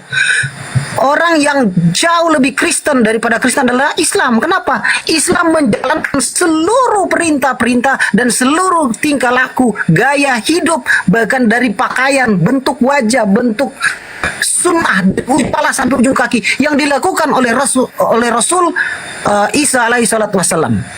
Ya. 1 Yohanes 2 ayat 6. Siapapun yang mengklaim dirinya berada di dalam Yesus, artinya yang mengikut Yesus, ia wajib hidup dengan cara yang sama seperti Yesus menjalani hidupnya. Yesus berjenggot, kalian lihat orang berjenggot, kalian bilang kambing, ya kan? Yesus pakai jubah, kalian lihat orang pakai jubah, Arab-Arab, ke Arab-Araban, ya kan? Yesus hitam, kalian bilang dihitan kulupnya, aduh apaan? Apa yang diciptakan Tuhan gak boleh dirubah-rubah. Yesus hitam, orang Islam berhitam. Yesus berjenggot, orang Islam kebanyakan berjenggot. Dan salah satu sunnah Rasulullah SAW adalah dengan menipiskan kumis dan memanjangkan janggut. Biar kau tahu, ya. Kemudian berhitan, Rasul Isa alaihissalam berhitan, kalian tidak. Lukas 2 ayat 21, Yesus sendiri dihitan, kalian tidak. Katanya 1 Yohanes 2 ayat 6 bilang apa? Barang siapa yang mengklaim pengikut Kristus, pengikut Yesus, dia harus hidup sama seperti Kristus hidup dan menjalani hidup itu. Yesus menjalani yang namanya baptisan. Kalian baptis, ya syukur-syukur, walaupun baptisan kalian tidak sama dengan baptisan Kristus. Baptisan Kristus, baptisan Yesus, itu baptisan Yohanes. Baptisan tentang apa? Tentang menerima suatu kebenaran. Lah kalian tidak. Bukan itu. Kalian bilang baptisan pertobatan. Emang Yesus bertobat? Kalau Yohanes, Yesus dibaptis dengan cara kalian pertobatan, berarti Yesus kudu bertobat. Yesus punya salah. Apa jangan-jangan dia ribut di bait Allah, hancur-hancurin dagangan orang kayak Satpol PP, dan anggap itu dosa? Nauzubillahi min zalik. Ya, jadi seperti itu ya teman-teman. Iya, betul. Artinya betul, kalau betul, kita hidup betul-betul sesuai dengan, ya, orang Islam ikuti panutannya, ya, diamnya Rasul, fi'iliyah, sunnah fi'iliyahnya, ya, taktiyahnya, sunnah takririyahnya diikuti oleh orang Islam. Bukan cuma Nabi Muhammad, seluruh nabi-nabi dan sunnah-sunnah para nabi diikuti oleh orang Islam. Nah, orang Kristen, apa yang menjadi wajah Yesus berjenggot? Mereka coba lihat kalau ada orang berjenggot, kau ini udah kayak kambing, kayak ustadz-ustadz aja. Diledekin orang pakai jenggot, coy. Padahal Yesus pakai jenggot. Lihat orang gondrong, dibilang, kau ini tidak. Coba kau pergi ke Om Dance. Om Dance kan orang karismatik. Orang karismatik boleh nggak gondrong? Nggak boleh. Tidak boleh. Kenapa? Karena disebut apa? Orang yang memanjangkan rambutnya, menghina apa namanya? Itu seperti perempuan katanya. Tidak pantas orang laki-laki panjang rambutnya. Ya, dia, Yesus sendiri panjang rambutnya. Mana? Ada nggak satu aja foto Yesus yang guntingnya gunting jeto kayak Jet Li? Ada nggak? Nggak ada. Atau botak kayak Shaolin? Nggak ada. Semuanya gondrong. Semuanya berjenggot, dan rata-rata berjenggot yang agak panjang itu dilakukan oleh orang Islam. Kita dilakukan oleh orang Islam, menggunakan pakaian cingkrang juga dilakukan oleh orang Islam. Lah kalian malah teriak-teriak, ke Arab-Araban, apa namanya, kadrun. Kalian nggak tahu Yesus sendiri dari gurun. Nah, jadi kalau mengikuti, kenapa kami melakukan apa yang kami lakukan sekarang? Kami mengikuti panutan kami, dan salah satu panutan kami adalah Nabi Isa alaihi salatu wassalam. Panutan paling utama kami adalah Nabi Muhammad sallallahu alaihi wasallam. Kami punya dasar, kami punya dalil. Kalian mana dalilnya? Nabi Muhammad sallallahu alaihi wasallam sujud, kami sujud.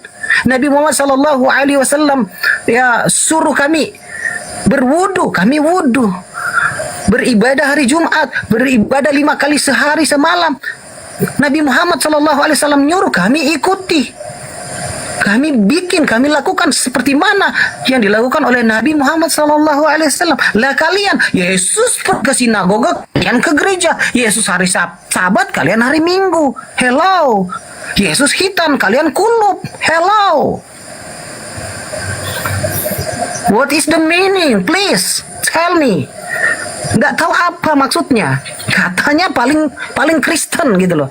Jadi kalau saya mau lagu-laguan dan tidak disalahartikan oleh kaum muslimin wal muslimat, saya berani ngaku siapa yang paling Kristen di dunia, itulah Islam. Orang Islam yang jauh lebih Kristen daripada Kristen dan paling benar dalam menjalankan ajaran Kristus.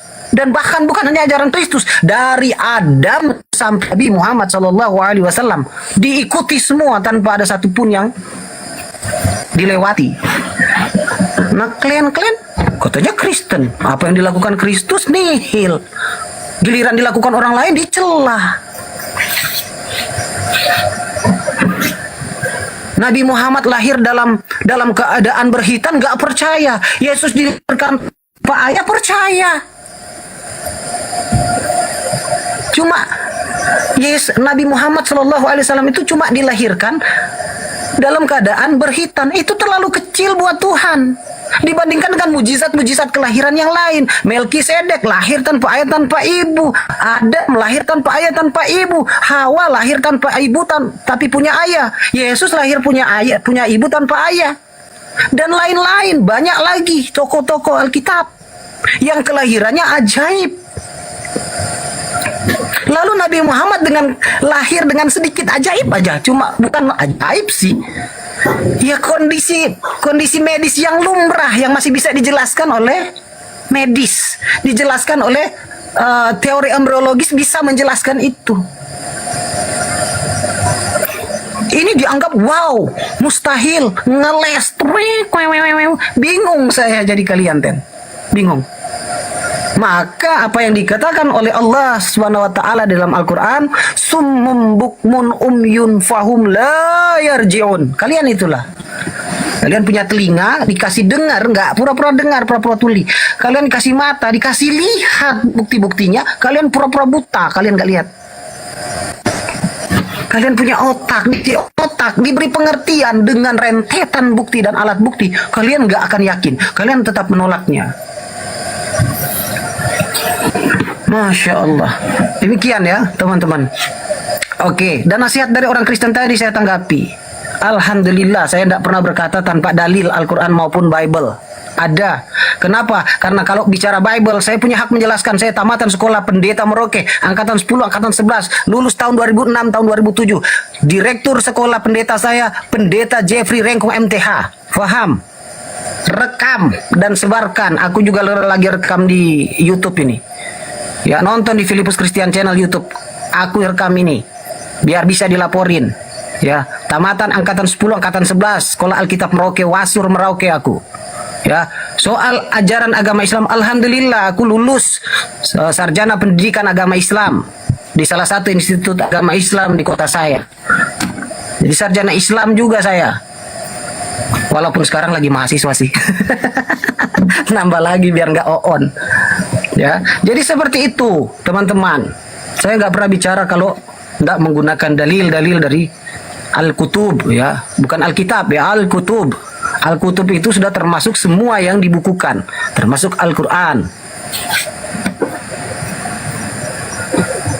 Iya, mantap.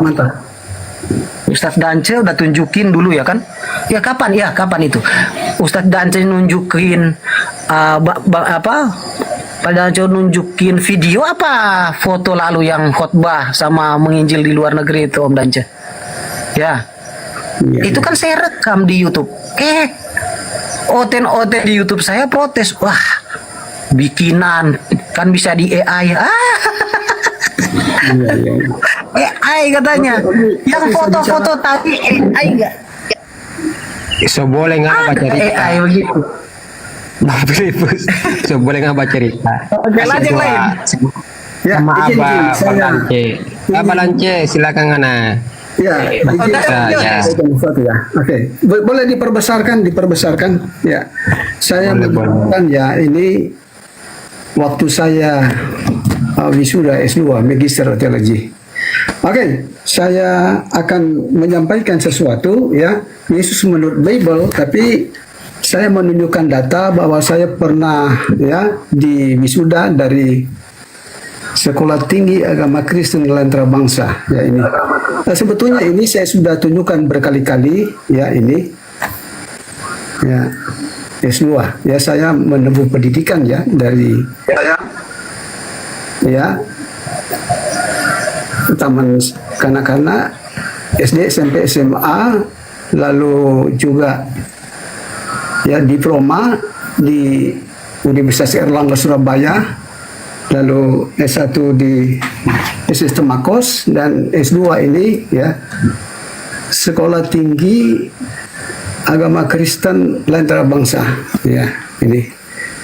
Ya, sebetulnya ada banyak hal yang saya ingin sampaikan, tapi itu masa kelam saya. Saya pernah jadi dosen di Sekolah Tinggi Teologi Antarabangsa. Ini daftar pengajar. Nah, nama saya di sini Pendeta dan Cemomok MTH. Ya, saya juga ya menunjukkan ini masa-masa kelam saya. Nah, ini Masa kelam ya. Rapat Senat ya. Masa kelam ya Om Dan. Saya khotbah di muka mahasiswa dan para dosen berbahasa Inggris. Ini teman saya menerjemahkan ke dalam bahasa Indonesia. Lalu ini seorang ya Belanda. Sebetulnya dia ini dari Indonesia, tetapi di usia 2 tahun orang Belanda membawa dia ke Belanda. Hampir 50 tahun di Belanda dia datang jadi penginjil, dia khotbah dalam Natal berbahasa Inggris, saya menerjemahkannya ke dalam bahasa Indonesia. Ini Pendeta Ronald Friese, Belanda, menyampaikan khotbah Natal 2011. Bahasa Inggris penterjemah Pendeta dan Cemomok. Nah, ini saya pernah khotbah berbahasa Inggris di hadapan orang-orang Filipina. Ya, diterjemahkan ke dalam bahasa Tagalog. Ini diterjemahkan dalam bahasa Tagalog. Nah, ini masa-masa saya waktu pendeta, saya pernah diutus di Korea.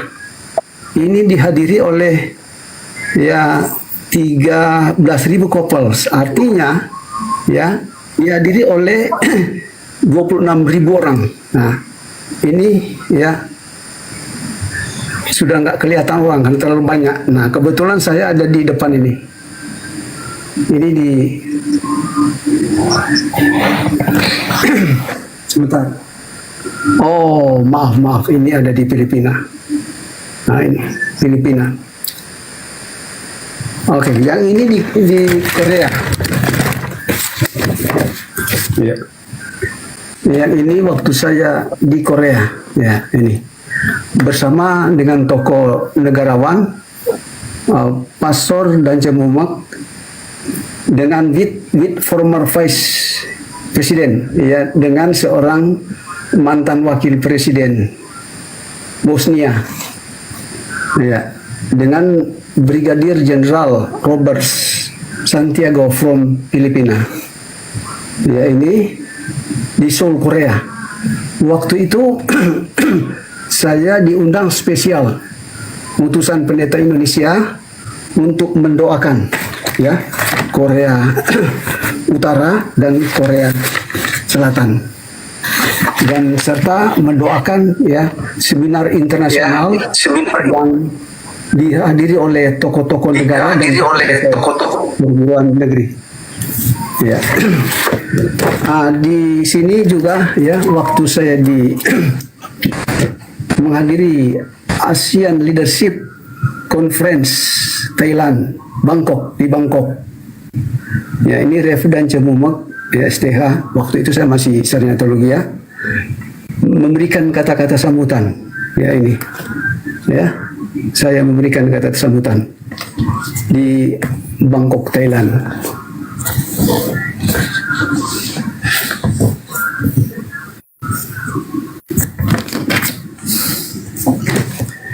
Ya, jadi dalam hal ini saya waktu pendeta ya, saya merasakan bahwa ada rezeki tertentu ya. Tapi saya anggap itu saya masih hidup ya masa-masa kelam ya. Namun setelah saya banding-bandingkan kitab suci ya, Al-Quran dengan Bible, saya menemukan Al-Quran itu adalah kitab suci yang betul-betul berasal dari Allah, dan yang membawa saya masuk Islam sebetulnya ya, Bible itulah yang mengantar saya. Saya buktikan ya, seorang yang membaca Bible itu dia bandingkan dengan teks asli, maka pasti dia akan menjadi Muslim. Nah, kita melihat di sini Yesus menurut Bible, Yohanes pasal 5 ayat 30, aku tidak dapat berbuat apapun dari diriku sendiri. Aku menghakimi sesuai dengan apa yang aku dengar, dan penghakimanku adil, sebab aku tidak menuruti kehendakku sendiri, melainkan kehendak Dia yang mengutus aku. Nah, ini menyebutkan bahwa Yesus tidak bisa berbuat apa-apa yang dihakimi itu berasal dari Tuhannya. Nah, Matius pasal 26 nomor 39 ya, bagian A. Kemudian ia maju sedikit lalu sujud dan berdoa, ya Bapakku. Nah, terus menerus. Di sini jelas Yesus punya sesembahan. Kenapa? Karena dia berdoa. Kalau dia berdoa, tentu dia bukan Tuhan. Ya. Lalu pada Matius pasal 16 nomor 15 dan 17, lalu Yesus bertanya, siapakah aku ini? Nomor 16, jawab Simon Petrus, engkau adalah Mesias, anak Allah yang hidup. Nomor 17, kata Yesus kepadanya, berbahagialah engkau Simon, anak Yunus, sebab bukan manusia yang menyatakan itu kepadamu, melainkan Bapakku yang di sorga. Jadi di sini ya, Yesus bertanya kepada Simon, menurut engkau siapakah aku ini? Simon Petrus mengatakan, engkau adalah Mesias. Mesias artinya yang diurapi. Betul katamu itu, bukan lagi engkau yang memberitahu ini, tetapi Bapakku ini sorga. Jadi di sini ya, Yesus diakui oleh tiga tokoh. Pertama Petrus, kedua Yesus, dan ketiga Tuhannya Yesus. Dia adalah yang diurapi. Yang diurapi ibarat seorang raja ya, ketika diurapi roh dari Tuhan menyertai. Yesus diurapi saat itu roh dari Tuhan menyertai Yesus. Itulah sebabnya ya, Lukas pasal 4 ayat 1, Yesus penuh dengan Roh Kudus dan dibawa oleh Roh Kudus ke padang gurun. Berarti dia adalah manusia biasa ya, yang dipenuhi Roh Kudus, sama dengan Bang Suma ya, Dio, lalu Filipus ya, dipenuhi oleh Roh Kudus ya. Dalam Al-Quran Yesus atau Isa ya dikuatkan oleh Roh Kudus dalam kurung Jibril. Saya telah menyampaikan hal ini, ada hubungan ya Roh Kudus dengan Jibril. Nah, apa yang dikatakan oleh Yesus pada Matius 23 ayat 9, janganlah menyebut siapapun Bapamu di bumi ini, karena hanya satu Bapamu, yaitu Dia yang di sorga. Jadi Yesus menyatakan diri bahwa siapapun tidak boleh disembah, karena sesembahan itu hanya satu, yakni Dia yang menciptakan, Dia yang disembahi oleh Yesus ya, Dia yang mengutus Yesus. Berdasarkan Yohanes 17 ayat 3, mengenal hidup yang kekal itu, mengakui Allah satu-satunya dan Yesus yang engkau utus. Dan Yesus juga mengakui dirinya tidak setara dengan Tuhannya. Berdasarkan Yohanes 14 nomor 28 bagian B, Bapa lebih besar daripada aku. Kalau demikian, Yesus adalah utusan yang kita yakini sebagai nabi, sama dengan apa yang diterangkan dalam Al-Quran, bahwa Yesus adalah utusan. Oke, lanjut Bang Suma. Saya mohon mendengarkan ya hal-hal yang penting yang dapat mengedukasi. Lanjut.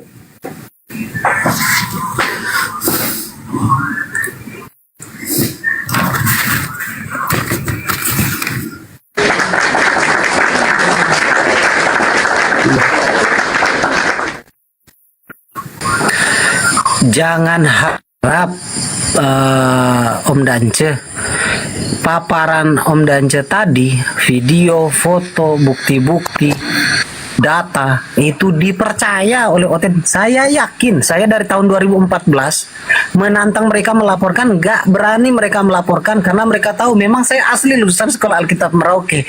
Tetapi membantah selalu, setiap kali saya buat siaran apapun pasti mereka bantah. Supaya apa? Mendelegitimasi perkataan saya agar tidak dibenarkan oleh orang-orang yang lain, oten-oten yang mau berpikir gitu loh. Apalagi orang Islam, jangan percaya itu Filipus berita. Padahal sampai sekarang Om dan ya Brur ya, sebetulnya saya nggak boleh sebut Om atau apa ya, Brur ya, kami saling menghormati dengan kalimat Brur ya, Brur dan semua. Iya dong, kita kan orang karismatiknya manggilnya Brur ya, dari Peterson kan, kita kan anak buahnya Peterson dan W.J. Seymour, bener nggak Om Dance? Iya, betul. Brur Dance ya kan, ya dari Peterson dan W.J. Seymour itu kita harus manggil Brur. Oke. Jadi percuma gitu loh. Kita mau jelaskan percuma karena udah berkali-kali juga kita jelaskan, termasuk saya sendiri sudah menjelaskan, menyatakan dan menggunakan data-data sampai sekarang. Mereka tetap terus membantah. Kami, saya, Brur dan Jemumek dan saya itu berada di tinggal di Manado, Sulawesi Utara. Kami berada di daerah mayoritas Kristen. Kalau kami ini cuma mau menista cari-cari pansos ya, bul ala zam-zam fatu'araf, kencingnya air zam-zam biar sumur zam-zam biar kita terkenal, ngapain coba kita ngaku-ngaku? Yang lain kayak biar terkenal, lempar mobil kayak apa, maki-maki apa kayak, atau buat sebuah kekacauan yang sensasional. Kenapa kita mau ngaku-ngaku mantan kafir, apalagi mantan pendeta? Nah, uzubillahi min zalik, nggak ada kerjaan banget. Tapi memang benar mereka nggak mau mengakuinya, sehingga menggunakan beberapa narasi, frasa, diksi supaya kita itu perkataannya tidak didengar oleh orang Islam pada khususnya dan seluruh manusia pada umumnya. Tapi sayang, tidak semua orang yang tidak menggunakan akal fikirnya. Gitu loh. Saya yang adalah seorang sarjana agama, Om Dance yang adalah seorang magister agama, itu nggak dipercaya coy. Mereka lebih percaya si Kudis. Tanya si Kudis, dia kuliah teologi nggak lulus DO, kuliah hukum nggak DO, kuliah teologi nggak pernah. Mereka lebih percaya yang gitu. Oh, katanya yang bodoh dari Allah itu bisa mengalahkan yang berhikmat dari Tuhannya. Giliran Nabi Muhammad kita sodorkan, Nabi Muhammad SAW itu nggak sekolah tapi pinternya luar biasa. Kalian nggak percaya, dasar buta huruf, dasar lah, begitu kan kalian. Nah, jadi sumembukmun umyun fahum la yarjiun, maha benar Allah dengan segala firman-Nya. Ya, itu yang mau saya sampaikan ke klien-klien. Ya, saya udah capek, silakan lihat. Ya, aku mau sapa dulu tamu yang baru naik. Mbak Fitrias, assalamualaikum dan selamat malam. Selamat malam. Dari Kristen ya Mbak ya? Iya, saya Kristen. Ya, oke, tahan dulu ya, aku mau sapa Bang Alfinya. Bang Alfi, assalamualaikum dan selamat malam. Assalamualaikum Abang, aku mau menyampaikan pertanyaan, boleh Bang, untuk mantan pendeta yang sudah mualaf, alhamdulillah. Pertanyaannya apa Bang? Nah, ini kan Pak Filipus sama Pak Pendeta yang sudah mualaf ini kan pasti kan paham betul ya mengenai isi Bible sampai mualaf. Terus mengenai pernikahan untuk Kristen itu apa ada yang tertulis sah di Bible dan diyakini itu membuat mereka mengatakan dia punya pernikahan itu sah gitu. Sedangkan di umat Muslim tertulis dengan terpapar dengan jelas gitu. Itu aja pertanyaanku. Soalnya mereka tuh selalu memframing, menista Nabi Muhammad dengan pernikahannya. Padahal mereka sendiri apa ada pernikahan yang sah untuk agamanya dia. Oke, terima kasih. Turunkan saya dan dijawab. Ya, kasih Bang Alfi ya. Itu pertanyaan titipan. Ya, silakan Bang Dance. Ya, memang dalam Bible itu tidak dijelaskan ya aturan yang sebenarnya tentang perkawinan. Cuma dengan jelas seorang pria ya akan kawin dengan seorang wanita. Jadi mereka disatukan. Nah, seperti saya sebutkan tadi bahwa dalam Bible itu ya tidak ada ya aturan secara detail sama dengan apa yang diaturkan di dalam Al-Quran itu sendiri ya. Cuman dalam Bible itu ya saya bacakan ada satu dalil di sini ya.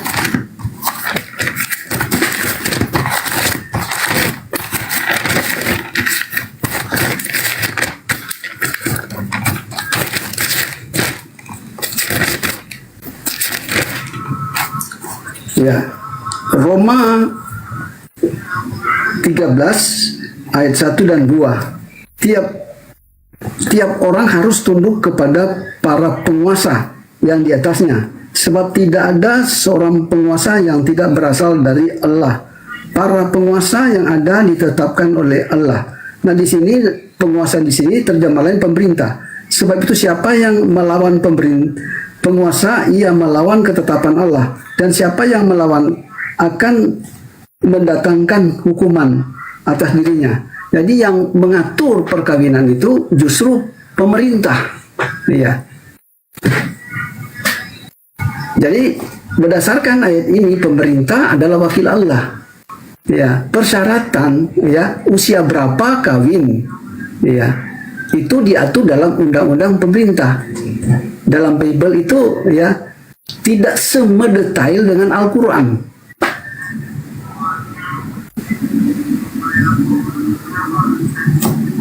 Ya, demikian. Oke, makasih Mbak Dance ya. Silakan Mbak Fitria mau bertanya sama Abah Dance atau Bang Filipus. Silakan Mbak Fitria. Waktu dan tempatnya persilakan. Ya, saya mau tanya Pak Dance lah. Pak Dance, tadi saya dengar katanya mualaf karena membaca Bible, benar ya Pak? Ya, betul. Dan yang saya dengar Bapak mengutip semua perkataan Yesus, artinya Bapak percaya kepada Allah Bapak, kepada Tuhan yang Bapak ini karena Yesus, begitu Pak? Iya. Oh, karena perkataan Yesus. Artinya Bapak percaya dong kepada semua yang dikatakan Yesus. Iya. Yesus itu dalam Al-Quran kan sebagai utusan Allah. Jadi kami yakin dia adalah utusan, bukan Tuhan. Nah, kenapa saya mualaf karena Yesus? Karena dalam Bible sendiri Yesus disunat. Lukas pasal 2 ayat 21. Yesus puasa. Matius pasal 4 ayat 2. Yesus membasuh kaki murid-muridnya. Yohanes 13 ayat 1 sampai 17. Yesus berdoa dengan cara sujud. Dan yang terakhir ini, walaupun itu kami tidak yakini, tetapi dituliskan dalam Bible, pada saat dia mati, dia dikafani. Artinya dibungkus dengan kain putih. Seperti selayaknya seorang meninggal dunia dalam cara Islam dibungkus dengan kain putih. Semua yang dilakukan oleh Yesus yang saya telah bacakan tadi itu dilakukan oleh orang-orang Muslim, jarang dilakukan oleh Kristen. Ya, jadi saya ingin ya mengikuti Yesus, saya harus masuk Islam. Kenapa? Karena Yohanes pasal 14 ayatnya yang ke-6, Yesus berkata, "Akulah jalan dan kebenaran dan hidup. Tidak seorang pun datang kepada Bapa kalau tidak melalui aku." Nah, semua yang dilalui oleh Yesus saya temukan dengan cara-caranya Muslim. Muslim apa artinya? Orang berserah diri kepada Allah. Dan Yesus meyakini Allah satu-satunya. Yesus melakukan perintah Tuhan. Ya, seperti apa yang dia katakan. Aku datang bukan merubah Torah dan hukum para nabi. Dan dalam kitab Yesaya juga disebutkan, firman yang keluar daripada mulut Allah dia tidak akan tarik, tetapi itu akan pergi sesuai dengan apa yang diperintahkan untuk itu. Jadi dengan jelas, ya, apa yang dilakukan oleh orang-orang Muslim itu searah dengan apa yang telah dilakukan oleh nabi-nabi sebelum Muhammad SAW. Seperti Nabi Abraham menerima firman untuk keturunan yang bersunat, Muslim melakukan itu. Musa menerima hukum-hukum, ya, termasuk ada larangan jangan makan babi, dan demikian dilakukan oleh orang Muslim. Demikian Yesus seperti saya telah bacakan tadi. Jadi untuk menuju keselamatan itu harus masuk Islam, gitu. Baik Pak, jadi memang Bapak betul-betul percaya dengan semua yang dikatakan Yesus, makanya Bapak masuk Islam. Dan saya baca pun typingannya memang ada beberapa yang mengatakan mereka percaya dengan perkataan Yesus. Nah, jadi begini, dalam Lukas 23 ayat 46, ini perkataan Yesus sendiri berkata, "Ya Bapa, ke dalam tanganmu kuserahkan nyawaku." Yesus menyerahkan nyawanya di atas kayu salib. Apakah Bapak percaya ini?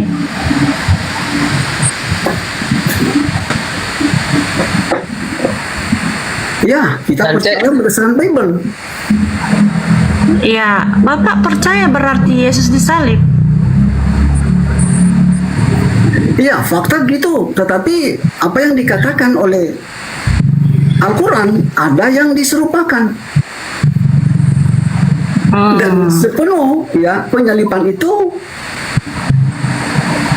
seperti apa yang dikatakan Elis TV, itu awal pertama kemauan iblis. Saya bacakan ayatnya. Tunggu sebentar, saya bacakan ayatnya. Tapi Pak, begini. Sebentar. Ini harus dituntaskan. Iya, tetapi begini Pak, sebelum terlalu jauh. Yohanes 13 ayat 2. Ketika mereka sedang makan bersama, iblis telah membisikkan rencana dalam hati Yudas, anak Simon Iskariot, untuk menyerahkan dia. Untuk menyerahkan apa? Untuk menyerahkan di salib. Lalu Yohanes pasal 13 ayat 27. Sesudah Yudas menerima roti itu, ia kerasukan iblis. Lalu Yesus berkata kepadanya, "Apa yang hendak kau perbuat, perbuatlah dengan segera." Jadi ketika Yudas kerasukan iblis, Yesus suruh, lakukanlah apa yang Anda lakukan. Apa itu? Merencanakan untuk disalib. Tetapi apa kata Al-Quran? Ya, ada yang diserupakan. Nah, ini ada ahli-ahlinya yang berpotensi untuk berarti begini, berarti Bapak percaya dengan Yesus disalib, sedangkan agama Bapak yang sekarang menyangkal Yesus disalib. Jadi posisi Bapak ini di mana? Kami, Mbak kayaknya nggak ngerti penjelasan Om Dance. Om Dance menjelaskan tadi bahwa kami percaya ada yang disalib dan diserupakan. Dia mungkin sebentar Pak. Bukan, sebentar Pak. Pak Dance dengan jelas berkata dia meyakini Yesus disalib karena dia pun tadi menyatakan bahwa dia percaya semua apa yang dikatakan Yesus dalam Alkitab, dalam Injil. Nah, saya buka ayat Lukas 23:46, perkataan Yesus sendiri, "Ya Bapa, ke dalam tanganmu kuserahkan nyawaku." Bapak percaya itu. Nah, tetapi Tuhan Bapak percaya, tetapi kami percaya juga ya berdasarkan keterangan Al-Quran. Ada yang diserupakan. Loh Bapak tidak bisa karena ini bertentangan. Bapak ya pilih yang disalib atau yang diserupakan. Bapak tidak bisa dua kaki. Karena kalau Bapak percaya yang disalib, Bapak pasti sedang menghina Tuhan Bapak yang sekarang. Karena Tuhan Bapak yang sekarang menyatakan dia tidak dengar. Beliau tidak percaya Yesus. Beliau tidak percaya Yesus anak Maria yang disalib, tapi ada penyaliban. Yang disalib itu yang diserupakan. Bapak itu tadi bilang dia percaya Yesus disalib kok. Barusan kenapa Ibu lagunya enggak? Bang Pak Dance menjawabnya di versi Bible. Kalau di versi Al-Quran, keyakinan Pak Dance itu diserupakan. Makanya dijawab dia paralelkan. Enggak, bukan mata-mata gitu. Oke, sebentar. Sabar. Satu dulu, sebentar. Percaya dua-dua, mati dia bisa percaya dua-dua. Sabar Bu, saya kan sabar dengar ini. Apakah Anda juga percaya Markus 16:12 Yesus menampakkan diri dalam rupa yang lain? Percayakah? Ya, saya percaya seluruh isi Alkitab. Kasih tahu rupa yang bagaimana? Ya, waktu Yesus menampakkan diri dalam rupa yang lain.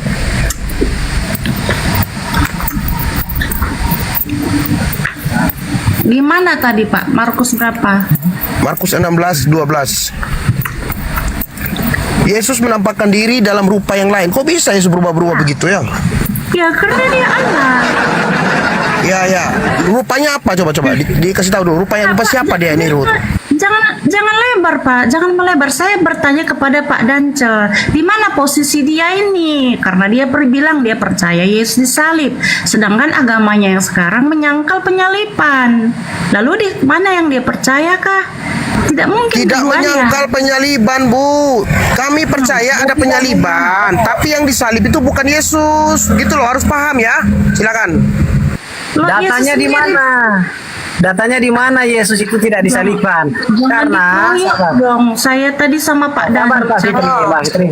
Sabar ya teman-teman. Saya dulu jelaskan. Pak Dance aja lah yang jawab. Ya sabar Mbak Fitri. Dari tadi kan Om Dance sudah mengatakan, saya percaya adanya penyaliban. Namun ada penjelasan lain bahwa dia tidak disalibkan, ada yang diserupakan untuk disalib. Dia nggak bilang gitu. Dia nggak ada bilang gitu. Setelah katakan tadi, saya yakin ada penyaliban, tetapi dalam kitab suci kami Al-Quran, ya, yang disalib itu bukan dia, ada yang diserupakan.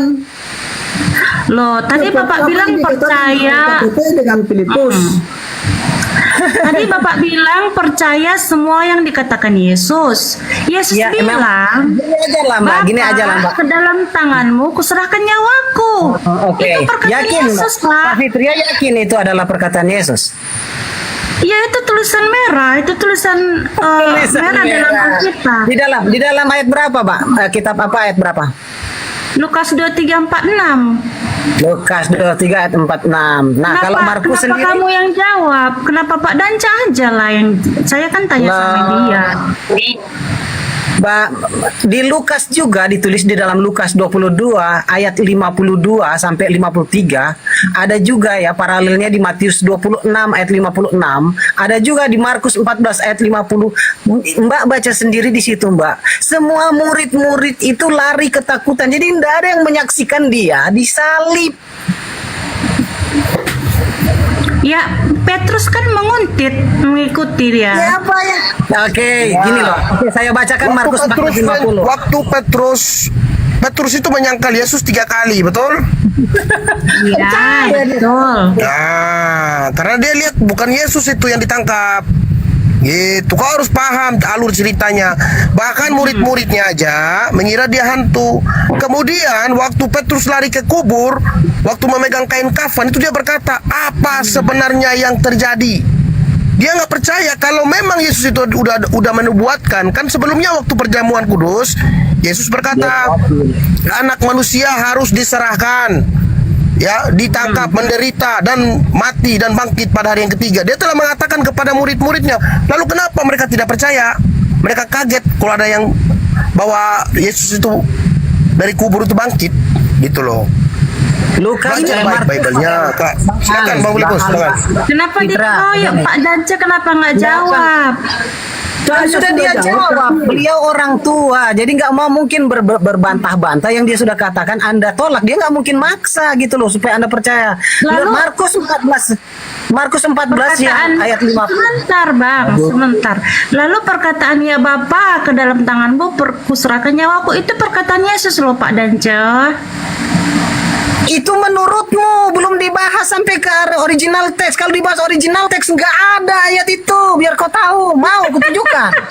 Kenapa tiba-tiba ke ini nggak ada ayat? Oh, toh dari tadi dia ngutip-ngutip perkataan Yesus kok, dari Yohanes, Matius. Perkataan Yesus yang mana? Yang disaksikan oleh siapa? Nah, sabar. Yang dalam Bible saya dong. Oke, di dalam Bible Anda ditulis Yesus disalibkan, betul, dan menyerahkan diri, betul. Iya betul. Oke, siapa yang melihat Yesus disalibkan dari murid-murid Yesus yang menulis? Ya Yohanes, Markus, Lukas, Yohanes. Bapak lu penjual kangkung, baca Markus 14:50. Lalu semua murid ada sebentar. Jangan panas Filipus. Bentar. Iya, nggak ada panas, nggak ada panas. Gini. Baca Markus 14:50. Lalu semua murid itu Markus 14:50, bacalah Mbak, Markus 14:50. Lalu semua murid itu meninggalkan dia dan melarikan diri. Lalu siapa yang melihat Yesus menyerahkan diri? Ya dia kan ditangkap tentara Romawi. Ada imam Yahudi di situ, ada Yudas. Ada Yudas katamu. Iya, ada Yudas. Ada kan dia gini loh. Ketika Yesus di Taman Getsemani, sebentar lah, saya dulu. Nah, ketika Yesus di Taman Getsemani, betul. Percaya Petrus muridnya adalah iblis dan Yudas yang adalah pengkhianat. Lucu Anda. Sabar dulu, ini Anda kayak bergantung pada keterangan Yudas dan Petrus. Sabar dulu, itu kan ada kronologinya. Nah, ketika Yesus ditangkap, memang betul semua muridnya melarikan diri. Tetapi kan dia udah ditangkap. Dia kan nggak lari, udah ditangkap tentara Berita Romawi. kematian dan berita penyerahan dirinya itu siapa yang menjelaskan? Orang semua dalam Markus 14 ayat 50, semuanya loh murid-muridnya melarikan diri. Artinya tidak ada yang tersisa.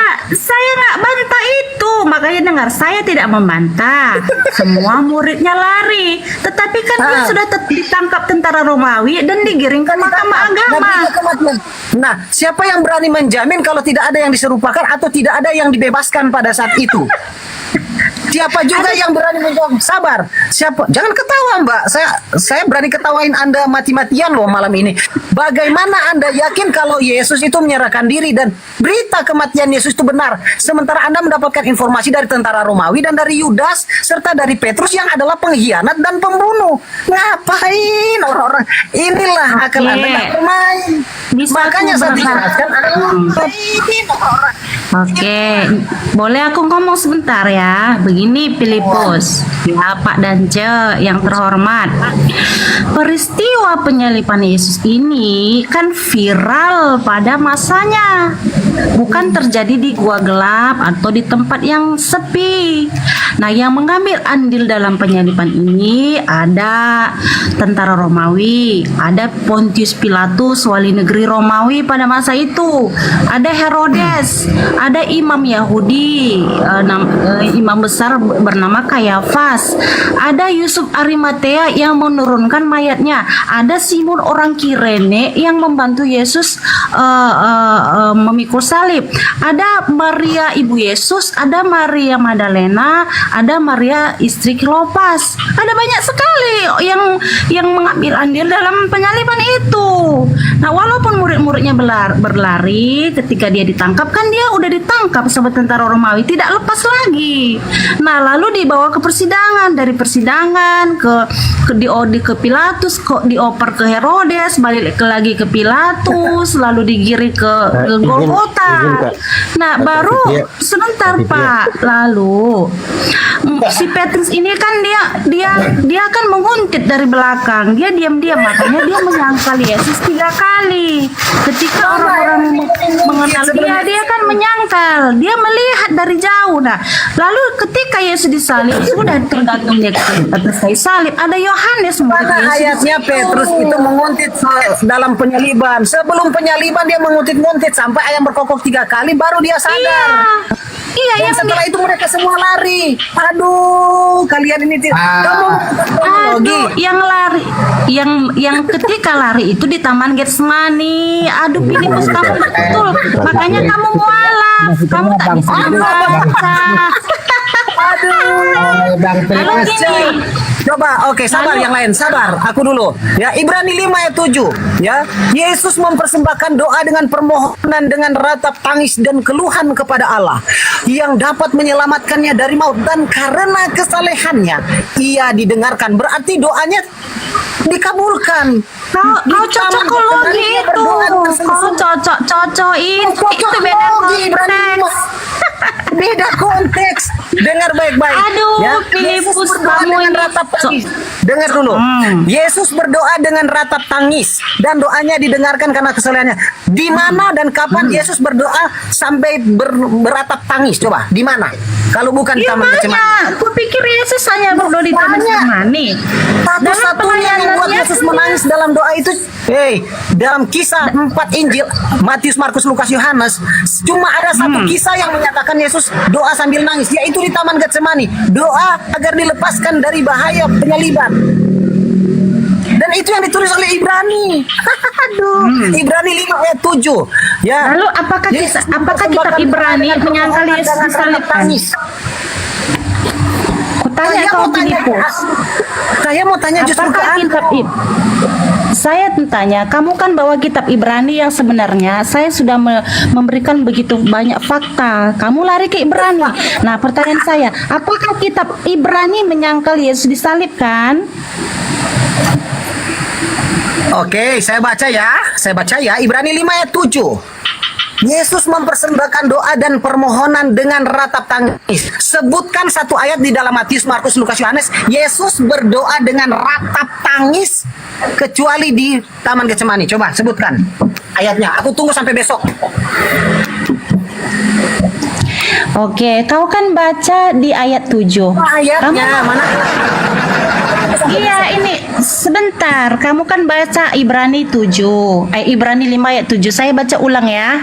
Dalam hidupnya sebagai manusia, ia telah mempersembahkan doa dan permohonan dengan ratap tangis dan keluhan kepada Dia yang sanggup menyelamatkannya dari maut. Sebentar. Di mana ayat tertulis Yesus menangis berdoa? Di mana Yesus menangis berdoa? Ayo, sebentar. Jangan lari-lari sebentar. Kita selesaikan dulu dengan gentleman, Filipus, oke? Dan karena kesalehannya, ia telah didengarkan. Ayat 8, Filipus. Dan sekalipun ia adalah anak, ia telah belajar menjadi taat dari apa yang telah dideritanya. Jederkon. Kau nggak baca ayat 8. Aku minta ke kamu sampai 7 menit sebelum sangkakala berbunyi, ya. Di mana ayat Yesus pernah berdoa dengan menangis kecuali di Taman Getsemani? Coba sebutkan ayatnya. Aku tunggu sampai besok. Berlanjut. Kau cocokologi, asumsi. Udah jelas di situ Ibrani. Kau bawa Ibrani, aku masuk Ibrani. Udah terbuka. Bentar dulu ya, Bang Filipus sebentar ya. Pakai Ustaz Dio monitor. Iya monitor Bang. Ya, silakan Ustaz Dio. Nanti Bang Filipus bentar ya, nanti Ustaz Dio yang anggapin. Silakan Ustaz Dio. Aku cuman mau konfirmasi aja. Ini kan Mbak Fitri kan masuk bertanya ke Pak Dance di Lukas 23:44. Ya Bapak, ke dalam tanganmu kuserahkan nyawaku. Dari pertanyaan inilah dia berbangga diri, seakan-akan Pak Dance tadi nggak menjawab. Nah pertanyaan saya begini Kak Fitria, ini yang ngomong begini, ya Bapak ke dalam tanganmu kuserahkan nyawaku, ini siapa yang ngomong gitu Kak? Pasti Yesus. Ya Mbak Fitria, silakan Mbak Fitria dibuka mute-nya. Mikrofonnya ke mute itu.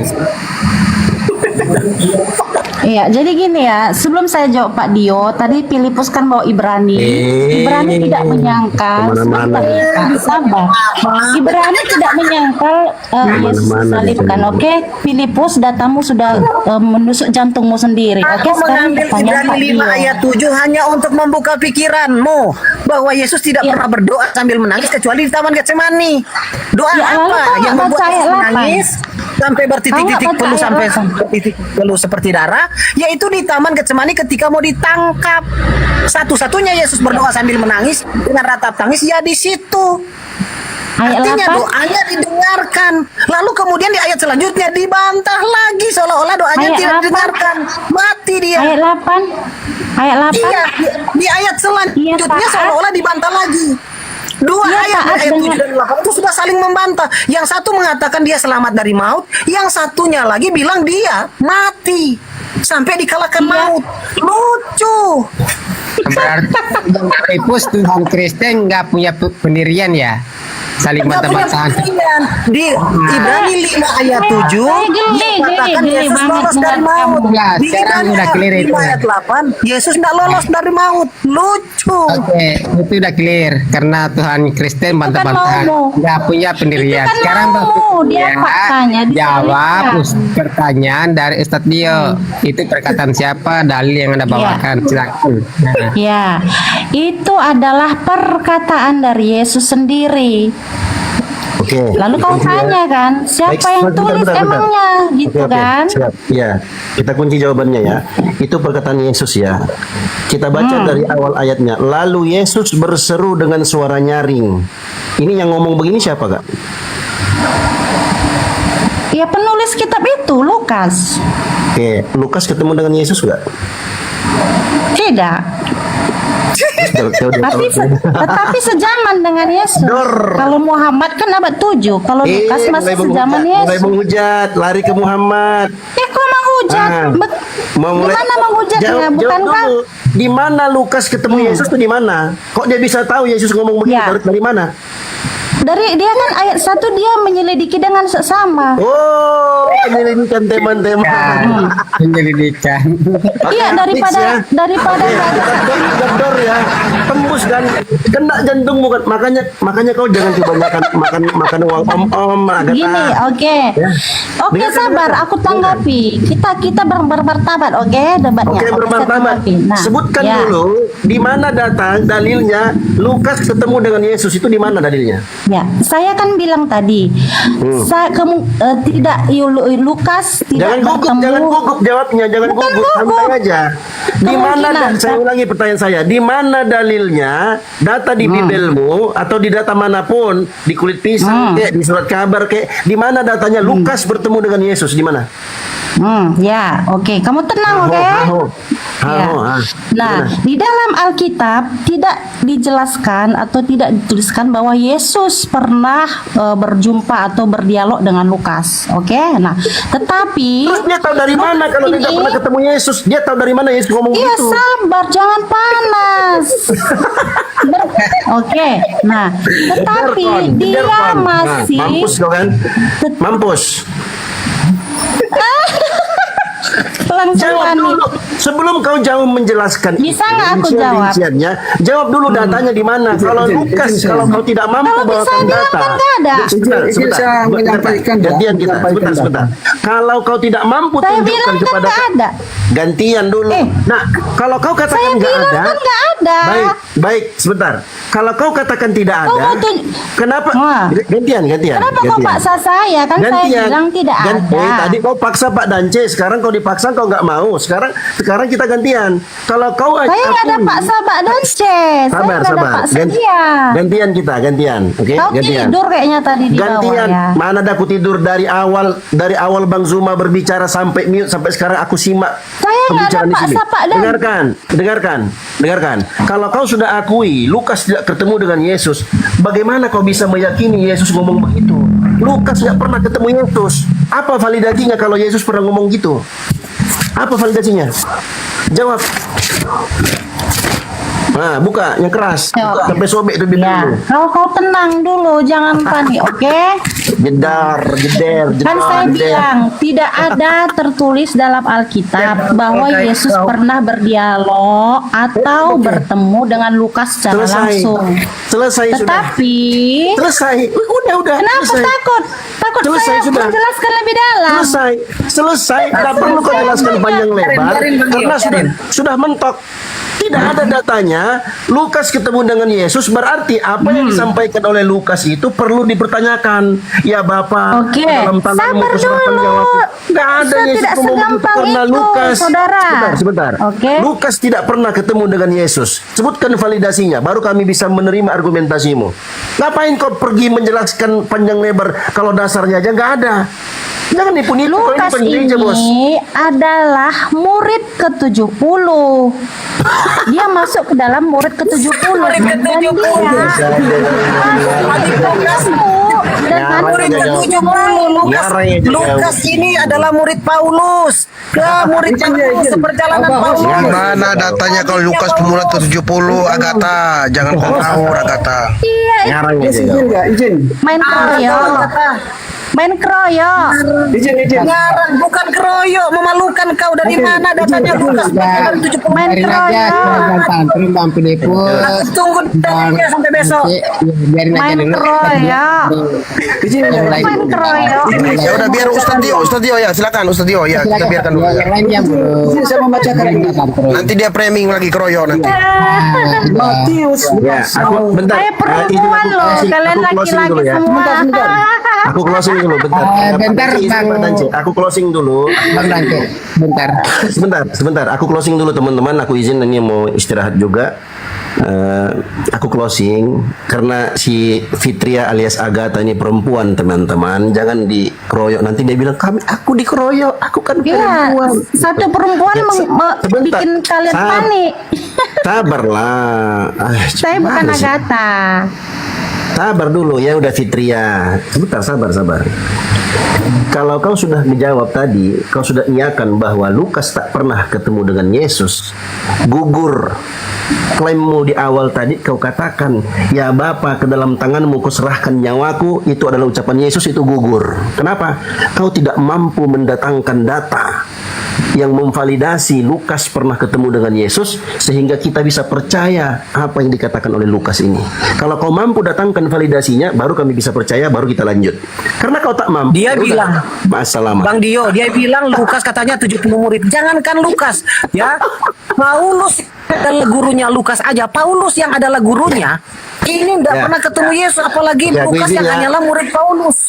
Ya, Bang Filipus. Oke, izin ya buat kandaku, Bang Suma, Bang Al. Ya.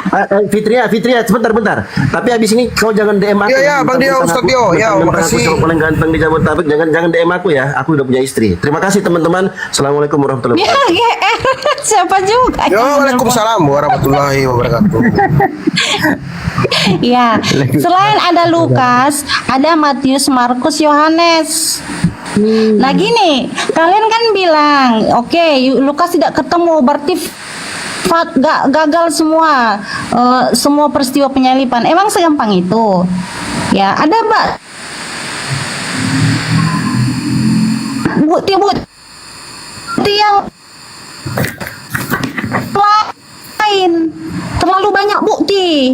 Sedangkan yang di abad ke-7 tidak ada, bukan Lukas berkata, "Hai Theophilus." Izin dulu Agatha, izin bentar. Teman-teman tolong sabar Agatha. Tolong tap layar teman-teman. Komalnya goyang ya. Terima kasih teman-temanku Supron. Yang di bawah, teman-teman yang di bawah, saya izin iklan ya. Teman-teman yang di bawah, tap layar, share dan juga follow lah begitu. Dan jangan lupa ya, bagi saudara yang punya rezeki, sisihkan harta Anda untuk saudara-saudara kita Kristen, Islam, Hindu, Buddha yang ada di Sumatera yang mendapatkan bencana. Ya, hanya mengingatkan saja demikian. Jangan ke saya dulu ya, yang di YouTube enggak usah dulu ke saya. Ke sana dulu, kita fokuskan ke sana. Oke, demikian lanjut. Izin ya, ada 2 ayat yang saya akan tunjukkan di sini. Ya. Matius pasal 12 ayat 40. Sebab seperti Yunus tinggal di dalam perut ikan besar, 3 hari 3 malam. Demikian juga anak manusia akan tinggal di dalam rahim bumi 3 hari 3 malam. Kalau Yunus hidup di perut ikan, demikian juga Yesus hidup di dalam rahim bumi. Jadi di sini tidak berbicara kematian, tetapi Yesus hidup di sini. Ya. Lalu kita comparekan ya pada Kisah Para Rasul pasal 25 nomor 19. Saya bacakan. Iya. Kisah Para Rasul 25 nomor 19. Tetapi mereka hanya berselisih paham dengan dia tentang soal agama mereka dan tentang seorang bernama Yesus yang sudah mati. Sedangkan Paulus katakan dengan pasti bahwa dia hidup. Saya baca ulang di sini. Ya. Paulus katakan dengan pasti bahwa ia hidup.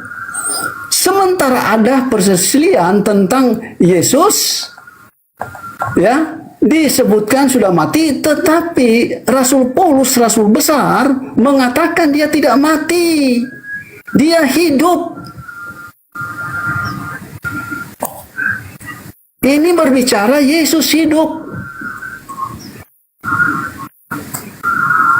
Kalau Yesus mati, maka kuburnya itu masih ada. Itu baru disebut penebus dosa. Kematian penebus dosa pasti Yesus mati.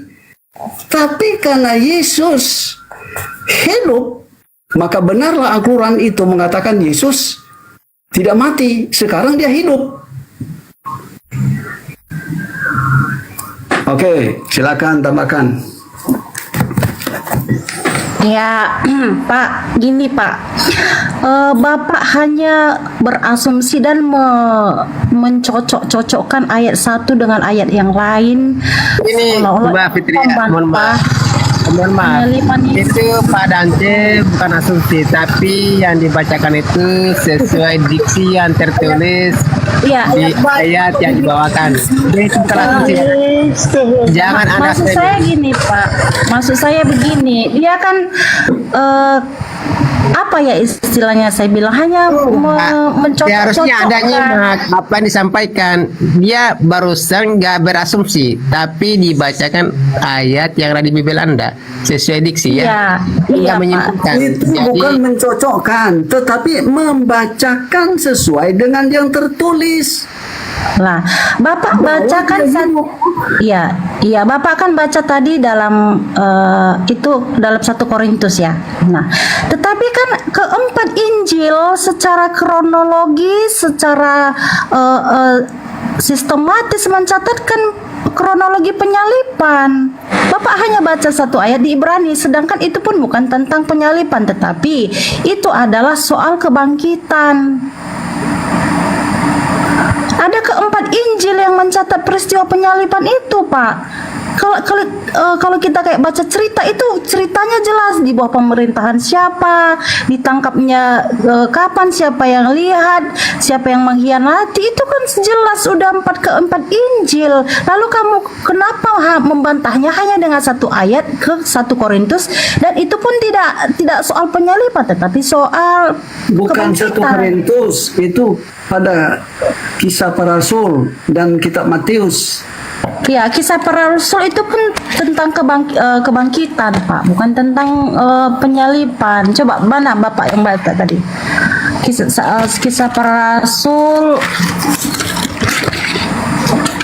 Dia percaya 4 Nah, di situ dikatakan yang tidak kompak. Di situ tadi tidak pernah kompak dalam menuliskan peristiwa-peristiwa tentang Yesus. Kalau kau tahu Mbak Fitri ya. Jadi jangan terlalu percaya dengan 4 Injil itu. Nggak ada satupun Injil itu yang kompak dalam hal menceritakan tentang Yesus, apalagi penyaliban dan kematiannya. Dalam hal kematian, Injil yang satu mengatakan kalimat terakhir Yesus adalah Eli Eli lama sabaktani. Yang satunya, ke dalam tanganmu kuserahkan nyawaku. Yang satunya, sudah selesai. Apa ini? Yang mana yang benar? Tidak ada yang bertentangan situ. Kamu yang tidak mengerti cara membacanya. Kalimat terakhirnya masing-masing menjelaskan lain, tapi semua sama, benar semua. Oh iya udah. Iya benar semua. Lanjut aja kau debat dengan Iya, gini Filipus ya. Kamu dalam Bible itu membantah. banyak yang bertentangan, Fitria. Mau saya tunjukkan? Gini Pak ya, saya hanya minta gini Pak ya, kalian inilah waras lah ya. Anda yang nggak waras, Fitria, tadi sudah ditunjukkan oleh Pak Dance bahwa tentang kematian Yesus sudah dinubuatkan seolah-olah sama dengan peristiwa Yunus. Yunus di perut ikan 3 hari 3 malam, Yesus di perut bumi 3 hari 3 malam. Oke, fix, walaupun cuma 1 hari 2 malam, meninggoy hari Jumat, bangkit pagi-pagi benar, itu sudah nggak benar, tapi minimal dia 3 hari lah dari hari Jumat, itu aja Jumat itu 1 hari, Sabtu itu hari 1 hari, dan Minggu itu juga 1 hari, taruhlah 3 hari 3 malam. Tapi pertanyaannya yang mau dijelaskan oleh Ustadz Dance, Yunus itu di dalam, kan Yesus menjelaskan sendiri toh. Yesus bilang apa? Sama angkatan yang jahat Tapi ini faktanya dia disalib. tapi kepadamu, sabar dulu. Tapi kepadamu tidak diberi tanda kecuali tanda Yunus. Sama seperti Yunus di dalam perut ikan 3 hari 3 malam, demikian anak manusia 3 hari 3 malam di dalam rahim bumi. Pertanyaannya, Yunus di perut ikan hidup apa mati? Hidup. Berarti Yesus harusnya hidup, bukan mati. Kalau Yesus hidup, berarti tidak menggenapi tanda Yunus. Sekarang pertanyaan, apakah Yunus di dalam perut ikan itu mati dia selama 3 hari? Tidak. Berarti kalau mau ikuti tanda Yunus, maka Yesus nggak boleh mati di perut bumi. Dia harus cuma tidur, pingsan, atau memang hidup bernafas seperti Nabi Yunus di perut ikan itu. Kan Yesus sendiri bilang, seperti tanda Yunus demikianlah anak manusia. Nah, berarti kau mau mengatakan perkataan Yesus sendiri waktu hidup? Oke, Ya, itu kan kemauanmu. Faktanya dia Kayaknya saya harus masuk nih. Kemauanmu ayat Alkitab yang kubah. Sekarang saya bertanya lah, satu pertanyaan dari saya. Mbak Fitria, Siapa? bentar ya, Mbak Fitria, saksi mata Mbak Fitria. Bentar dulu, aku mau sapa abangku, guru saya, Bang Hendy Selebe. Assalamualaikum warahmatullahi wabarakatuh. Waalaikumsalam warahmatullahi wabarakatuh. Ya, kamu yang baru naik, yang Kristen, Bang Ronald, selamat malam. Selamat malam, Pak. Kristen ya? Islam, Bang. Alhamdulillah. Oh, Islam. Ada yang mau disampaikan? Oh, minta doanya, Bang, untuk keluarga yang di Sumatera. Mudah-mudahan keluarga saya cepat ketemu. Udah, Bang. Dia kita ada doakan. Ya, oke Bang ya, nanti nyimak di bawah aja. Bang Tanker, selamat malam. Bang Tanker, selamat malam. Malam diselamatkan. Ya udah ya, aku turunkan ya. Assalamualaikum. Assalamualaikum. Salam. Bang Tanker Muslim ya? Muslim. Iya. Ada yang mau disampaikan? Pengen tanya aja itu, kalau upah dosa adalah maut, berarti itu aja udah. Upah dosa adalah maut, itu aja udah, itu sama orang Kristen. Iya. Oke, pertanyaan titipan aja. Mohon maaf ya, aku turunkan ya. Oke, terima kasih. Waalaikumsalam. Ya, sama-sama. Silakan Bang Handi. Izin dulu ya, izin ke Pak Dance dulu sama Ustadz Filipus nih. Izin dulu ya bentar ya, guruku ya.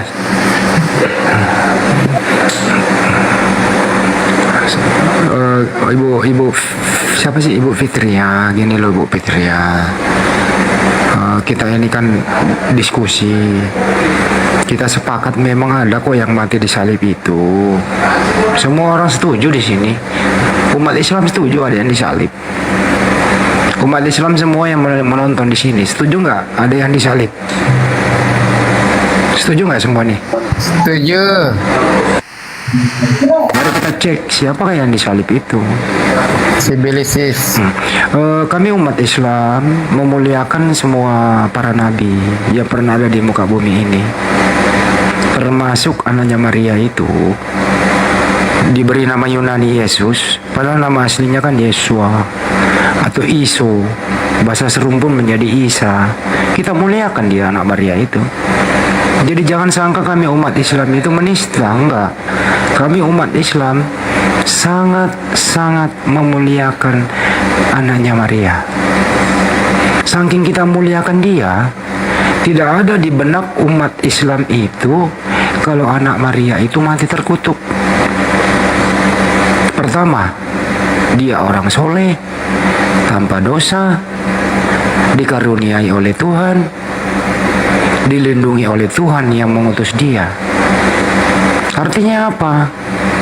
Kalau sudah demikian, tidak mungkin Tuhan melanggar janjinya sendiri bahwa tidak boleh membunuh orang yang tidak bersalah. Tidak boleh membunuh orang yang melanggar. Orang yang dimuliakan. Jadi Tuhan itu nggak mungkin melanggar janjinya.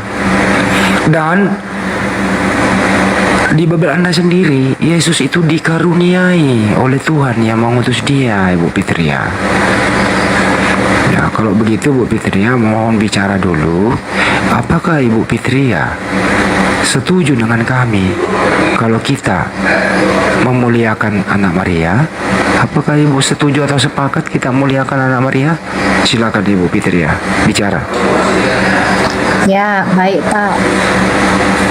Tentu saya memuliakan Yesus. Nah, tetapi kita bicara fakta, bukan maunya Bapak, bukan maunya saya, bukan maunya dia diselamatkan. Bukan, kita bicara fakta apa adanya, bukan maunya saya. Baik, cukup Bu. Saya cuma konfirmasi aja. Jadi setuju kita muliakan dia. Kita lanjut dulu ya Bu ya, pelan-pelan nih, pelan-pelan. Kalau kita setuju memuliakan dia, pantas nggak orang mulia ini mati terkutuk di tiang salib? Menurut Ibu pantas atau tidak? Silakan. Ya, seharusnya tidak pantas. Oke, tidak pantas. Terima kasih. Kita lanjut. Yesus selama hidupnya, apakah Ibu setuju dilindungi oleh Bapaknya yang mengutus dia? Ibu setuju? Dilindungi bagaimana maksudnya? Dilindungi dari mara bahaya. Setuju? Ya, dia memiliki kuasa sendiri atas hidupnya. Oke, baik, nggak apa-apa. Ibu pernah membaca nggak Yesus ke Bukit Getsemani malam-malam bersama muridnya? Ya. Oke. Menurut Ibu, Yesus ke Bukit Getsemani itu pergi berdoa atau pergi rekreasi? Berdoa. Berdoa kepada siapa itu Ibu? Kepada Bapaknya. Baik. Ibu tahu isi doanya apa? Iya, kehendakmu lah yang jadi Bapa. Inti doanya itu apa Ibu? Minta diselamatkan atau minta dihukum? Jauhkanlah cawan ini sekiranya, tetapi bukan kehendakku, tetapi kehendakmu. Jauhkanlah cawan ini. Cawan itu apa Bu? Kematian. Jadi Yesus di Bukit Getsemani, kesimpulannya minta diselamatkan dari kematian, betul? Ya. Oke. Bukan. Kalau boleh lalukanlah cawan ini. Ya, betul. Penderitaan ini. Ya. Tetap. Kesimpulannya Yesus berdoa minta diselamatkan dari kematian, kan gitu kesimpulannya. Setuju? Ya. Oke, baik. Lanjut Pak, jangan bertele-tele. Ini to the point loh ini Ibu. Nah, terus sekarang kalau Yesus minta diselamatkan, apakah Bapaknya menerima permintaan Yesus atau menolak? Ya kehendak Bapa memang dia disalib.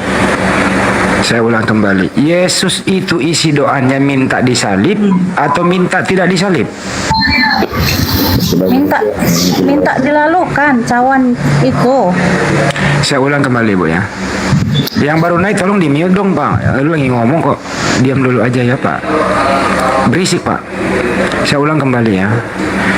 Doanya Yesus itu minta disalib atau minta tidak disalib?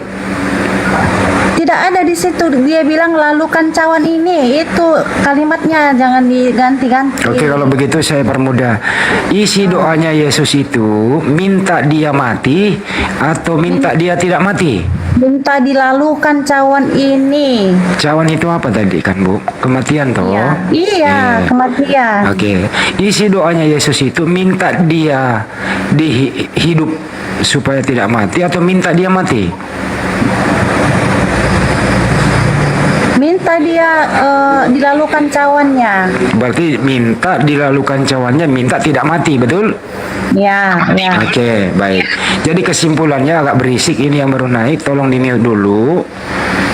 Jadi kesimpulannya, Yesus berdoa kepada Tuhannya, kepada Bapa, agar dia tidak mati, betul?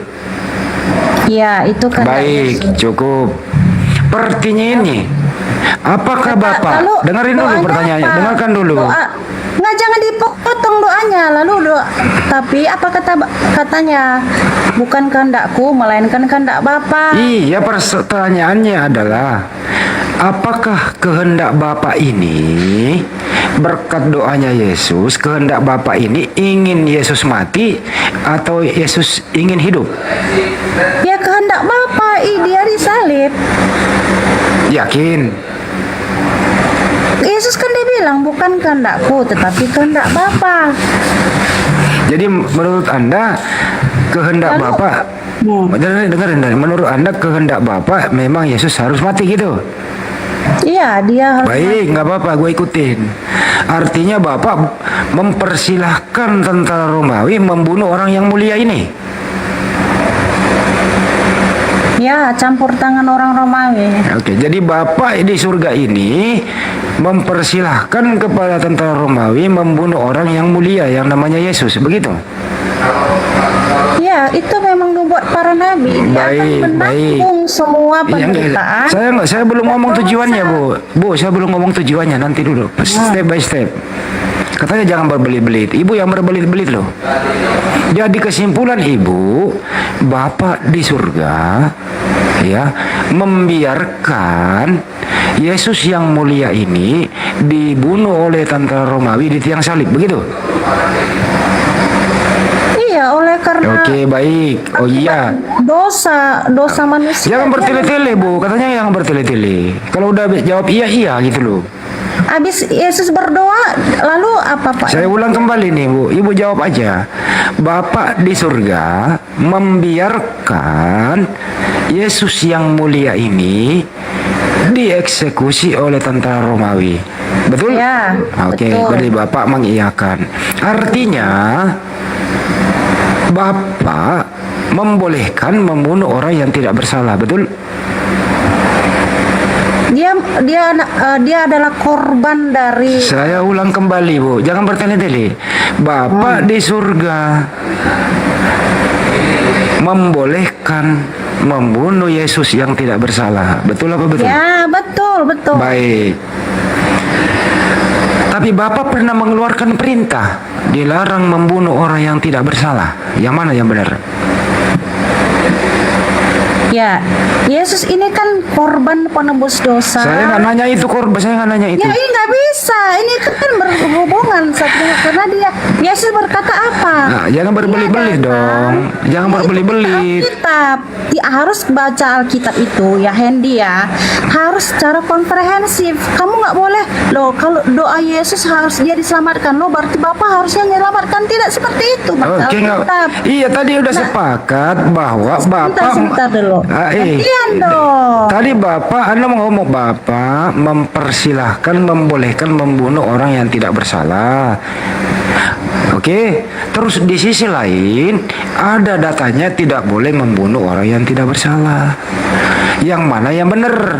Boleh membunuh orang yang tidak bersalah atau tidak boleh membunuh orang yang tidak bersalah? Yang mana yang benar? Silakan. Ya, kita manusia ketika kita melakukan pembunuhan itu dosa, ya.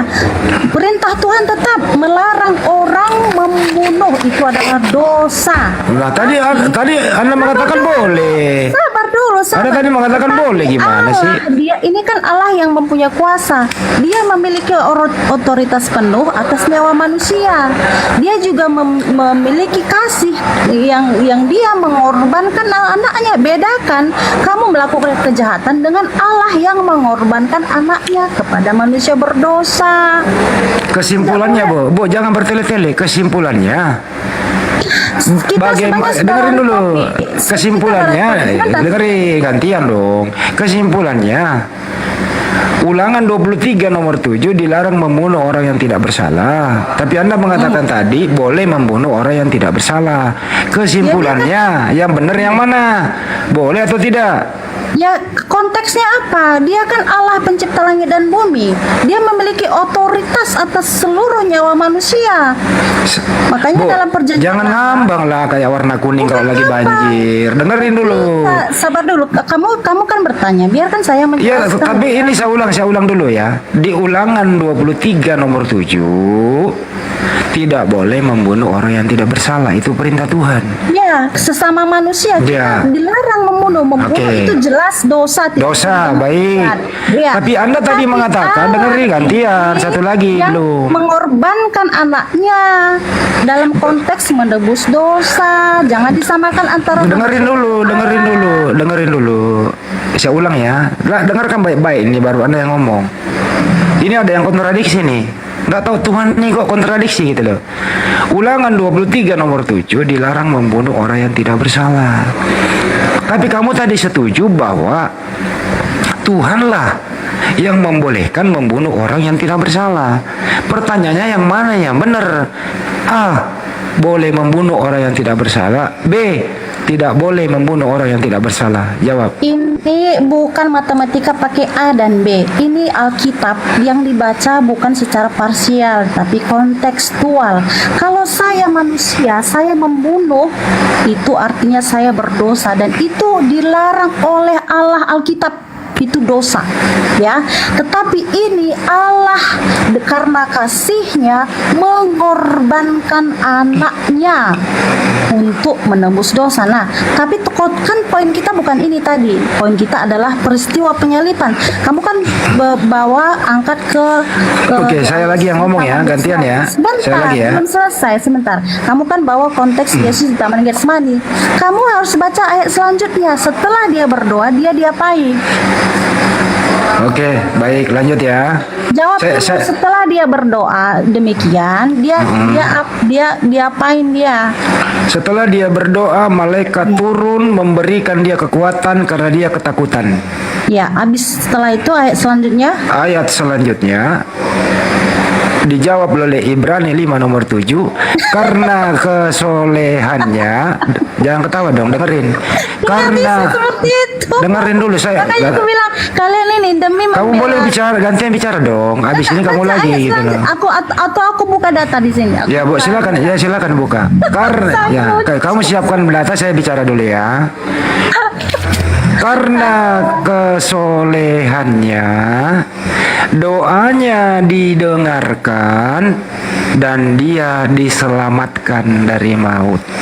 Jadi Yesus ini orang karena Yesus ini orang soleh, doanya didengarkan, dia tidak mati. Baca ayat 8, Pak. Ayat 8. Kau yang baca lah. Kau nggak berani.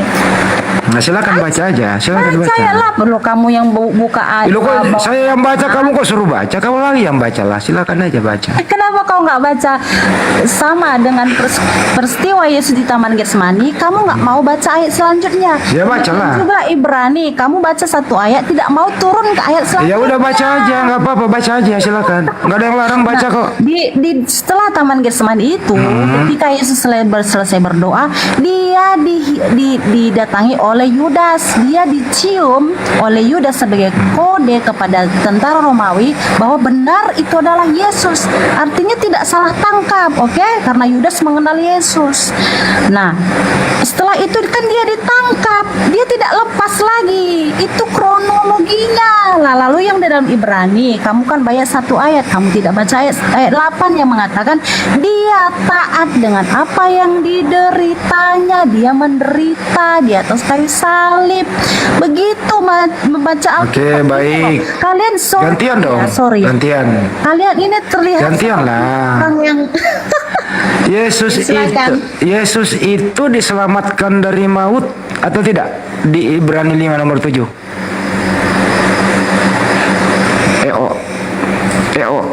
Kok Jawablah. Itu Jawab. kan maumu. Kamu baca ayat. Saya ulang kembali ya. Untuk menggugurkan. Jawab dong kalau ditanya. Jawab dong kalau ditanya. Yesus itu diselamatkan dari maut atau tidak?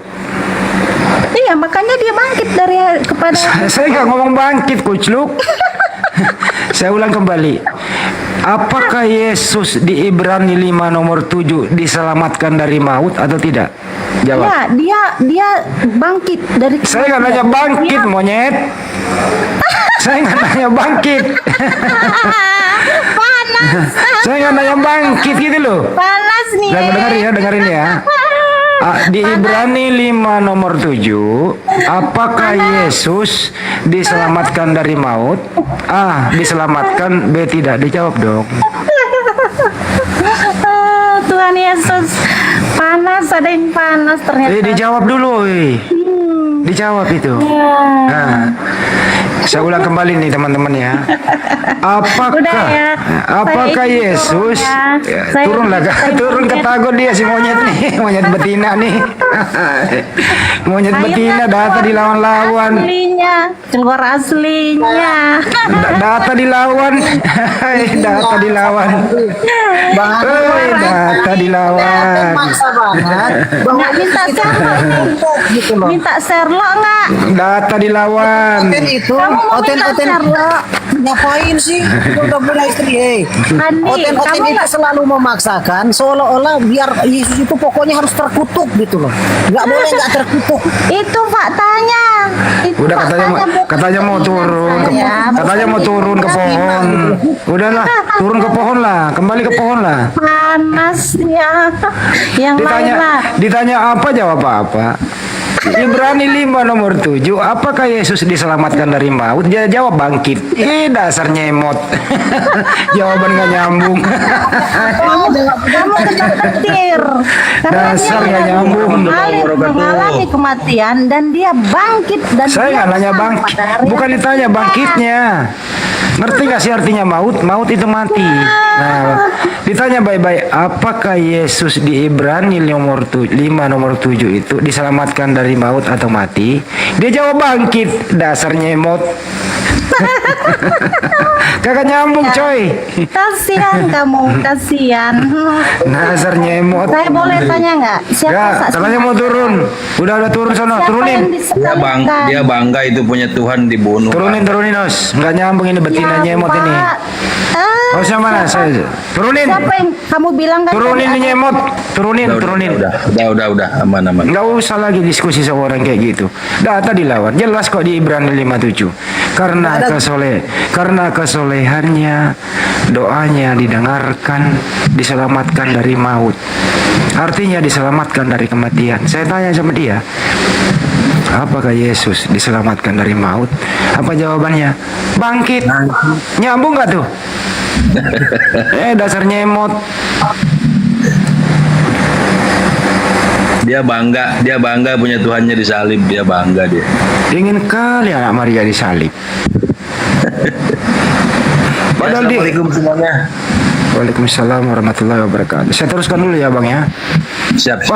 Padahal ya, yang disalib itu, yang dikutuk oleh Elohim itu adalah orang yang bersalah. Sebagaimana di Ulangan 22 itu. Orang yang dikutuk oleh Elohim itu yang disalib. Makanya di Galatia 3 nomor 13 itu, Kristus telah menebus kita dari kutuk hukum Taurat dengan menjadi kutuk karena kita. Sebab ada tertulis, terkutuklah orang yang digantung pada kayu salib. Tidak mungkin anaknya Maria yang mulia ini terkutuk. Saya sebenarnya mau arah ke sana. Setuju tadi Yesus anak orang mulia, orang soleh. Apakah dia terkutuk? Nggak mungkin gitu loh. Iya.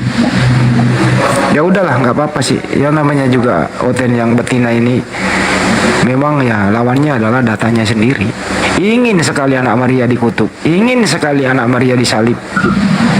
Bangga dia. Yang terakhir nih dari saya, data yang dibawa oleh Ustadz Filipus sama Pak Dance tadi, sebenarnya itu angkatan jahat yang minta tanda. Ya, jadi angkatan jahat minta tanda, dikasihlah tanda itu. Jadi kalau ada orang percaya tanda itu, dialah orang jahatnya itu, gitu loh Pak Filipus, gitu ya. Jadi kalau ada orang percaya ada penyaliban itu, itulah angkatan jahat itu diberi tanda. Kalau anaknya Maria yang disalib, gitu sih kira-kira penutup dari saya. Makasih. Siap, mantap Bang Andi. Ya, silakan yang lain, Bang Filipus, silakan. Aku tutup statement. Intinya begini, yang menjadi lucu adalah ketika dia mengklaim bahwa Lukas itu adalah bagian dari 70 murid. Dari mana datanya? Ya, jangankan Lukas, ingat Lukas itu adalah tabib Lukas yang selalu menyertai perjalanan Paulus dari Kilikia, Antioquia sampai ke Roma, sampai semua tempat di daerah Asia itu dalam perjalanan penginjilan Paulus. Lukas itu ada terus. Jangan, jadi bisa dipastikan dan bisa disinyalir dan datanya jelas bahwa Lukas itu adalah muridnya Paulus. Boro-boro muridnya, gurunya aja nggak pernah ketemu Yesus. Di mana Paulus pernah ketemu Yesus sewaktu hidup? Nggak ada. Paulus ketemu Yesus cuma setelah Yesus sudah nggak ada, udah di surga katanya dia ketemu. Itu pun kesaksian tentang pertemuan itu berbelit-belit alias nggak kompak. Di mana dia ketemu? Dari Damsik, perjalanan dari Damsik, dari Tarsus ke dari Damsik ke ke Yerusalem. Nah, di perjalanan itu dia ketemu. Tapi kesaksian yang mencatat tentang itu juga berbelit-belit. Di ayat yang lain, di surat yang lain mengatakan bahwa Paulus ketemu dengan Yesus. Kami mendengar suaranya tapi tidak melihat sesuatu pun. Yang satunya melihat, kami melihat Yesus yang dia lihat tapi tidak mendengar sesuatu pun loh. Mana yang benar? Yang satu mendengar suara tidak ada yang dilihat, yang satu melihat sesuatu tidak ada dengar suara. Gimana? Yang mana yang benar? Berbelit-belit. Itu satu-satunya pertemuan Paulus dengan Yesus. Nah, Lukas siapa? Lukas ini puluhan tahun setelah Yesus nggak ada. Lah kok bisa-bisanya? Bisa-bisanya dia bagian dari 70 murid. Dari mana ngarangnya? Cocokmologinya. Aduh. Bertanya di bawah, siapa yang disalibkan menurut Al-Quran? Ya, yang disalibkan adalah orang yang diserupakan dengan Nabi Isa. Jadi bukan Nabi Isa alaihissalam yang disalib. Karena semua Nabi itu ya, termasuk Nabi Isa alaihissalam ya jelas dimuliakan, diangkat ke sisi Allah Subhanahu wa Ta'ala. Ya untuk supaya mereka ini senang, ya mereka lah menyalibnya, dikira Nabi Isa. Sampai hari ini, sampai detik ini mereka terus berselisipahan sampai hari kiamat siapa yang mereka salibkan. Itu jawabannya coy. Itulah kan kalau umat Islam menjawab tentang Nabi Isa tidak disalib, yang disalib adalah orang yang durhaka, orang yang durjana. Tafsirkan aja sendiri siapa yang durjana yang disalibkan itu. Oke, saya tambahkan ya. Om Dance sudah menjawab bahwa ada yang disalib, bukan Yesusnya yang disalib. Iya, saya percaya ada yang disalib, kata Om Dance. Ditimpalnya seolah-olah Om Dance mengakui bahwa Yesus disalib. Ini ada hubungan ya. menurut Kristen penyaliban itu untuk menebus dosa. Tetapi sebetulnya dalam Bible ya, Yesus adalah orang baik. Tidak mungkin dia mati. Nah, mari kita melihat kolerasinya dari Perjanjian Lama dan Perjanjian Baru. Perjanjian Lama Yesekiel pasal yang ke-18 ayat 20. Saya bacakan. Orang yang berbuat dosa itu yang harus mati.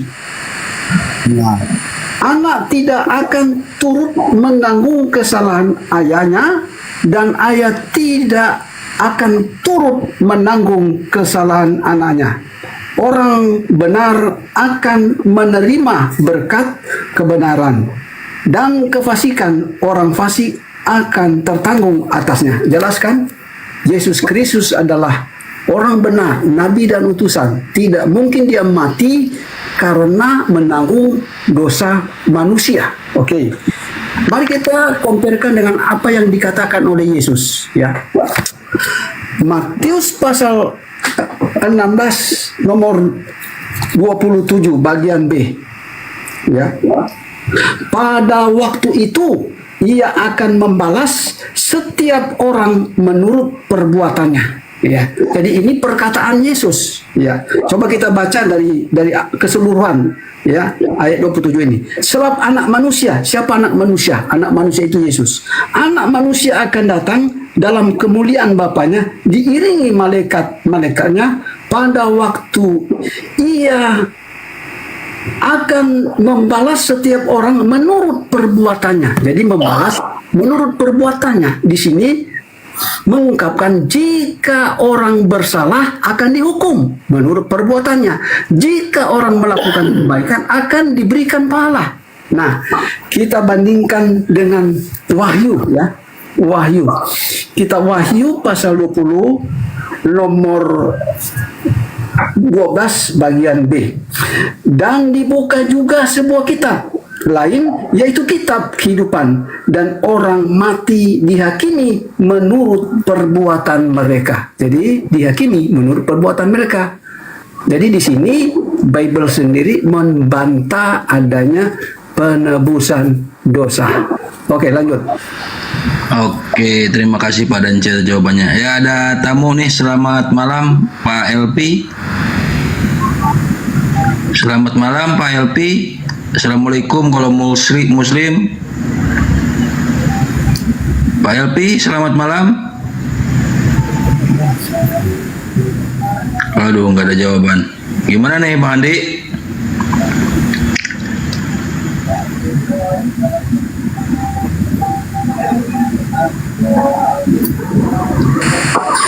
Sudah dijelaskan. Lanjut Ustad. Iya, jadi intinya lucu malam ini sampai 2 jam. Ya, menjadi lucu. Yang satunya nggak percaya kependetaan Om Dance dan saya. Yang satunya nggak percaya dengan perkataan Yesus itu sendiri, membantahnya dengan perkataan yang lain yang belum tentu kebenarannya bisa dipercaya. Ini menjadi lucu. Assalamualaikum warahmatullahi wabarakatuh, Bang Al KTP, Pendeta Dance dan Bang Suma yang saya muliakan, dan teman-teman semua. Waalaikumsalam warahmatullahi wabarakatuh. Lucu, ten dikasih data biar paham, tetap aja nggak guna. Ya percuma kita, apalagi kalau kita bahas masalah original teks. Waduh, susah sekali masuk ke otak mereka bani terjemahan. Mereka lebih percaya dengan tulisan dan perkataan nabi-nabi yang diturunkan firman Tuhan di Jalan Salemba gitu. Ada nabi-nabi yang diturunkan firman Tuhan di daerah Timur Tengah sana. Intinya adalah maaf Bang Andi, itu si Fitria mau minta naik lagi, naikin apa? Nggak usah lah, nggak ada. Ditanya Yesus diselamatkan dari maut, dia jawab bangkit. Nggak nyambung, percuma, buang-buang waktu. Mending kamu kembali ke pohon aja. Nggak nyambung. Saya nggak mau diskusi sama orang yang nggak jujur, percuma, buang waktu, serius gitu loh. Ditanya apa jawab apa. Mestinya dia jujur dong. Iya. Maut itu kan mati, jelas tertulis. Yesus karena kesalehannya diselamatkan dari maut. Artinya karena Yesus orang soleh, kan setuju tadi sepakat dia soleh, dia mulia. Ya jelas dong. Ya doanya didengarkan, diselamatkan dari maut. Yesus berdoa itu nggak minta disalib. Yesus itu berdoa, dia sebagai orang yang taat, itulah muslim, berserah diri kepada Tuhannya.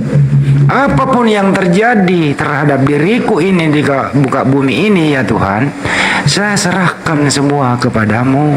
Itulah muslim, berserah diri. Sampai detik ini kita sebagai muslim, semua hidup kita apapun itu kita serahkan semua kepada Sang Pencipta. Betul apa betul? Betul. Termasuk Yesus menyerahkan sepenuhnya dirinya kepada Tuhan yang mengutus dia. Apa keputusan Tuhan kira-kira? Keputusan Tuhan terjawab di situ karena kesolehannya, doanya didengarkan, diselamatkan dari maut. Saya mau nanya semua teman-teman biar nggak ngantuk. Orang yang diselamatkan dari maut itu A. mati, B. hidup. Ya hiduplah. Orang selamat kok dari celaka, tidak selamat. Semuanya diselamatkan. Tapi nyemot hutan tadi yang betina ini menjawab bangkit. Nyambung nggak tuh?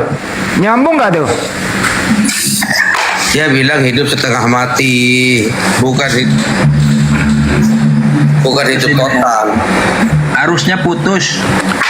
Nyambung nggak kira-kira itu kalau jawabannya Ya. bangkit? Dia nggak nyambung abangku, Abang Hendy. Jadi untuk itu makanya mohon maaf nih, saya sering diskusi sama Unitarian.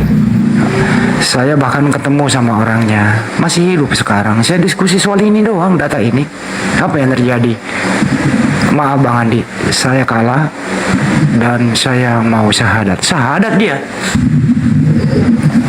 Subhanallah. Langsung. Malam itu juga gitu. Malam itu juga orangnya masih hidup, teleponnya masih sama saya. Ada orangnya masih hidup. Ya itu berarti yang waras, yang mau mendengarkan. Baru dia menjawab begini, ya Allah selama ini saya keliru ya. Kok saya di dalam iman saya, terpatri dalam iman saya, kok bisa saya didoktrin bahwa orang yang mulia ini, orang yang soleh ini saya anggap mati terkutuk ya. Ternyata selama ini saya nggak tahu. Ternyata dia diselamatkan dari maut. Terus dia tanya lagi, terus yang disalib siapa? Yang disalib adalah orang yang dikutuk oleh Elohim. Jadi salib itu tempatnya orang dihukum. Salib itu bukan tempatnya orang menebus dosa. Salib itu tempatnya orang dihukum, bukan tempatnya orang rekreasi. Itu loh. Jadi mohon maaf ya, salib itu menurut Ulangan 2122 di sana itu kalau Elohim mengutuk ciptaannya. Kenapa yang dikutuk? Sebagai tanda bahwa inilah orang membuat kejahatan di muka bumi ya, dikutuklah Elohim, kemudian diturunkan mayatnya. Itu saya berbicara di yang kitabnya Yahudi ya. Jadi banggalah menjadi seorang muslim. Kita memuliakan semua para nabi. Setuju ya, kita muliakan semua para nabi. Satu hanya nabi harus wajib itu hukumnya. Makanya Al-Quran datang itu meluruskan semua yang dibengkokin orang-orang penulis yang tidak bertanggung jawab. Daud dituduh berzina, Lot dituduh menzinai kedua anaknya. Nauzubillah bin zalik. Datang Al-Quran meluruskan ini semua. Anehnya lagi, Al-Quran datang meluruskan, dia tidak mau ikut. Dia tetap mau di sana. Ya silakan saja, nggak maksa. Tapi kalau diskusi ya jujur gitu loh. Jangan balelo kayak tadi. Makanya lebih baik diskusi sama 1000 orang cerdas daripada diskusi sama satu orang blow on. Kenapa demikian? Karena orang blow on itu sangat berpengalaman di bidang itu. Pintar dia siksak. Yang penting ngomong, tapi memalukan dengan omongannya. Kecuali kita stand up komedi boleh lah. Saya layani kau kalau mau stand up komedi. Saya banyak bahan, saya roasting kau sekalian. Nanti kita buka lagi ya, lain-lain waktu kita roasting aja stand up komedi. Lucu pasti, lu ketawa sepanjang hari. Kalau kayak gini-gini nih. Itu sih teman-teman, banggalah menjadi seorang muslim. Nabi Isa alaihissalam kita muliakan, diselamatkan oleh Allah Subhanahu wa taala. Sekarang ada di langit kedua. Dia akan turun nanti di akhir zaman, tanda-tandanya ya seperti itu, matahari terbit dari barat dan seterusnya. Apa tujuannya? Apa tujuannya Nabi Isa alaihissalam turun? Dia akan datang meluruskan, mematahkan salib, membunuh babi dan seterusnya itu. Karena tugasnya memang ya belum selesai. Karena sampai detik ini masih dibicarakan. Dia akan datang meluruskan ini semua. Kalau dia udah datang meluruskan ini semua, tidak ada orang yang bisa membantahnya. Tapi Al-Quran sudah menjelaskan, dia datang menjadi umat Nabi Muhammad SAW. Tidak membawa ajaran baru, karena dia seorang muslim. Itu sih, makasih. Ya, itu bisa bicara ya. Bulan lalu saya kedatangan pendeta. Pendeta ini mengatakan bahwa dulu katanya Muslim. Lalu saya tanya, kenapa kamu murtad? Apa penyebabnya? Dia terbuka gini, katanya dia malas berdoa. Tidak tahu Sabar berdoa. sabar Om Dance sabar. Kapan itu terjadi? Dua bulan lalu. Oh bulan, aku pikir. Dia tanya alasan Anda murtad. Ya, Anda Muslim masuk Kristen.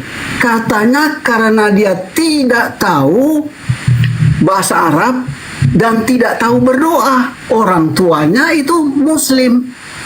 Nah, lalu saya banding-bandingkan, ternyata mereka yang murtad itu adalah orang-orang bodoh. Ya, tidak tahu cara berdoa dengan benar. Itu ngarang itu. Saya bandingkan ya, ada seorang telepon kepada saya. Ya, saya tidak mau sebutkan namanya, tetapi ini benar. Dia adalah doktor teologi, pintar bahasa Ibrani, pintar bahasa Yunani. Saya sering dialog dengan dia. Kami satu angkatan, waktu ambil semua. Dia Larang paling itu Pak Dance. Pak Pendeta, saya ingin mualaf. Kok kenapa? Karena saya banding-bandingkan nih Bible dengan Al-Quran. Ternyata apa yang dilakukan oleh orang Muslim itu ada di dalam Bible. Iya. Jadi orang ini begitu polos dia katakan, aku ingin mualaf. Iya. Mudah-mudahan sekarang dia sudah malap. Saya ada di Manado, dia ada di Jawa sekarang. Ya. Dengan saya justru kebalik Om Dance. Ya, tepatnya dua pekan lalu, belum bulan ya, baru ada hampir 3 minggu lalu lah. Iya.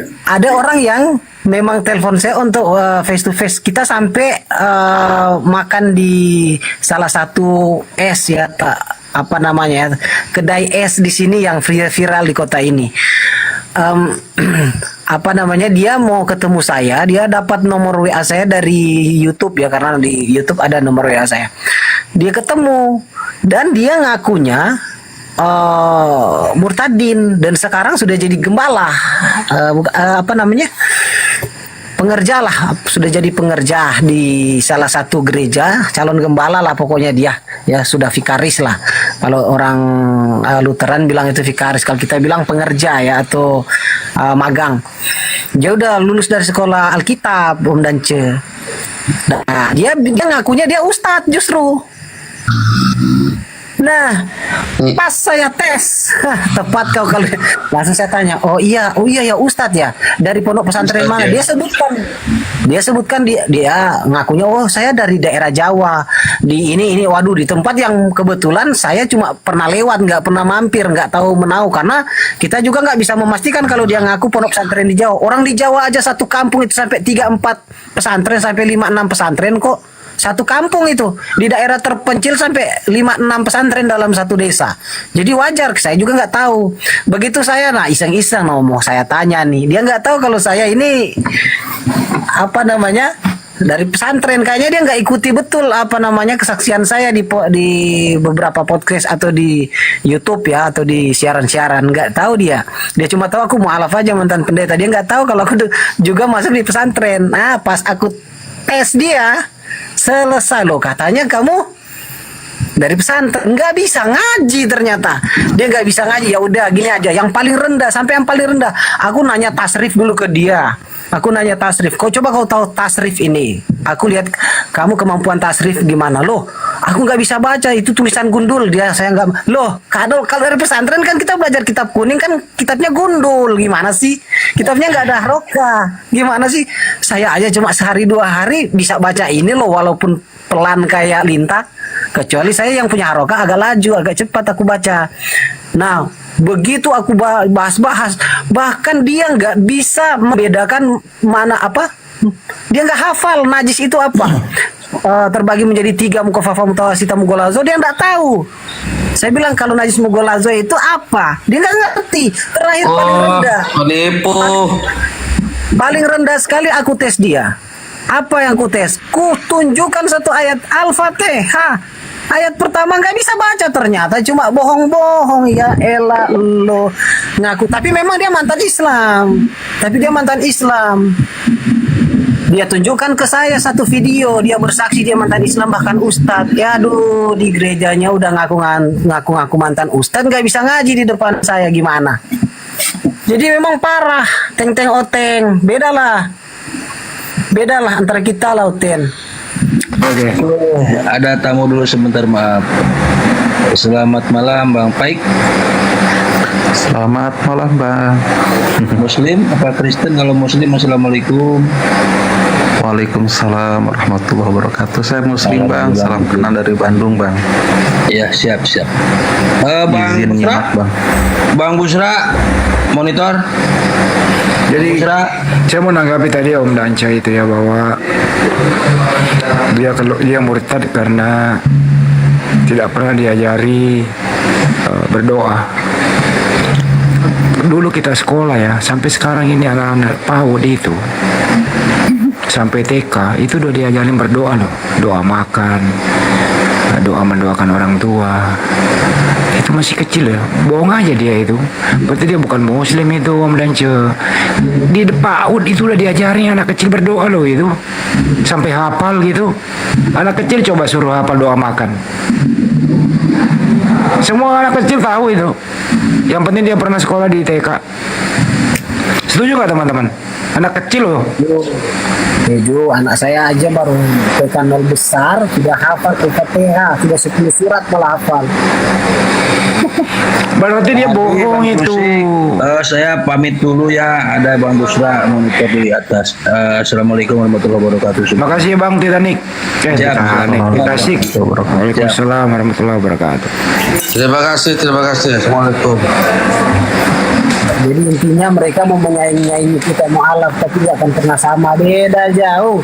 Kita mualaf sudah banyak yang pendeta besar. Ya udahlah, kalau kayak Filipus dia pendeta tapi pendeta kecil, pendeta nggak terhitung lah.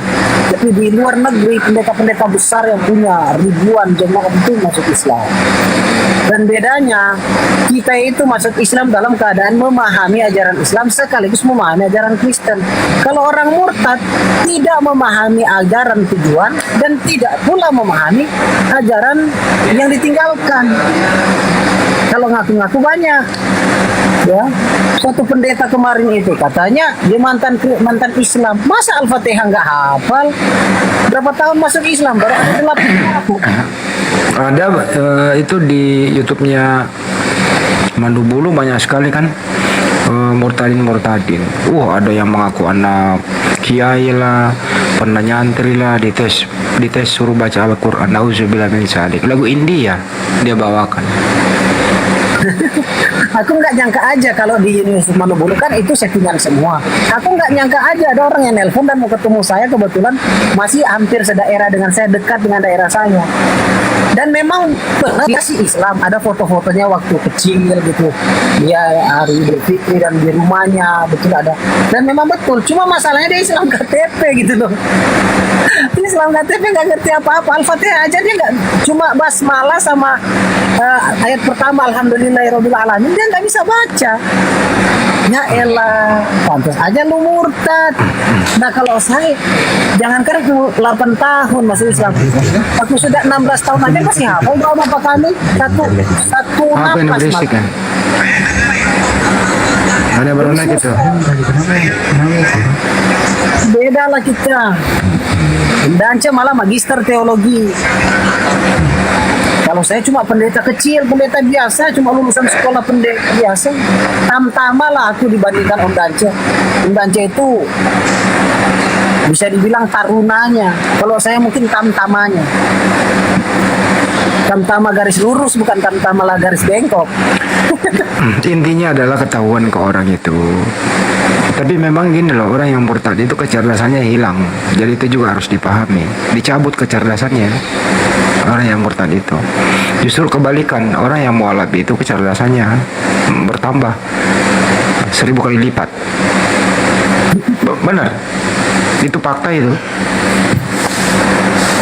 Sama dengan Saifuddin Ibrahim, katanya.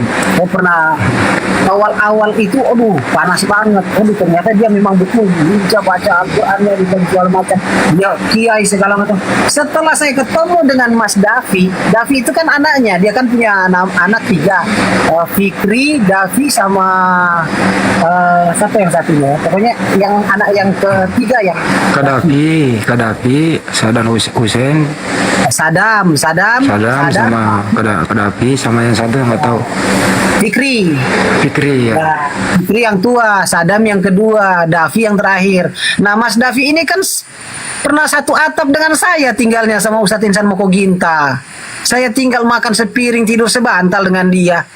Kalau dia berkutu mungkin kutunya yang di saya. Kalau saya berkutu mungkin kutu saya yang di dia. Orang kita tidur sebantal kok sambil ucap-ucap dari dia. Aku gali informasi banyak tentang abinya dia. Dipanggil Abi kan si Saifuddin Ibrahim. Enggak kok Abi enggak begitu. Cuman Abi pernah honor di pondok pesantren yang viral itu. Pernah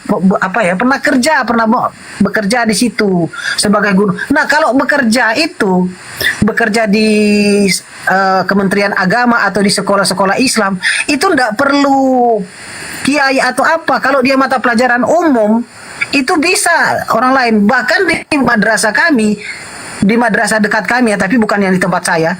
Di dekat saya itu madrasah sanawiyah. Tahu nggak ada guru Kristen di situ? Awas-awas kalau ada yang mengaku kalau saya itu mantan kiai, mantan nyai gitu loh. Jadi boleh asal dia mata pelajaran umum dan ditemukan bahwa mata pelajaran yang ampuh oleh pengampu Saifuddin Ibrahim ini bukan pelajaran mata pelajaran yang kental dengan syarat agama, tapi mata pelajaran umum. Jadi dia bukan ustadz, dia guru biasa, Pak Guru lah kayak saya. Sama, saya juga guru di madrasah, guru juga di SMK, tapi saya bukan ustadz. Bedakan, saya guru, bukan ustadz. Izin dulu Ustaz Filipus, izin dulu. Bang Jibril naik dulu. Ini tadi kan mau diumumkan bahwa donasi untuk bencana Pulau Sumatera malam ini kita tutup. Tadi jam 12 sudah ditutup ya, secara resmi ditutup. Terima kasih kepada saudara-saudara yang telah mengimpatkan rezekinya untuk meringankan beban saudara-saudara kita yang mengalami bencana di Sumatera. Tapi kalau ada yang masih ketinggalan ya silakan. Dan kurang lebih 60 juta terkumpul donasi ini dan segera kita alokasikan ke daerah bencana. Alhamdulillah ya Allah, tabarakallah fikum. Semoga Allah membalas ribuan kali lipat buat Anda semua yang terlibat di dalamnya. Amin. Ya, dan izin Ustaz Andi, saya sampaikan juga ya kepada pemirsa Filipus Christian di YouTube, saya bukan tidak mau menerima bantuan untuk apalagi untuk pembangunan musola saya. Tidak, tapi saya arahkan kalau boleh arahkan dulu ke Aceh dan ke Sumatera yang mendapatkan bencana. Jadi apalagi tadi itu, saya bukan tidak terima yang menyumbang tadi itu. Saya terima, barakallah, bahkan saya doakan. Tapi saya arahkan kalau bisa itu yang lebih urgen. Ya, saya memang lagi membangun, tapi nggak urgen-urgen banget. Saya masih bisa hidup bernafas lega. Saudara kita di Sumatera dan Aceh itu bahkan nggak bisa berdiri di atas kaki dengan tenang loh. Belum bisa ketemu keluarganya. Mereka bahkan mau nggak tahu hidupnya seperti apa. Bantulah mereka dulu, jangan ke saya dulu. Logikanya nggak mungkin lah saya marahi Anda untuk menyumbang ke saya. Tapi saya bukan tidak mau, saya arahkan ke sana dulu. Saya belum begitu penting, belum urgen. Bangun musola kok dipentingkan daripada saudara yang sedang kesusahan. Bukan saya marah, gimana sih? Pahamilah itu. Nah, demikian. Lanjut.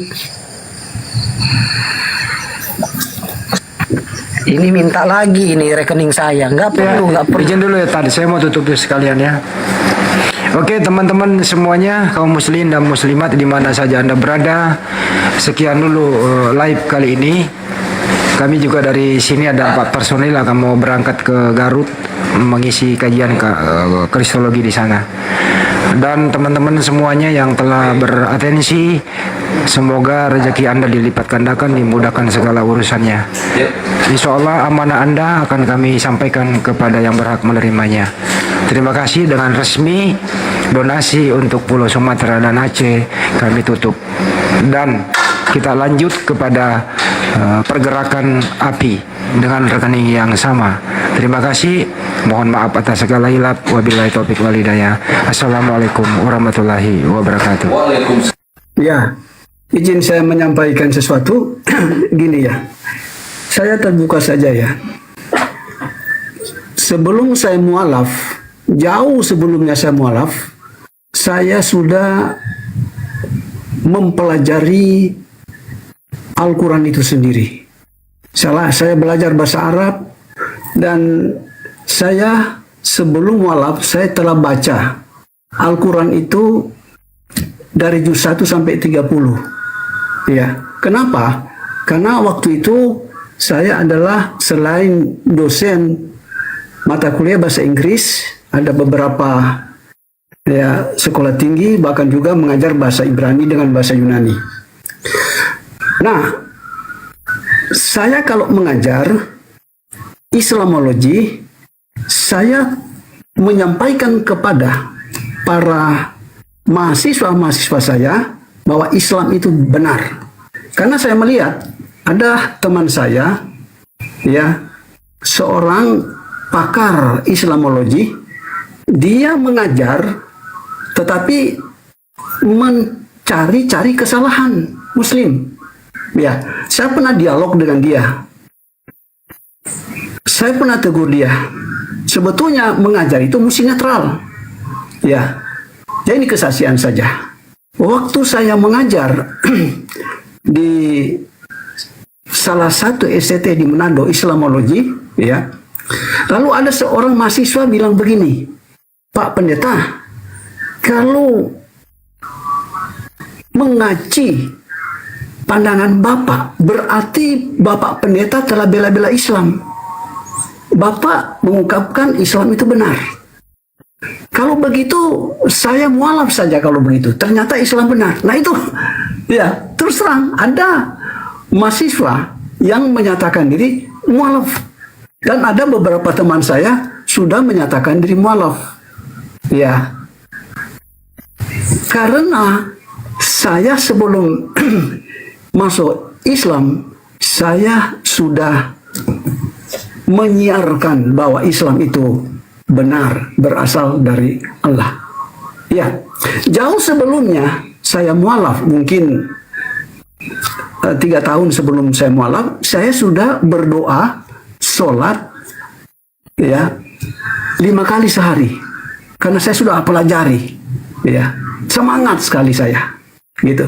Nah, setelah saya mualaf ada perbedaan yang sangat luar biasa. Pada saat saya sebagai pendeta ada satu penyakit ya yang saya derita. Tetapi setelah saya mualaf sembuh total itu. Ya. Luar biasa. Ini membuktikan bahwa Muslim itu benar. Ya, saya merasa damai, senang. Ya, hari ini saya mati, saya rela. Kenapa?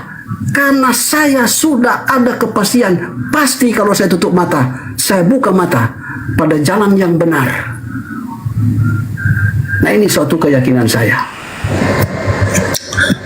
Subhanallah. Iya.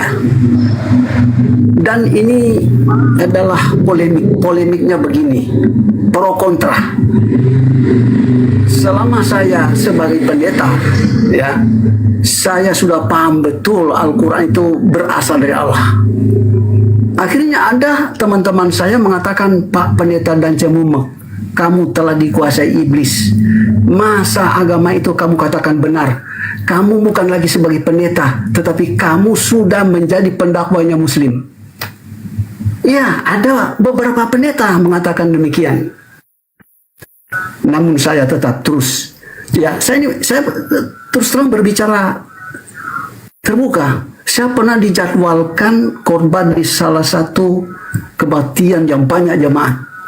Lalu dari jemaat di situ usul, wah itu Pak Pendeta dan Cemumeng itu sudah lain ajarannya, batalkan saja, ganti pengkhotbah lain. Nah, itu pernah kejadian begitu. Ya. Bahkan juga tetangga-tetangga saya sudah kritik saya bahwa kamu sudah sesat, masa kamu bela-bela Islam.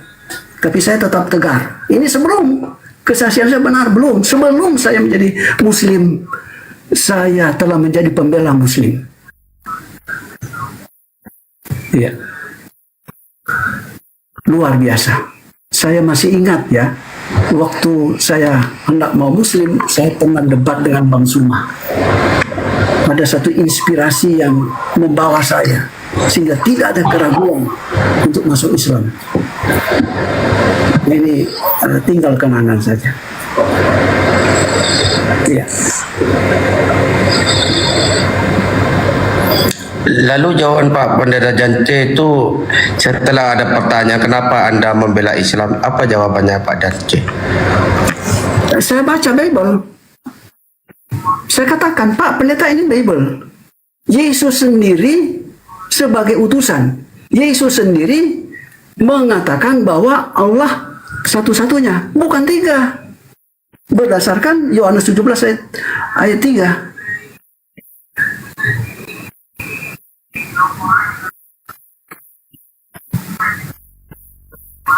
Nah, dengan pandangan itu, kalau saya tetap sebagai Kristen, ya, seolah-olah saya hidup di neraka. Kenapa?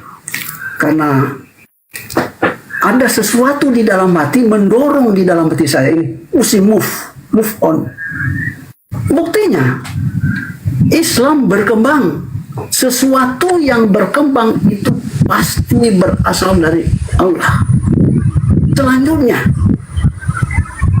apa yang dilakukan oleh orang-orang Muslim itu, ya, melanjutkan apa yang dilakukan oleh para nabi dalam kitab Tanakh, melanjutkan apa yang dilakukan oleh Yesus Kristus. Bahkan ada bagian-bagian tertentu yang diyakini oleh orang Yahudi, ya, sama dengan apa yang diyakini oleh orang-orang Muslim.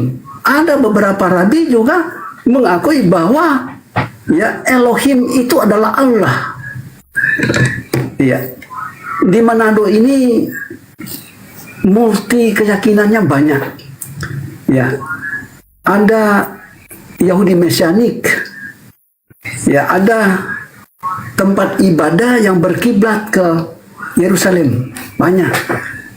Ya, dan ada yang mengakui bahwa Yesus itu bukan Allah, Yesus itu bukan Tuhan, tetapi utusan. Iya. Dan yang mengungkapkan ini ya, ada juga Kristen yang sudah mengerti Al-Quran, tetapi tetap sebagai Kristen cuma modelnya searah dengan pandangan Muslim. Iya. Saya sendiri masih ingat ya.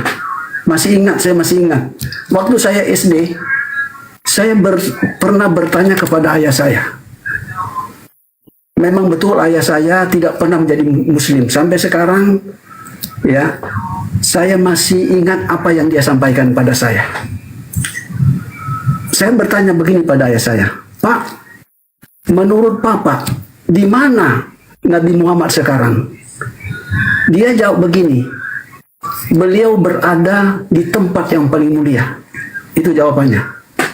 Dan ayah saya, walaupun dia itu tidak pernah jadi Islam, maksud saya ya, karena di desa di mana saya lahir itu tidak ada masjid dan tidak ada Islam.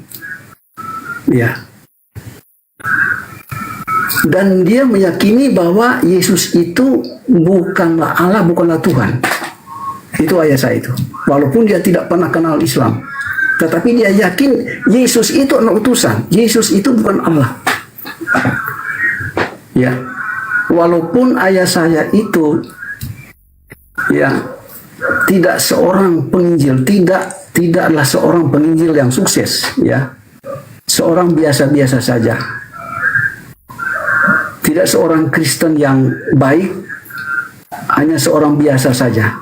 Tetapi dia meyakini bahwa Yesus itu bukanlah Allah. Yesus itu adalah utusan Allah. Ya.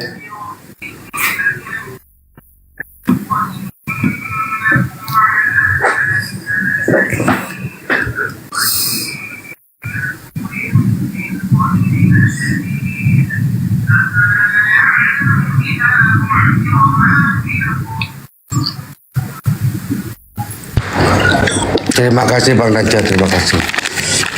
Ya begitulah orang Islam, selalu berkata jujur.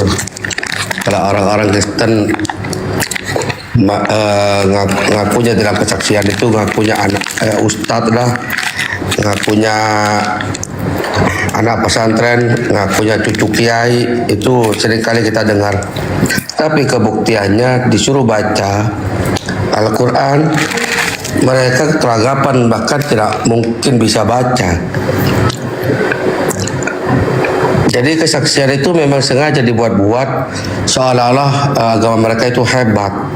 Wih, itu mantan kiai bisa bisa terima Yesus. Seolah-olah mereka itu sudah hebat gitu loh, ditunjukkan kepada masyarakat. Itu settingan mereka itu.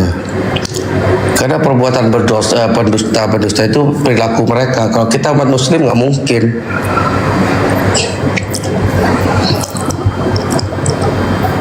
Jadi kalau orang Kristen masuk Islam, dia pendeta, bisa ditelusuri kebenarannya kok. Pasti benar, karena akal yang bermain. Oh iya, sebelumnya ini Komal, Bang Suma mungkin udah istirahat ya.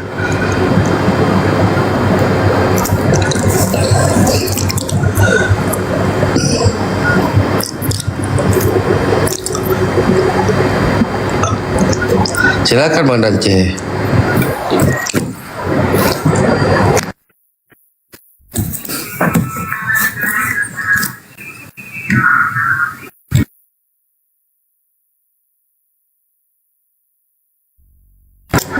Jadi orang tua Bang Dance itu dulu belum pernah ada orang yang datang atau ustadz yang datang ke tempat Bang Dance untuk mengabarkan atau memberitakan Islam ke tempat Bang Dance gitu. Iya, belum pernah. Tetangga sekitar sana itu nggak ada orang Islam. Oh, kalau sekarang sudah ada. Tapi di zaman kami waktu SD belum ada. Sekarang sudah ada. Tapi tidak banyak kok. di desa Talawan.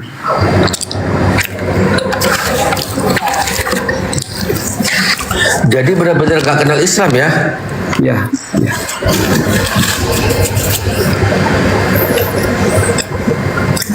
Kok bisa Bang Dante? Ya, memang kalau orang memiliki hikmah pasti akan mengetahui kebenaran. Walaupun kita tidak banyak belajar, masih ada petunjuk-petunjuk yang baik.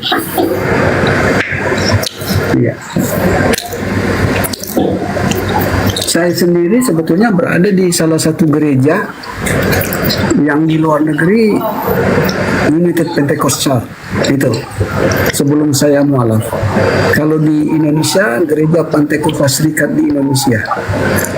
Nah, gereja itu salah satu gereja yang tidak meyakini adanya Tritunggal. Ya. Kami meyakini bahwa Matius pasal 28 ayat 19 itu ya bukanlah perkataan atau ucapan Yesus sendiri. Kenapa? Karena Yesus mengungkapkan suatu ungkapan untuk membaptis orang. Pergilah jadikanlah sekalian bangsa itu muridku dan baptiskanlah mereka dalam nama Bapa, Putra dan Roh Kudus. Pada saat itu saya yakin Rasul Petrus ada pada saat perintah itu. Kalau memang itu betul, maka Rasul Petrus pasti membaptis dalam nama Bapa, Putra, Roh Kudus. Namun Rasul Petrus khotbah pada Kisah Para Rasul pasalnya yang ke-2 nomor 38, jawab Petrus kepada mereka, bertobatlah dan hendaklah kamu masing-masing dibaptis dalam nama Yesus Kristus. Jadi dia tidak menguraikan baptisan dalam nama Bapa, Putra, Kudus, tetapi dalam nama Yesus Kristus. Ini juga merujuk kepada Yesus sebagai perantara, bukan Allah, bukan Tuhan. Dan juga pada Kisah Para Rasul pasalnya yang ke-10 ayat yang paling terakhir, yakni ayat 48, Rasul Petrus tidak membaptis dalam nama Bapa, Putra, Roh Kudus, tetapi hanya membaptis dalam nama Yesus Kristus. Sama halnya Rasul Paulus membaptis tidak juga membaptis dalam nama Bapa, Putra, Roh Kudus, tetapi dalam nama Tuhan Yesus. Kisah Para Rasul pasal 19 nomor 5. Kenapa para rasul itu membantah? Matius pasal 28 ayatnya yang ke-19. Karena itu pergilah jadikanlah semua bangsa muridku dan baptiskanlah mereka dalam nama Bapa, Anak dan Roh Kudus.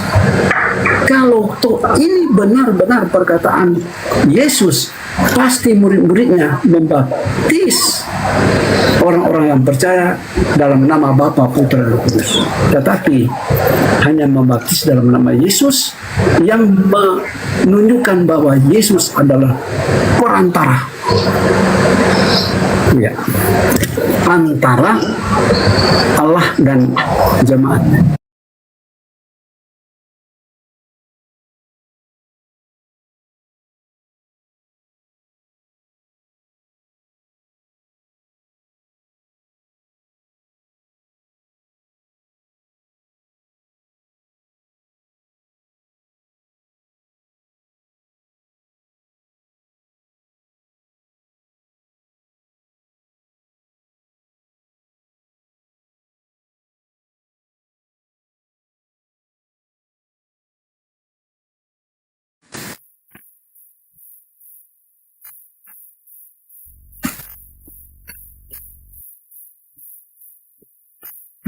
Waduh, ketiduran.